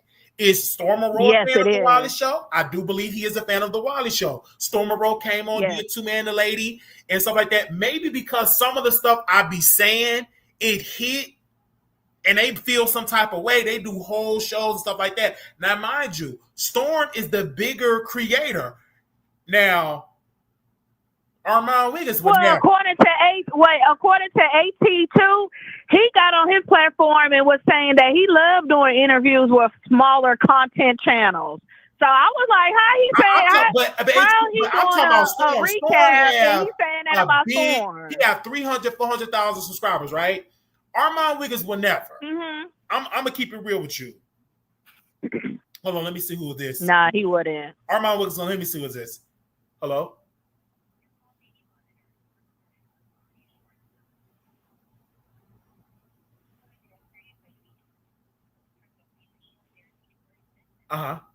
Yes, I'll be there on Monday for my therapy. This is Marquise. I'll be there for my therapy appointment on Monday.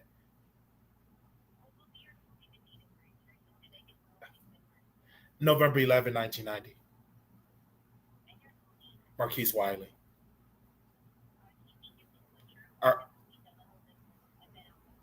Okay.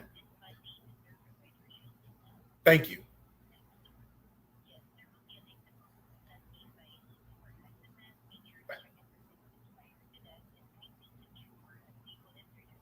Okay.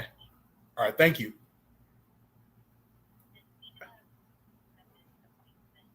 No, it's every other Monday. We don't do every Monday.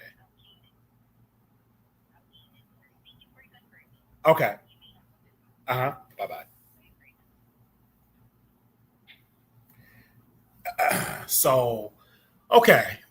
Sorry about that. But yeah, like AT2 and all of these people, they watch the Wiley shows, but Armand Wiggins will never, ever, when we was beefing, bring somebody on the show to mention my name. He would have never done it. Right. So no. With Storm, I agree with your theory. I think Storm want to be a friend of the Wiley show, to be honest. I agree too, because I think feel it's deeper like than being a friend. I'm gonna be honest with you. I think it's even deeper than being a friend. I think he wanted to get the Wiley experience in the bedroom.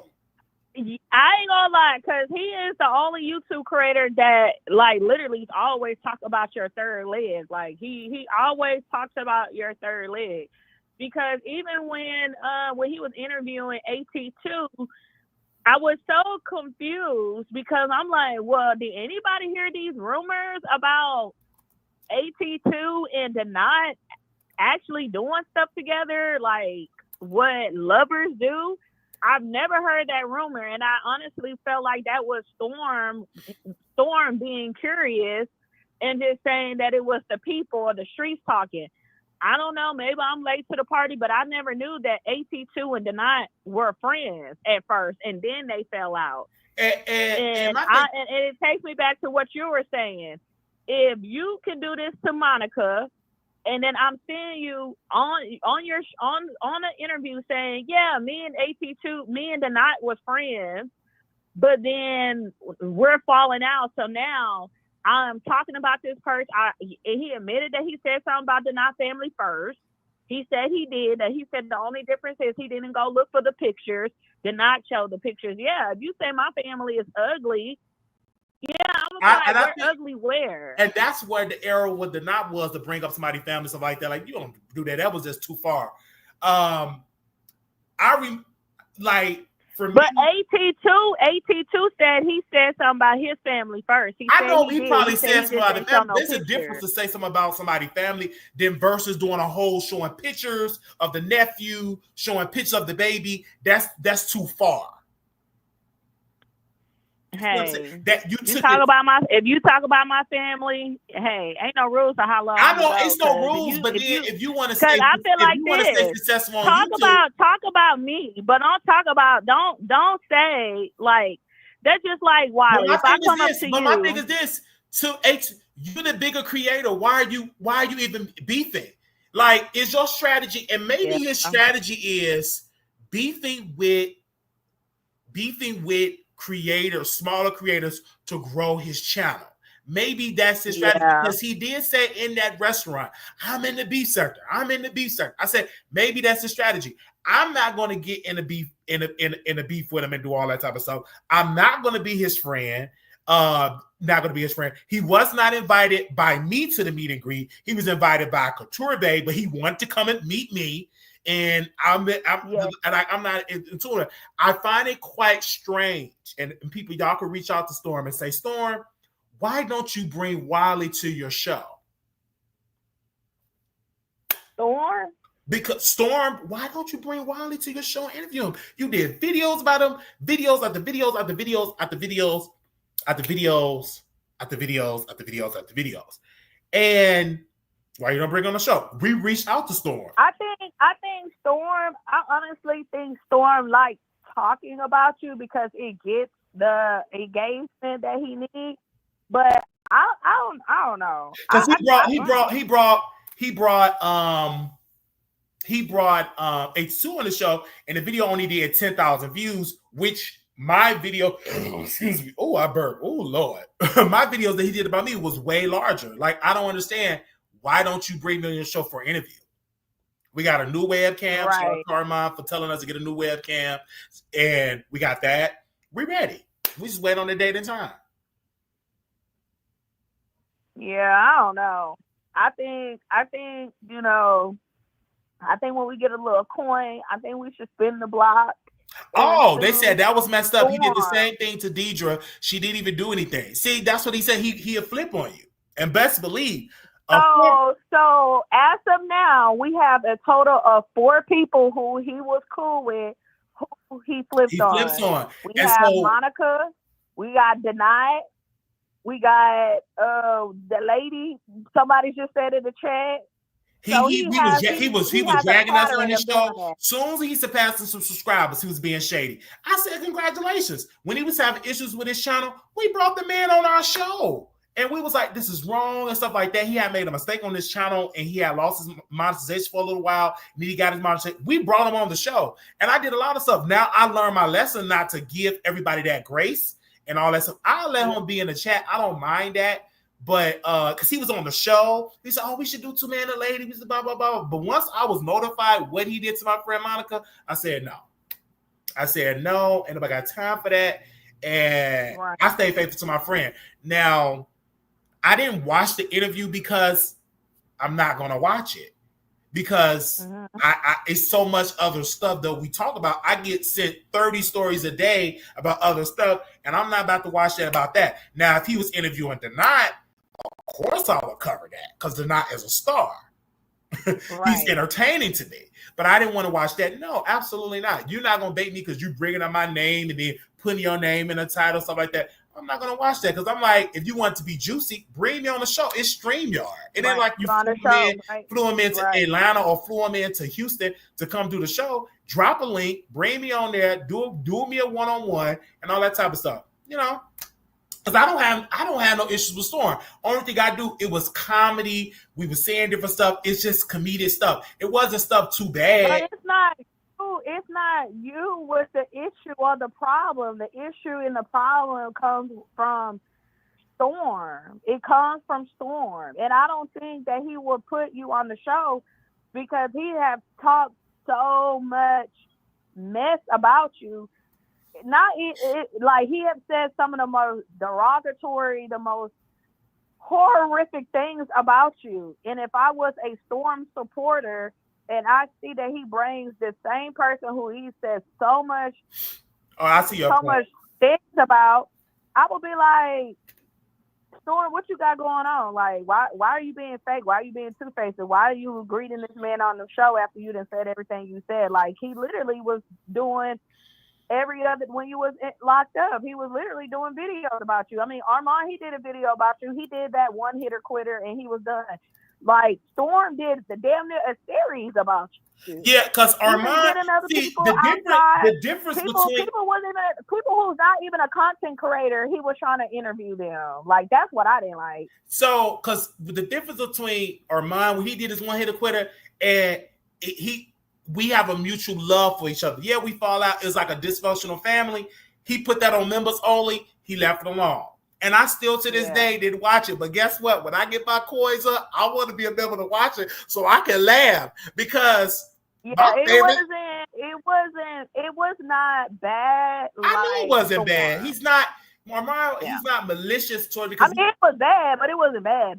No, it wasn't nothing. He's not malicious. And I wouldn't even take it as being bad, because I am a fan of the Armand show. And I'm honored that he talked about it. So when I get my coins up, I put Armand Wiggins' name in the okay. If somebody cash at me, how much is members only? Is it $4, $4.99, or is it $9.99?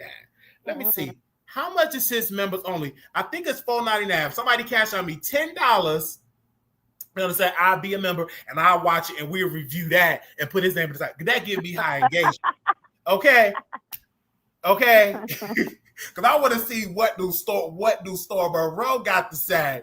That was Stormer Rowe, Lord have mercy. What do Armand Wiggins got to say? Over there, he probably somewhere in the corner thinking about you. But yeah, me and Armand, after that situation, we talked and we had a conversation. We resolved. He's a cool guy. I'm cool. It was like the old way when we were cool way back in the day before he became a YouTube star. Before I had these subscribers on YouTube. It's like back at that era, and I'm loving that. And we talk every day? No. Do we get on the phone? Because the reason I don't get on the phone every day because I'm too busy building up what I'm doing. But I'm moving strategically around because I generally love Armand Wiggins, and we have great chemistry. I was just, did I ever show y'all the flyer that I'll have to show y'all later? When me and him did a show, it was called the Bullshit Bell Show. It was me and Armand Wiggins, and it's a picture of me. Y'all can find it on my Facebook. When I had Afro Glide, it was lubrication. I was putting the lube all over my face. I was blowing up condoms. Oh my God. It was a funny show. I was manic. They said it was so funny. It was like live on Facebook. Me and him was doing a show. So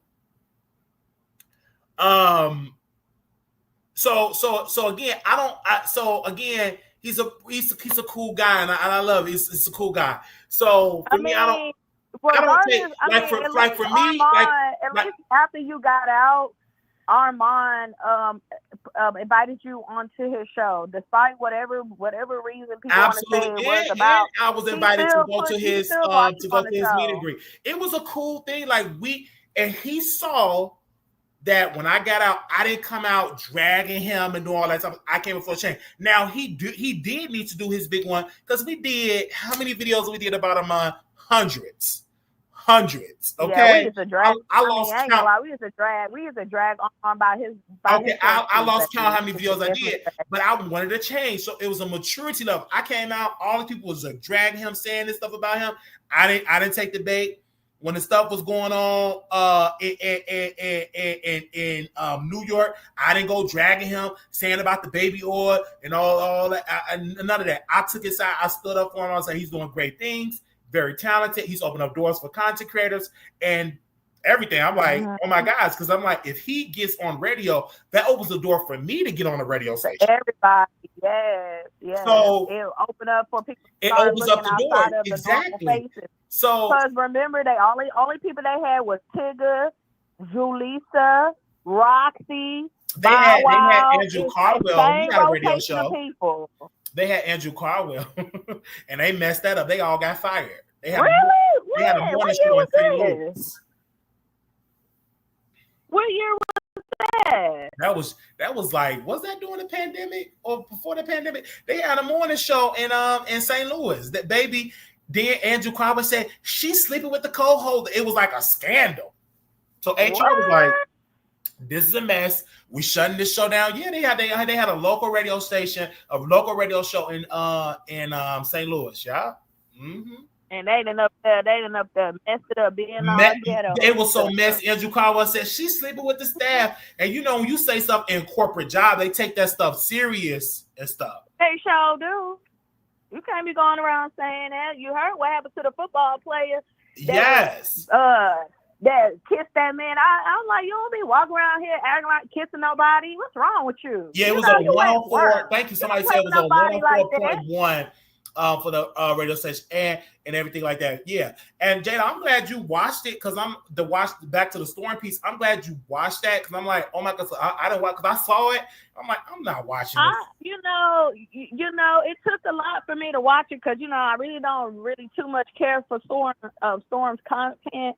It's a little bit watered down. You never know when you're telling the truth. And, you know, it's almost, if I want to hear some gossip that's to be make-believe, I'll just go visit Media Takeout. You know what I mean? Or Tasha K.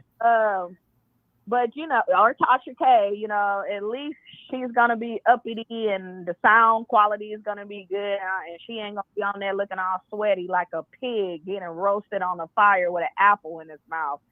But I was very shocked to hear AT2 say that, you know, how he watched everybody's content and, you know, how he, out of everybody, he said your name. Yeah, because you're going to see the people you're going to name the people with the talent. I've always said, and Auntie Hammy was the only YouTuber that said it. She said, Wiley, they don't want you to make that money. That's why they don't say your name. That's why they don't put your name in the title, stuff like that. When the right person, Storm knows that people who try to depress your name or bury your name or act like you don't exist, but always got a nickname for you, or always a nickname. Just like when I heard Storm show, he literally took every single word that when me and you was on the phone.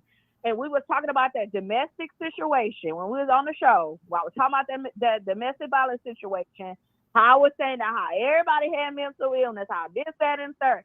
This fat neck, 3-ring neck, I want to call him the N-word so bad, got his butt on his platform and repeated word for word. He didn't even try to even make it sound different. It was word for word. And then I'm like, how can you sit up here and watch the Wiley show, then go on your platform and repeat word for copy and paste? Like these people, they listen. And what I used to do, I used to put their name in the title and stuff like all that type of stuff. Now I did put Storm name in the title, say he's been sued by Tyler Perry and for $4 million. You know, like, you know what I'm saying? Because he took the video down. He could be sued, who knows, for $5 million. And but he interviewed, Lord have mercy, interviewed these people because they thought the all Wiley was like, oh, let me watch this. Let me rush on my live to send the traffic their way. Nope. I didn't do it at all because I'm like, I have so much other stuff. Pay his ass done. And I'm like, I'm not about to go over that. I'm not about to debate because if I don't watch it, I'm not going to go. Now, if I would have watched it, best believe I would have got up here and talked about it on my show, put a title and talked about it for hours. But I didn't even watch it. It didn't pique my interest. It just didn't pique my interest. It didn't pique my. Now, if he would have interviewed Donat, and I didn't like it when he didn't have Donat on the picture. He had a donut on there instead of Donat. I didn't like that because I'm like, and it was people in the room acting like, who is Donut? Who is like Donut? They was like, oh, yeah, that's what I'm saying. That's why I don't like. How do you have an interview about somebody and y'all don't even say his name? Like that is what was like so stupid to me. I hate you having an interview. You're having an hour-long interview about somebody, but you're not even gonna address their name. Like, are y'all dumb? Who taught y'all how to interview that cringy when people do something. Like he said about Wiley on Storm Show. I must have missed that part. I was doing her hair. Yeah. It was on AT2 show. Look at the end. Let me give y'all the title. Oh, she said. I dropped it in. I thought it was on Storm Show. I'm like, why he mentioned my name on Storm Show? I'm like, It was on his. It was on his. Oh, okay, channel. that makes it was sense. on ATQ channel. Oh yeah, that makes sense. Look at his content from like yesterday. Yeah, I'm definitely don't go over there watching it. Like I don't like. It's only certain content that I will watch. Like it's called. I can talk about whatever. Wait, hold on, child. I can talk about whatever want to. Okay. So he needs to proofread his title. I can talk about whatever want to. Storm interview recap. It should say 2 days ago on there. I'm definitely not watching it. On what's the name show? Like now the Deny stuff, I will watch it because number one, it was entertaining, and then it got dark, and I was like, Deny, you shouldn't do that. You know what I'm saying? That was too much. But other than that, I zoned out. Like it's so much other stuff that I had to talk about. Like a lot of other stuff that I'm going to talk about. It's a lot of topics that have came out. Because then these people say, don't talk about the YouTubers. Don't talk about the YouTube. Then when you lay back on the YouTubers, talk about the YouTubers. Talk about the YouTubers. Talk about the YouTubers. Like, nah, I ain't watching that. Now, the Armand Wiggins video, I want to see that because I seen everybody. Yeah, I'm curious. I seen everybody else Walmart video, and I mean it was white people, black people, all on Twitter. I didn't see Armand Wiggins Walmart video. I still didn't watch it to this day. Yeah, but I'm gonna watch it. I'm gonna do a recap on it, speak on it. No, and I'm curious to see what he's gonna say about the whole Cardi B situation. This is my last piece, and now I'm gonna drop down. Oh, you know I'm waiting on him to do his video for Cardi B. I'm definitely gonna watch it today. If he do it, I think he went on Twitter and said he's going live today. So he go live later on. So yeah, I'm definitely gonna watch it. But go ahead, sis. One more thing. I can't wait to see that too. One more thing. I know a lot of people are kind of like divided with the whole the Frost family situation with that other guy. At this time, I just feel like the speculations and the rumor is a little bit confusing to me. It's a little bit of gray area for me because here's why I say this. Yes, nobody should not be getting knocked upside their head. I just want to hear the audio of what was said. Nobody should not be getting hit. I do not agree with domestic violence. I hate it, whether it's a man hitting a woman or a woman hitting on a man. However, there's been some text messages that have been leaked from Kirk Frost, and apparently, like her getting hit on by her boyfriend. That was a ongoing situation that they family, Kirk and Rashida, have tried to separate them. But she kept going back, and Kirk was saying that, I'm going to send you the text messages. Kirk was saying that he washed his hands of the situation because when he would get involved, she would go back. I can believe it. Not saying that that's, which is not, I can believe it because that's the, like, Kirk, if I'm not mistaken, Kirk is the father, correct? Kirk is the father. Yes. So yeah, I can believe it. Kirk. When I saw my sister getting abused, I didn't go rush out there because she gonna run back with the dude. You wasted your energy and your time. I'm sorry. It's sad. You need to pray and just grieve and move on because these people are still. Some of these women they're gonna keep going back, and you waste your time. And then sometimes you go out there and try to fight. They'll do a 2-on-1 on you, try to jump on you. So it's yeah. I mean, I can speak too. I remember my cousin was getting hit on by her boyfriend. Me and my mama went over there to help her, and child, they married. Till this day, they got married. See? So yeah, sometimes when you do have those people that's in domestic violence situation, give your 2 cents. I'm praying for you. You know you beautiful. You got to speak life into them, and then you just kind of back up and wash your hands of it. But if they ever need a place to stay, you're more than welcome. But just know if he come over here, somebody's gonna be wearing an all black outfit, you know. Absolutely. That's what I'm saying. I don't get involved. The recordings. And what they're trying to say, the recordings of what she was saying in the video that they released, I just feel like they don't make sense. Because if that was the case, then you as the sister or as the victim, air quotes on victims, you should have been on the phone saying, girl, you know your son or your brother was hitting on me. He was hit. It just went too far from your son anger. You know, my brother came in there and defended me. Like, he was beating on me. He was beating me up.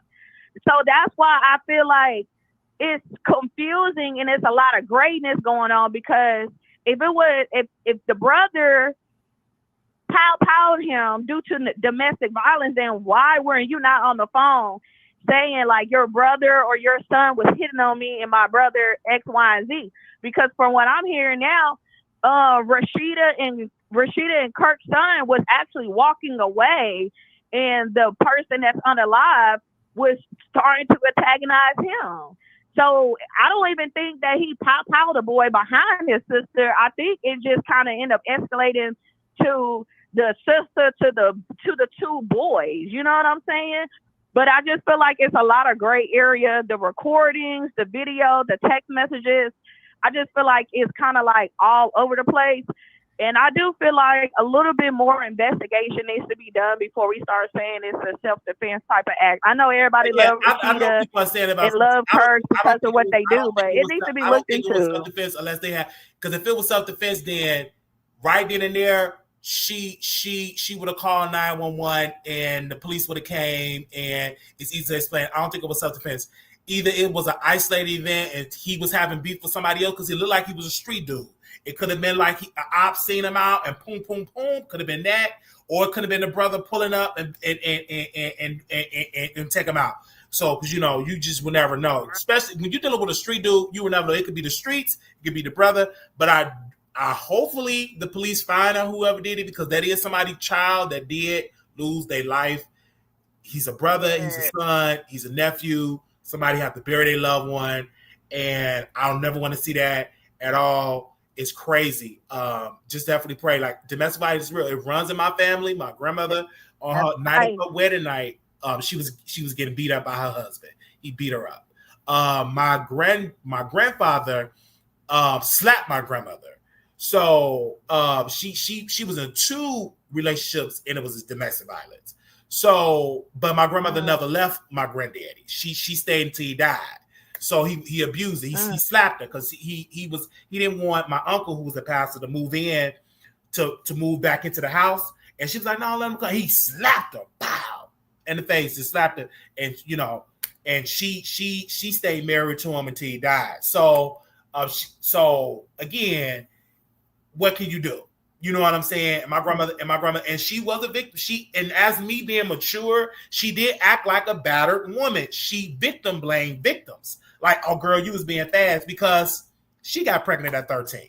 So in her eyes, you being fast, you did something. Because I was being a little hot box back when I was 13. So she told my sister, "That's why you got violated, because you was being fast. You was doing something. You brought it on to yourself, being fast, being a little fast girl." And she was a little girl. She was a child. So right. and look at the. Yeah, I've ran into old people like that, and child, for the life of me, I never could understand that. I just thought they was like just no, they did that. But and my grandmother, and listen, when I can see that. When I went into the nursing home and I seen how my grandmother was, I said she put her kids against. She have her favorite. The pastor of the church is her favorite son, and she pinned that. And it's division of family. That's why they don't come see it like that. I used to, because at first I was aggressive. I'm like, "This is y'all mama. Why y'all treat y'all mama like that?" But you talk about it, yeah. But mama pumping up her favorite child. My grandma got some evil ways. And it took me to be an adult to see it, because when I was a teenager, I'm like, "Oh, she's sweet. She cut on my pancakes. She bring me to school." I don't see it. But when I got older, I started to see. I'm like, "Oh, she have some stuff, some problems there." And I said, I don't want to do that with my children. That's why I hold out having children, because I said I want to be married. I want to have my mental health in order before I bring children in this world. Because I always said that's my 100% choice, is to get a woman pregnant or not. I have that choice. Right. So I don't want to do it right now. And thank God I didn't do it, because I wasn't ready. But unfortunately, with this generation, they bringing these kids all in there. Like, I'm telling you, and I love my nieces and nephews. I love them dearly. I love them dearly. But some of my nieces and nephews still be boo-booing on themselves at 4, 5, 6, 7, 8, 9 years old. Well, hell, Wiley, I know a 12-year-old. I'm trying to figure out how to talk to the mama. Baby, my nephew, he's about 12, 13, still pee on himself, PB be pooping on herself. Yeah, PB everywhere. But look at the parents. And then we brought my brother let my nephew come live with my mom. So we went to go get a haircut. He was good. He wasn't acting up because it was a good environment. He started seeing. I remember that. He started seeing. I'm like, oh, I would love to raise my nephew. He started seeing it. But man, once he went back over there, he started peeing everywhere. Just pull. He just peed. He don't even go to. So I know a 12-year-old girl that's like that right now. I'm like, what? I say, well, what's wrong with her? Kid, they just why you not going to the bathroom? And see, I can't see. They be like, Molly, don't share that. It's hard. I see it. And then because if anybody in the chat got any suggestions, it takes a village to raise these bad mothers. Then when they come, they bring the kids, and so they go and party with their friends. So I'm in the bed, sleep. I'm in a good sleep. It's quiet in the house. Baby, that little baby had a retarded cry. I said, and I tried to put the baby to sleep, and she didn't want. I guess she said, "Who is this cockeyed man trying to put him to sleep?" And I said, "If y'all don't come get this baby." It was like a retarded cry. I said, what the world? Like, they left that, and it was so loud, and I was pissed because bipolar people, we struggle to go to sleep, and I'm in a good sleep. I'm like, no, what is this noise? And they said, oh, we coming back. We on our way back. They out there partying. Come get your kids. Your kids ain't potty trained. They're a little touch. They all get disability checks. So come get your kids and go home. We ain't got time for that. Like, come on now. Y'all brought all into because I know my brother, he crazy. So he brought the kids. They act just like her. I said, see? That's how I said, I learned from my brother. I said, no, I'm not about to do that. I ain't about to bring no kids until I get my mental health in order so I know. So I have the money to put my kids in therapy because they're going to need therapy. Because I want to have a church, put them in a nice church room, put them in nice therapy and everything. But I see my brother's examples, and I said, oh, I'm not ready to bring children into this world yet because I know I want to have a 2-parent household, and I don't want to bring them into this world and me struggling and then trying to get on my feet with kids. Like it's rough being a single parent. I don't want that for my life. And I damn sure don't want to enable a wife be like, okay, girl, okay, well, I don't care about you being homeless. We could be homeless together as long as we in love. I don't want no homeless love. I want love where we have credit order or on place order and still get my life together because I don't want to make that same mistake. And so I always was conscious of that. And I still talk to a female in Chicago that we got it in, and I took on a date, and she missed that because she never had that type of treatment. Somebody give you an Uber Black, give you a hotel room, take you out to eat, go into the movies. You never really had it. They just hump you and leave you and don't even do all that stuff. So I always treat women better than I treated men, honestly, because men, I didn't really care. I was a dog with men. I put women on a pedestal, like you a queen, you don't put them on a pedestal. My daughter is normal and pretty, but after that, while you ain't never met, never met. You ain't never met her. Look, my daughter is normal and pretty, but after that, well, no, I'm just saying, like, you're doing very intelligent, but I'm talking about my nieces and nephews. They need a lot of prayer. They need a lot of prayer. They need a lot of prayer. But you look at they daddy and mama. I say the apple don't fall on the tree because they cuckoo and crazy and all that type of stuff. Because so I witnessed DV with family members. I witnessed it. Ain't nothing you can do about it. My brothers and they be having their problems. Their girls. I don't get involved with it because they like them street dudes. They like that. And you get involved with them people. You be trying to fight back. It's a losing battle, so I don't get involved with it. I close the door. My mama still got a dent in her wall. Like what I was saying about the whole Yaya. And that's what I was saying It's about still the a whole little Money Yaya and what's that rapper name? YB Youngboy or whatever. She love him. How your baby daddy get on the radio? How your baby daddy create a record that's going to be listened for years and generations possibly about him getting you pregnant, but telling you to kill the baby. Oh, sorry. Can we say kill on YouTube? No, I said we just unalive the baby. But this is what unalive about speaking about that about the V. So my sister and her man they was in a fight. He was beating her up, and he put a dent in the door. And still, every time I come there, that's a dent. I'm like, oh, that's when they was fighting. See, it's nothing you can do. You can't, because my sister, she loved the thugs. She loved the thugs. I always tell her, if you gonna date a drug dealer, date somebody that's $1 million. They got properties. Like a big meat. You know what I'm saying? You dating these corner boys that's beating your tail, driving up your car, and giving you tickets and all that type of stuff. Like if you gonna date a street dude that that's making the money. If you just gonna date a street dude, I always tell them, try to get a basketball player, get pregnant by a basketball player with money, and you put them on child support, do stuff like that. But she loved them ratchet, hood, ghetto, musty, dusty type of man. Someone be dealing with transgender women. Right. Them the type of man. I know she don't like me talking about it, but I'll say I gotta talk about you because it's just. Oh, we love Sister Wiley. We love her because she love.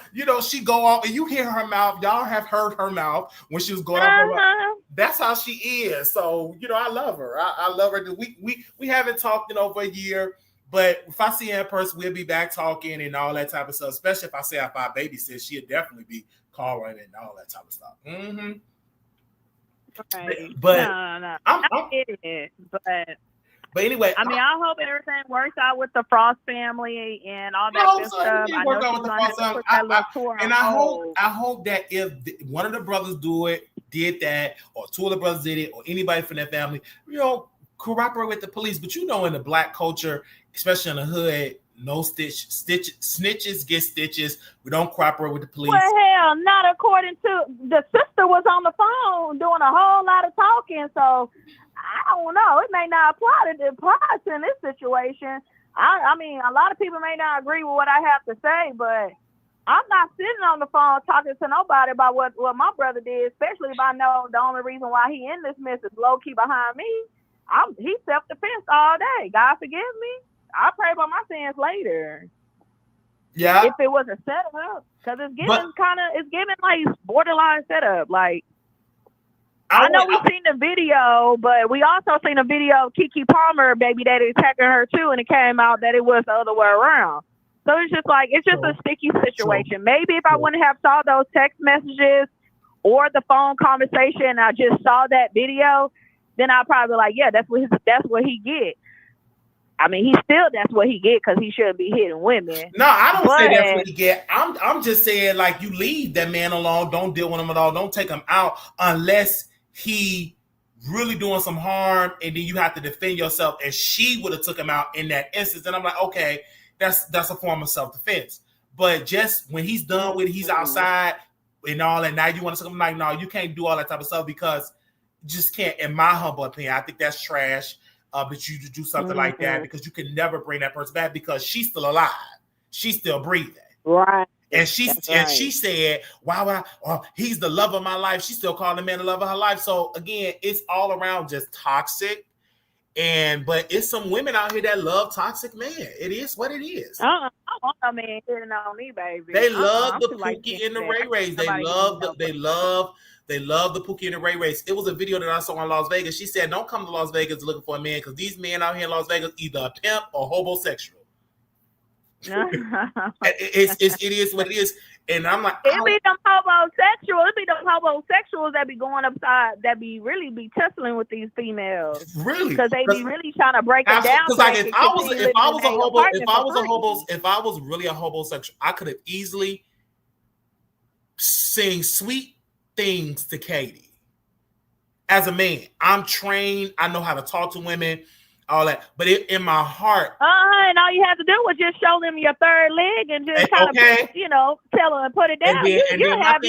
What Beyonce said, Oh, it was so good. You made me want to buy you a short set. Whatever that sugar mama song Beyonce did. I just don't want that on me for just doing that to me, because that's wrong. You know what I'm saying? Like, she worked hard, because I was able to witness how she worked hard for her family, and she's a single mother, and just to do that and to bring on extra bills, that's wrong. You know what I'm saying? I don't want to do that and add that on her. Like, no, especially if you're not in love, you just doing it for a place to stay. I think that's wrong, but men do it every day. So yeah, I chose not to do it. You was like, Wiley, you need to go ahead. No income tax, income tax coming around. You know what I'm saying? You get that fresh haircut, fresh little lineup, put your black glasses on, put your tall tee, white tee on. Yeah, you more than I'm like, no, yeah, I just for me, I just income tax right around the corner.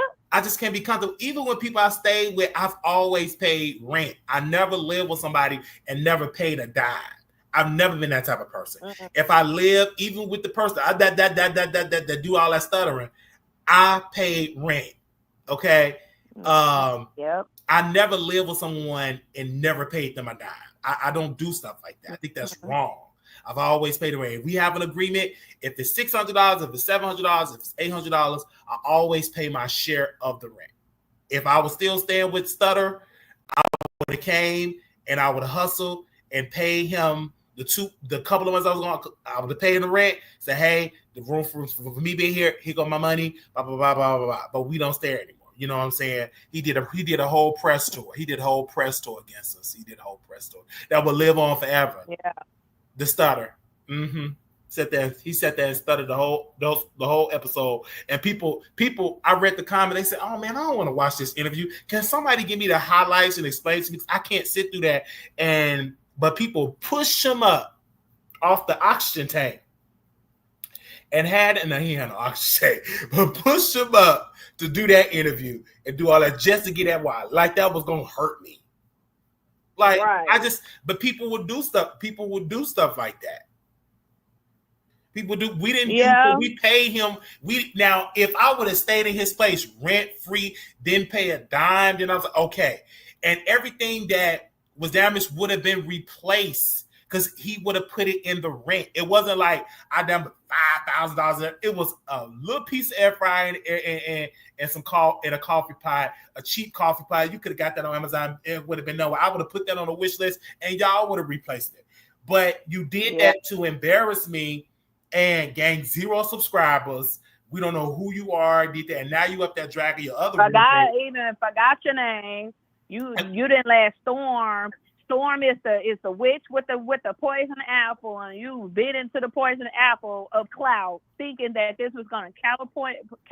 I can't even talk. Your career, yeah. Catapult your career into a whole nother dimension, and baby, it didn't get you nowhere. It didn't even get you off the ground, baby. No, like that's what he wanted for his career. So, oh Lord. But yeah, it was so good talking to you. It was such a great show. I'm going to jump back down in the bushes and give other people opportunity to call in. Thank you. You had. But you guys have a great day. Happy Friday to the chat. Happy Friday. Happy Friday to you. Thank you so very much for coming. Oh yeah, wait. One more thing. I don't know if that I don't know if one of the audience members is in the it's in the chat. I forgot her name. She probably not. She probably was saying probably blocked you. It was the show you did, like, was it yesterday or the other day, like 2 days or 3 days ago, when you brought that lady on there with your producer. You talk about Ms. Barber? Yeah, when you kind of confronted one of your audience members for something that they did like a year ago. Oh, you talking about Love Maria? I ain't gonna lie. I like that segment because when you get to confronting people and everybody in the room, it's like it's always that one person that start copping pleas and start acting like they don't remember what happened when you do. You know what I'm saying? Yeah, I love that segment when you start like putting people on blast. That was funny.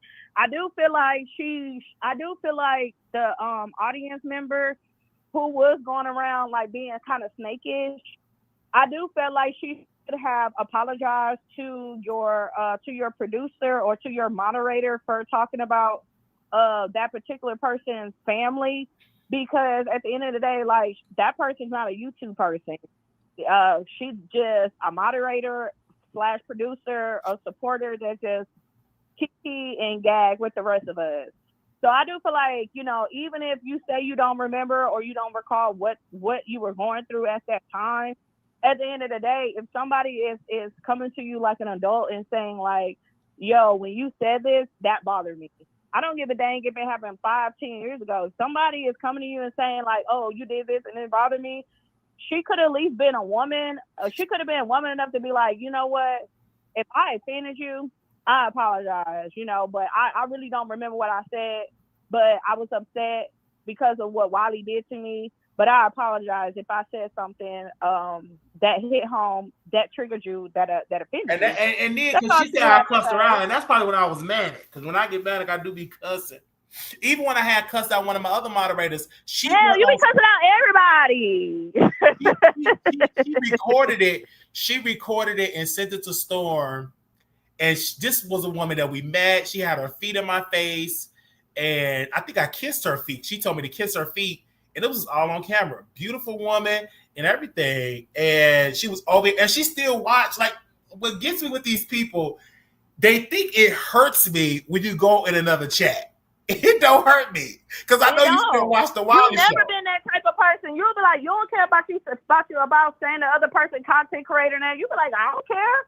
And that's what I like about you, because you bothering her, you don't care. I don't care because it's like it doesn't bother me. I'll be in these people chat too, but you know, when they see me come to chat, they block my name, they block me and all that. So it doesn't bother me because y'all are. It's. I can understand if I was a parent and I could tell you if you was a child, okay.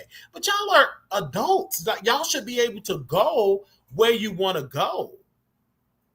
Now, if you're a moderator and you drag me, then I have to let you go from being a moderator, but you can still watch the show. Because like Deborah, she was over there dragging me and all that type of stuff and saying, oh, she won't never be back. She ain't never coming back to the Wiley show. And I ain't never doing this, never again. And guess what? She dropped up out the bushes right back to the Wiley show. So so stop saying that word never. I've heard that word so many times. I never do this. I never. And then you dropped up out the bushes and came on the Wiley show. Because Deborah went over there to Umar Johnson show and he cussed her out. And she wanted me to defend her. And I'm like, I'm not defending you. You went over there being messy. And he caught it. And he knew that she was a moderator. So she got the full force of the tone of Umar Johnson.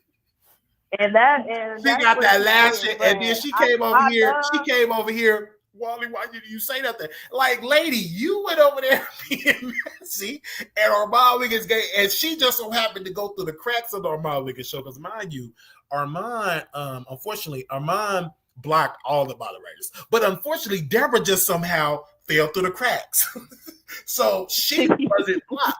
So she went over there being shady to Umar Johnson, and he cussed her out for about 30 minutes, and she came over here, thought we was gonna defend her and all that. I'm like, man, I ain't about to defend you. You went over there being messy.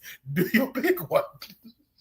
Right. One is my favorite celebrity. And that's another thing. I think the audience member, I think they get too involved in what content creators be doing, that they end up making themselves look crazy as hell. But that was but I like I said, I love that segment. I hope that you start putting audience members on blast for the stuff that they do, for the backsliding stuff that they do. That segment of the show, that was good, because you really had her on hush. It was just so cringing to watch, because you can't never say you stand on business. When somebody confronts you about something you said, you shut down and be like, I don't know. Like, nah, stand on what you said. Like, a year ago, not. Like, you still remember what you said. But that was like the only thing. That was like the only thing I had to say. But I'm gonna jump down to the bushes for real. But great show, Wiley. Okay, thank you. All right, bye, y'all. Bye-bye.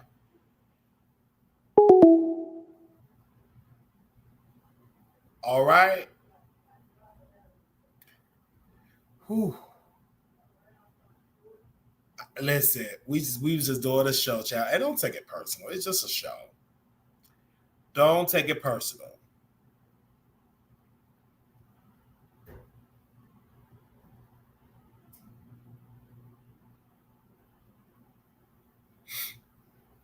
Wait a minute. I didn't know he talked about Jason Lee. Where was I at?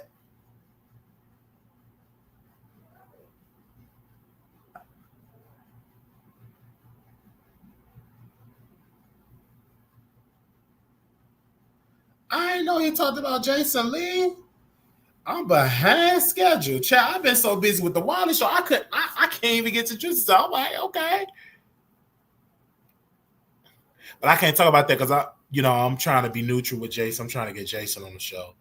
So I ain't gonna think I'm gonna be able to watch it. Because if I watch it, I'm gonna talk about it, Jason gonna block me. He already got me blocked on YouTube. No, he got me blocked on YouTube. He got me blocked on Instagram, but we still, I still can follow him on Facebook. We still connect on Facebook. So if I talk about it, I might get blocked. I still get blocked. I'm a Virgo. I take everything personally. I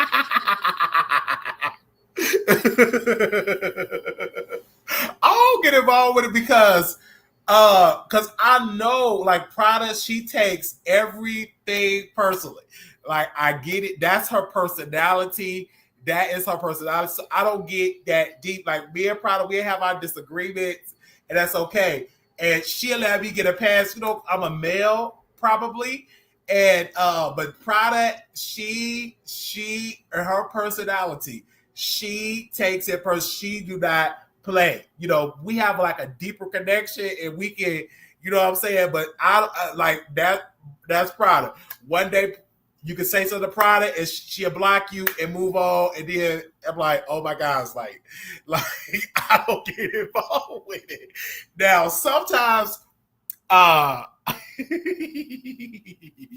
sometimes I make it get involved and all that, but I'll be like, because it'd be funny to me, because I'm like, oh, this is a dysfunctional family. Like, what happened now? What happened?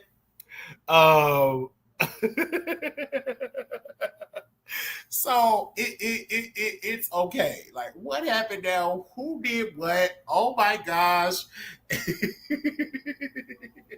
And these people really be connected. They really be trying to get it like resolved. And I'm like, it's no gift to resolve. It's a Prada makes up her mind and say, hey, we back cool. You back cool. Prada have taken a break on the Wiley show. Listen. Prada had taken a break on the Wiley show. And I said, I want Prada back. And the reason why she was missed, because she be in the chat, she hits the link, she calls in, because she took a long break. And of the Wiley show. And I said, Prada, you can come back. I'm going to make you a moderator and stuff like that, because they didn't like her comments. I'm like, I'll make you a moderator. Like, you cool. Like, and she have stood the test of time. And then some of the day one moderators that thought they had control over me because they said, hey, we've been here the longest, and I get it. And I'm like, and I love you. Thank you. But I didn't like it when they tried to pressure me to fire Prada. I didn't like that, because I'm like, don't try to pressure me to fire Prada. I don't like that, because I'm like, I have the final decision who I want to mod and not you.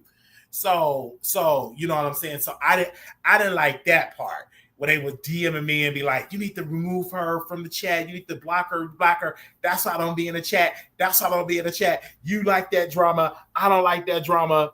And that's why I don't be in the chat. And they thought just because they don't be in the chat that I was going to be like, not do the show. I'm like, we still going to do the show whether you're in the chat or not.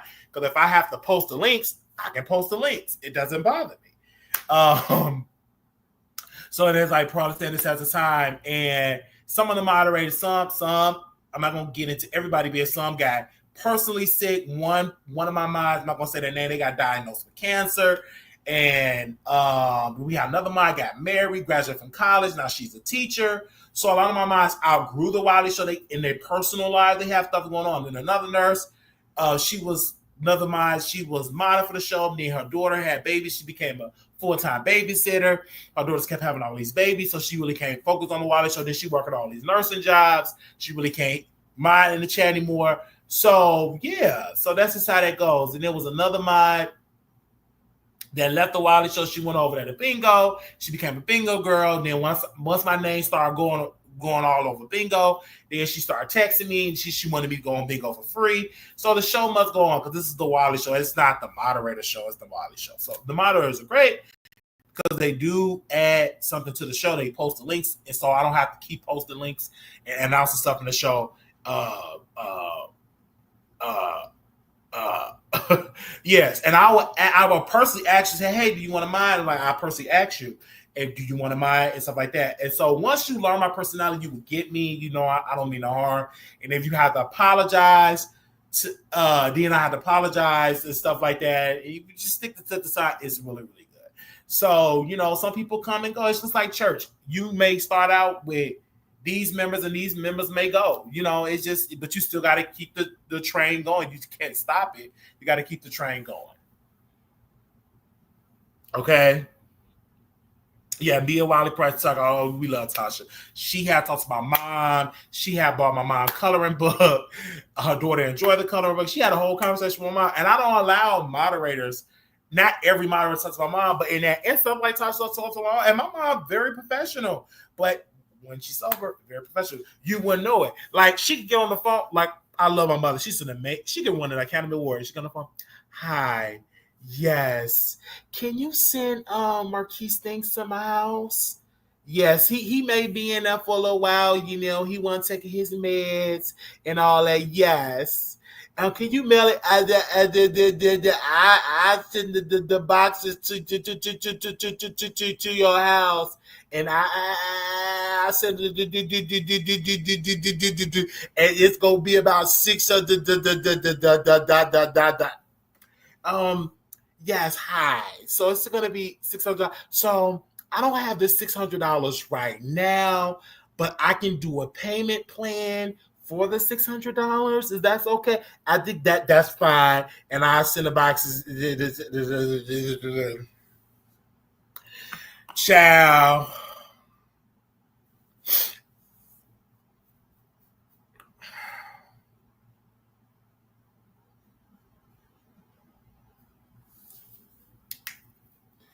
I'm like, who gave this man my mama number? Why is he calling my mama?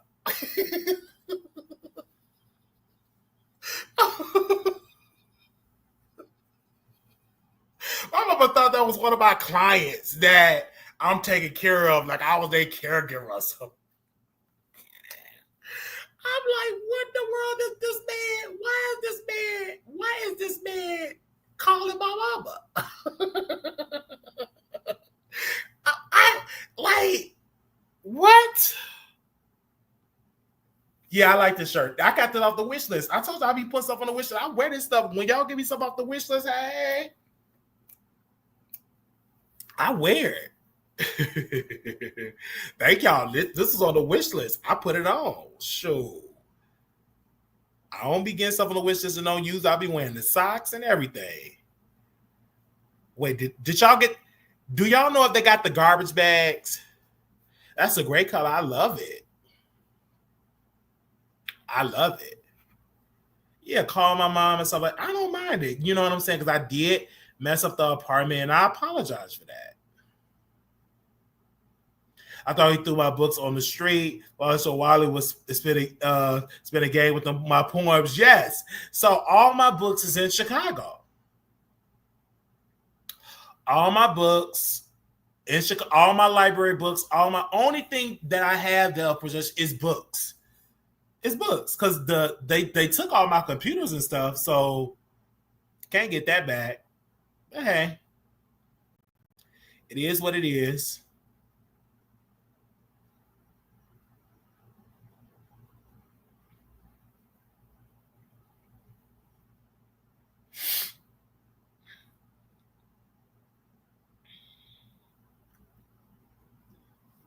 Are you definitely gonna send me another one?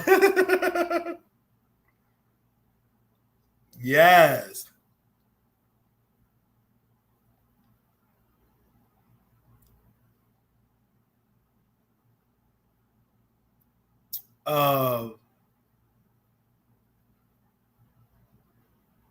Okay, y'all. We was on here for 5 hours. Thank y'all so very much. This was fun. We was on here for 5 hours.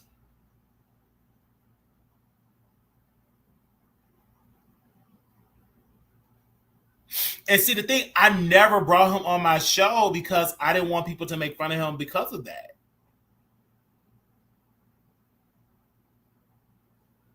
I never brought him on my show because I didn't want people to make fun of him.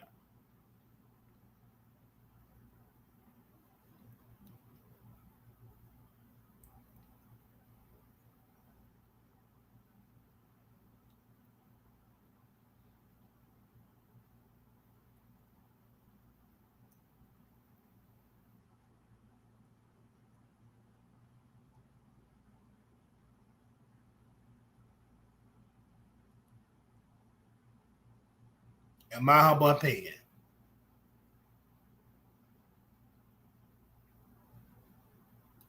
I had the nerve to try to drag, but yes, he did. He tried to drag Prada.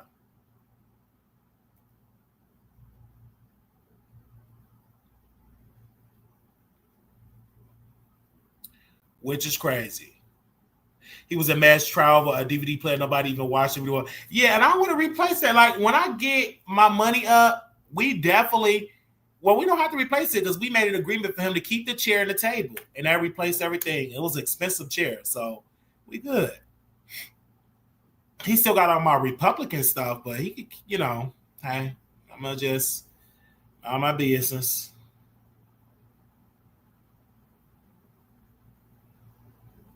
I'm gonna just mind my business. This was a good live.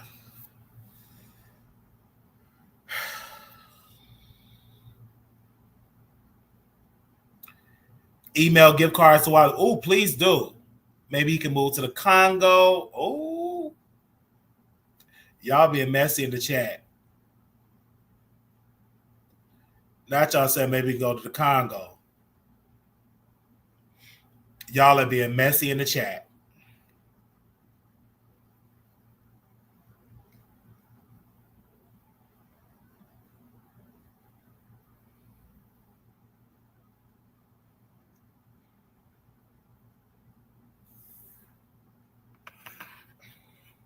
Now, it's one thing I want for my birthday. Producers, I want to go to that Brandy concert. But the thing about it is, I don't know if I'm going to be in Vegas. I don't know where I'm going to be living at. So I don't want to be getting the tickets in Vegas and don't use them. Because my birthday is November 11th. Now, last year, we supposed to do the $1 per year. We didn't do that last year because, you know, we was behind bars. But this year, we definitely going to have to do the $1 per year. That's $35. So y'all save up. I want y'all to cash up us on our birthday. He was messy showing pictures. He probably took what old camera, had to go get the film developed. So definitely, you know, on November 11th, definitely, I want $1 per year per subscriber, $1 per year. You know, $1 per year. I want y'all to flood us on that particular day. Love y'all. This was great. This was a great live. This was real good.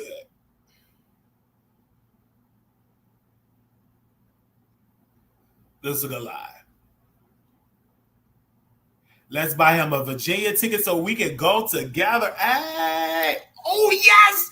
See, Tasha, listen. I'm going to say this. I love Tasha. And our chemistry is just definitely on point. If we go together, that would be an honor. I want to say something else, but she in a relationship, so I don't want to say too much. But I would love to go to Virginia. Yes. She can get in the car, we go to our church home. I would love to go to Virginia. Yes, most definitely.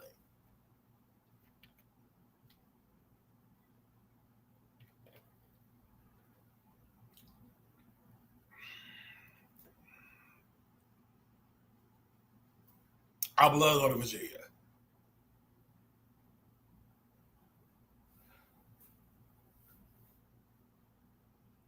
Yes, I would love to go to Virginia. Uh-huh.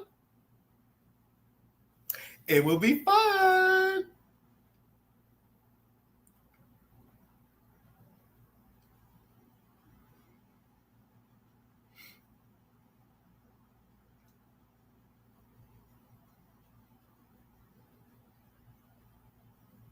It will be fun.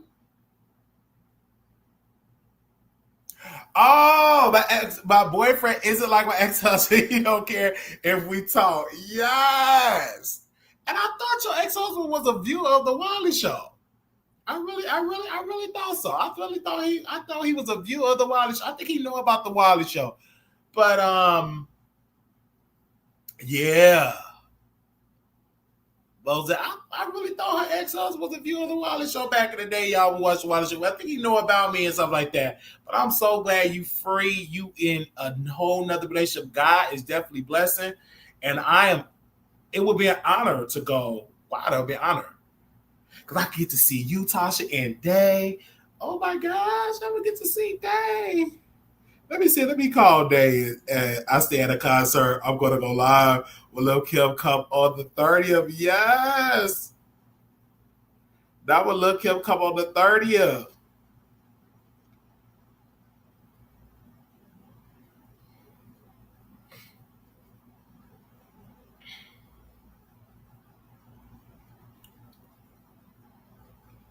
Yes.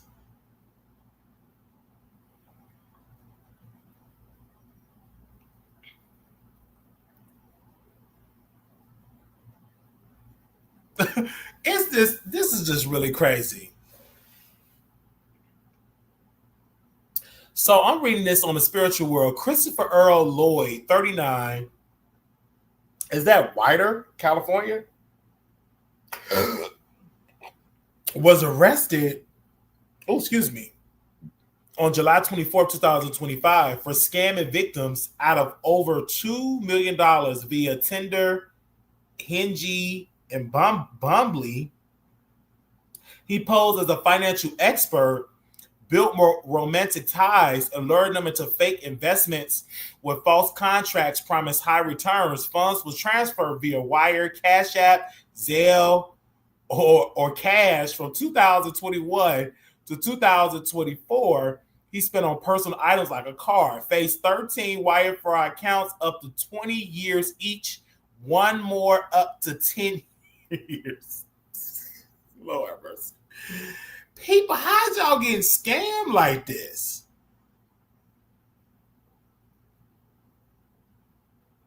I don't understand how y'all get scammed. That is crazy. How y'all keep getting scammed? He in a street gang allegedly? What?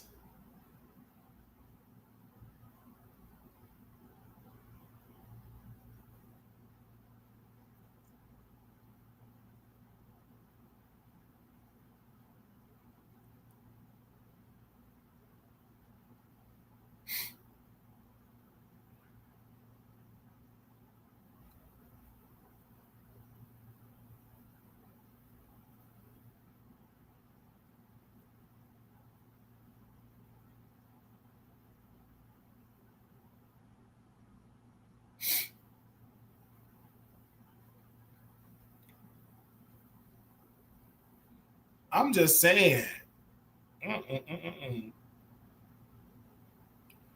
Okay, y'all. Is y'all tired of me or what?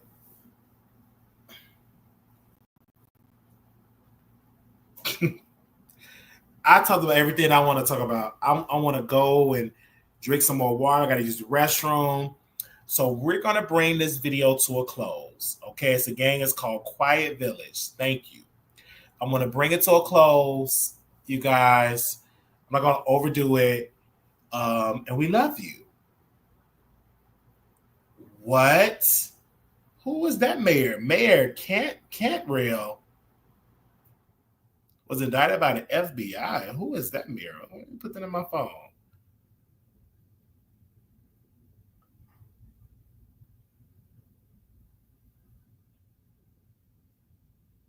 New Orleans.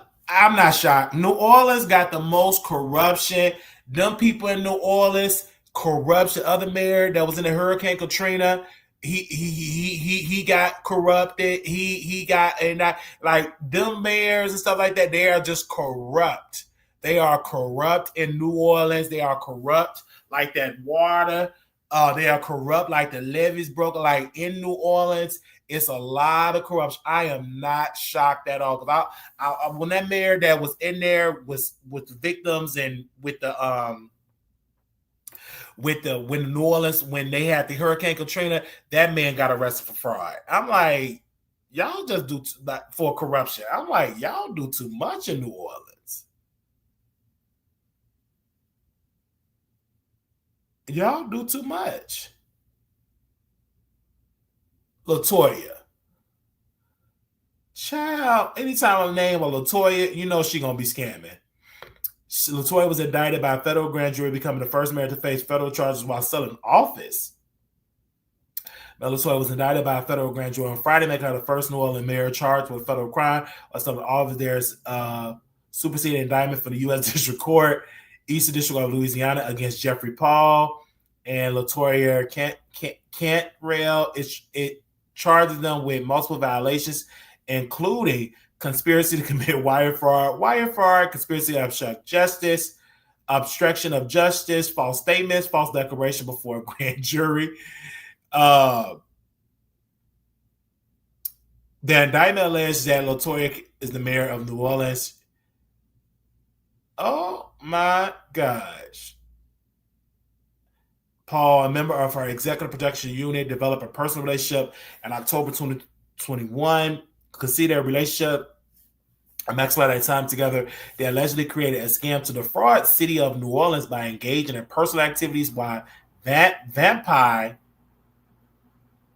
was on duty and being paid for providing protection. As part of the scheme, it alleged that Cantrell has Vampire accompany her on at least 14 out-of-state trips. Falsely claimed she needed protection for safety concerns. These trips reportedly cost the city of New Orleans over $70,000, not including Cantrell's own personal travel expenses. The indictment also claimed Vampire and Cantrell used city-owned apartment, and what they use a city-owned apartment for personal use. What? Say they have ever took several actions to apply increase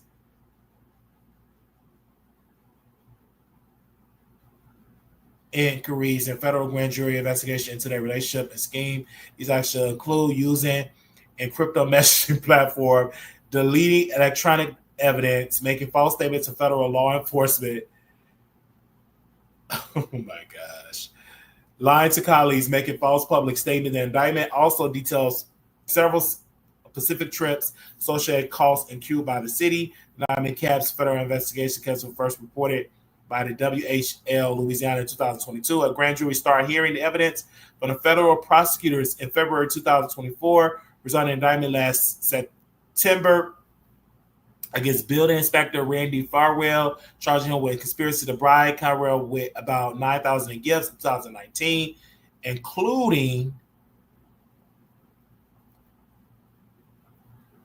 an NFC championship game to going to launch a Ruth Chris Steakhouse and a cell phone exchange for causing the firing of a city official who has been investigating Farwell for alleged fraud.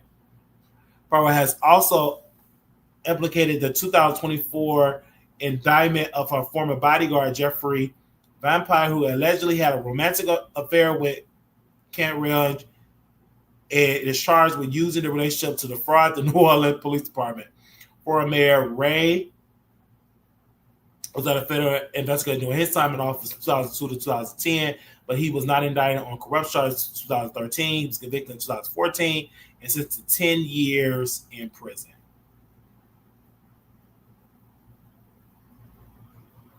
A lot of corruption.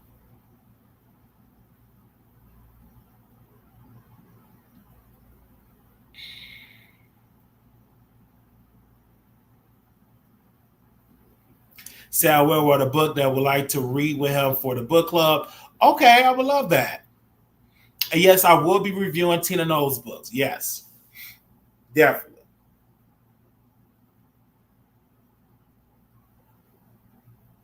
Most definitely.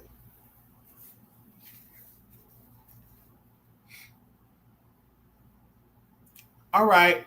Little black boy, you beautiful. Little black girl, you are enough. When times occur, always remember to put God first.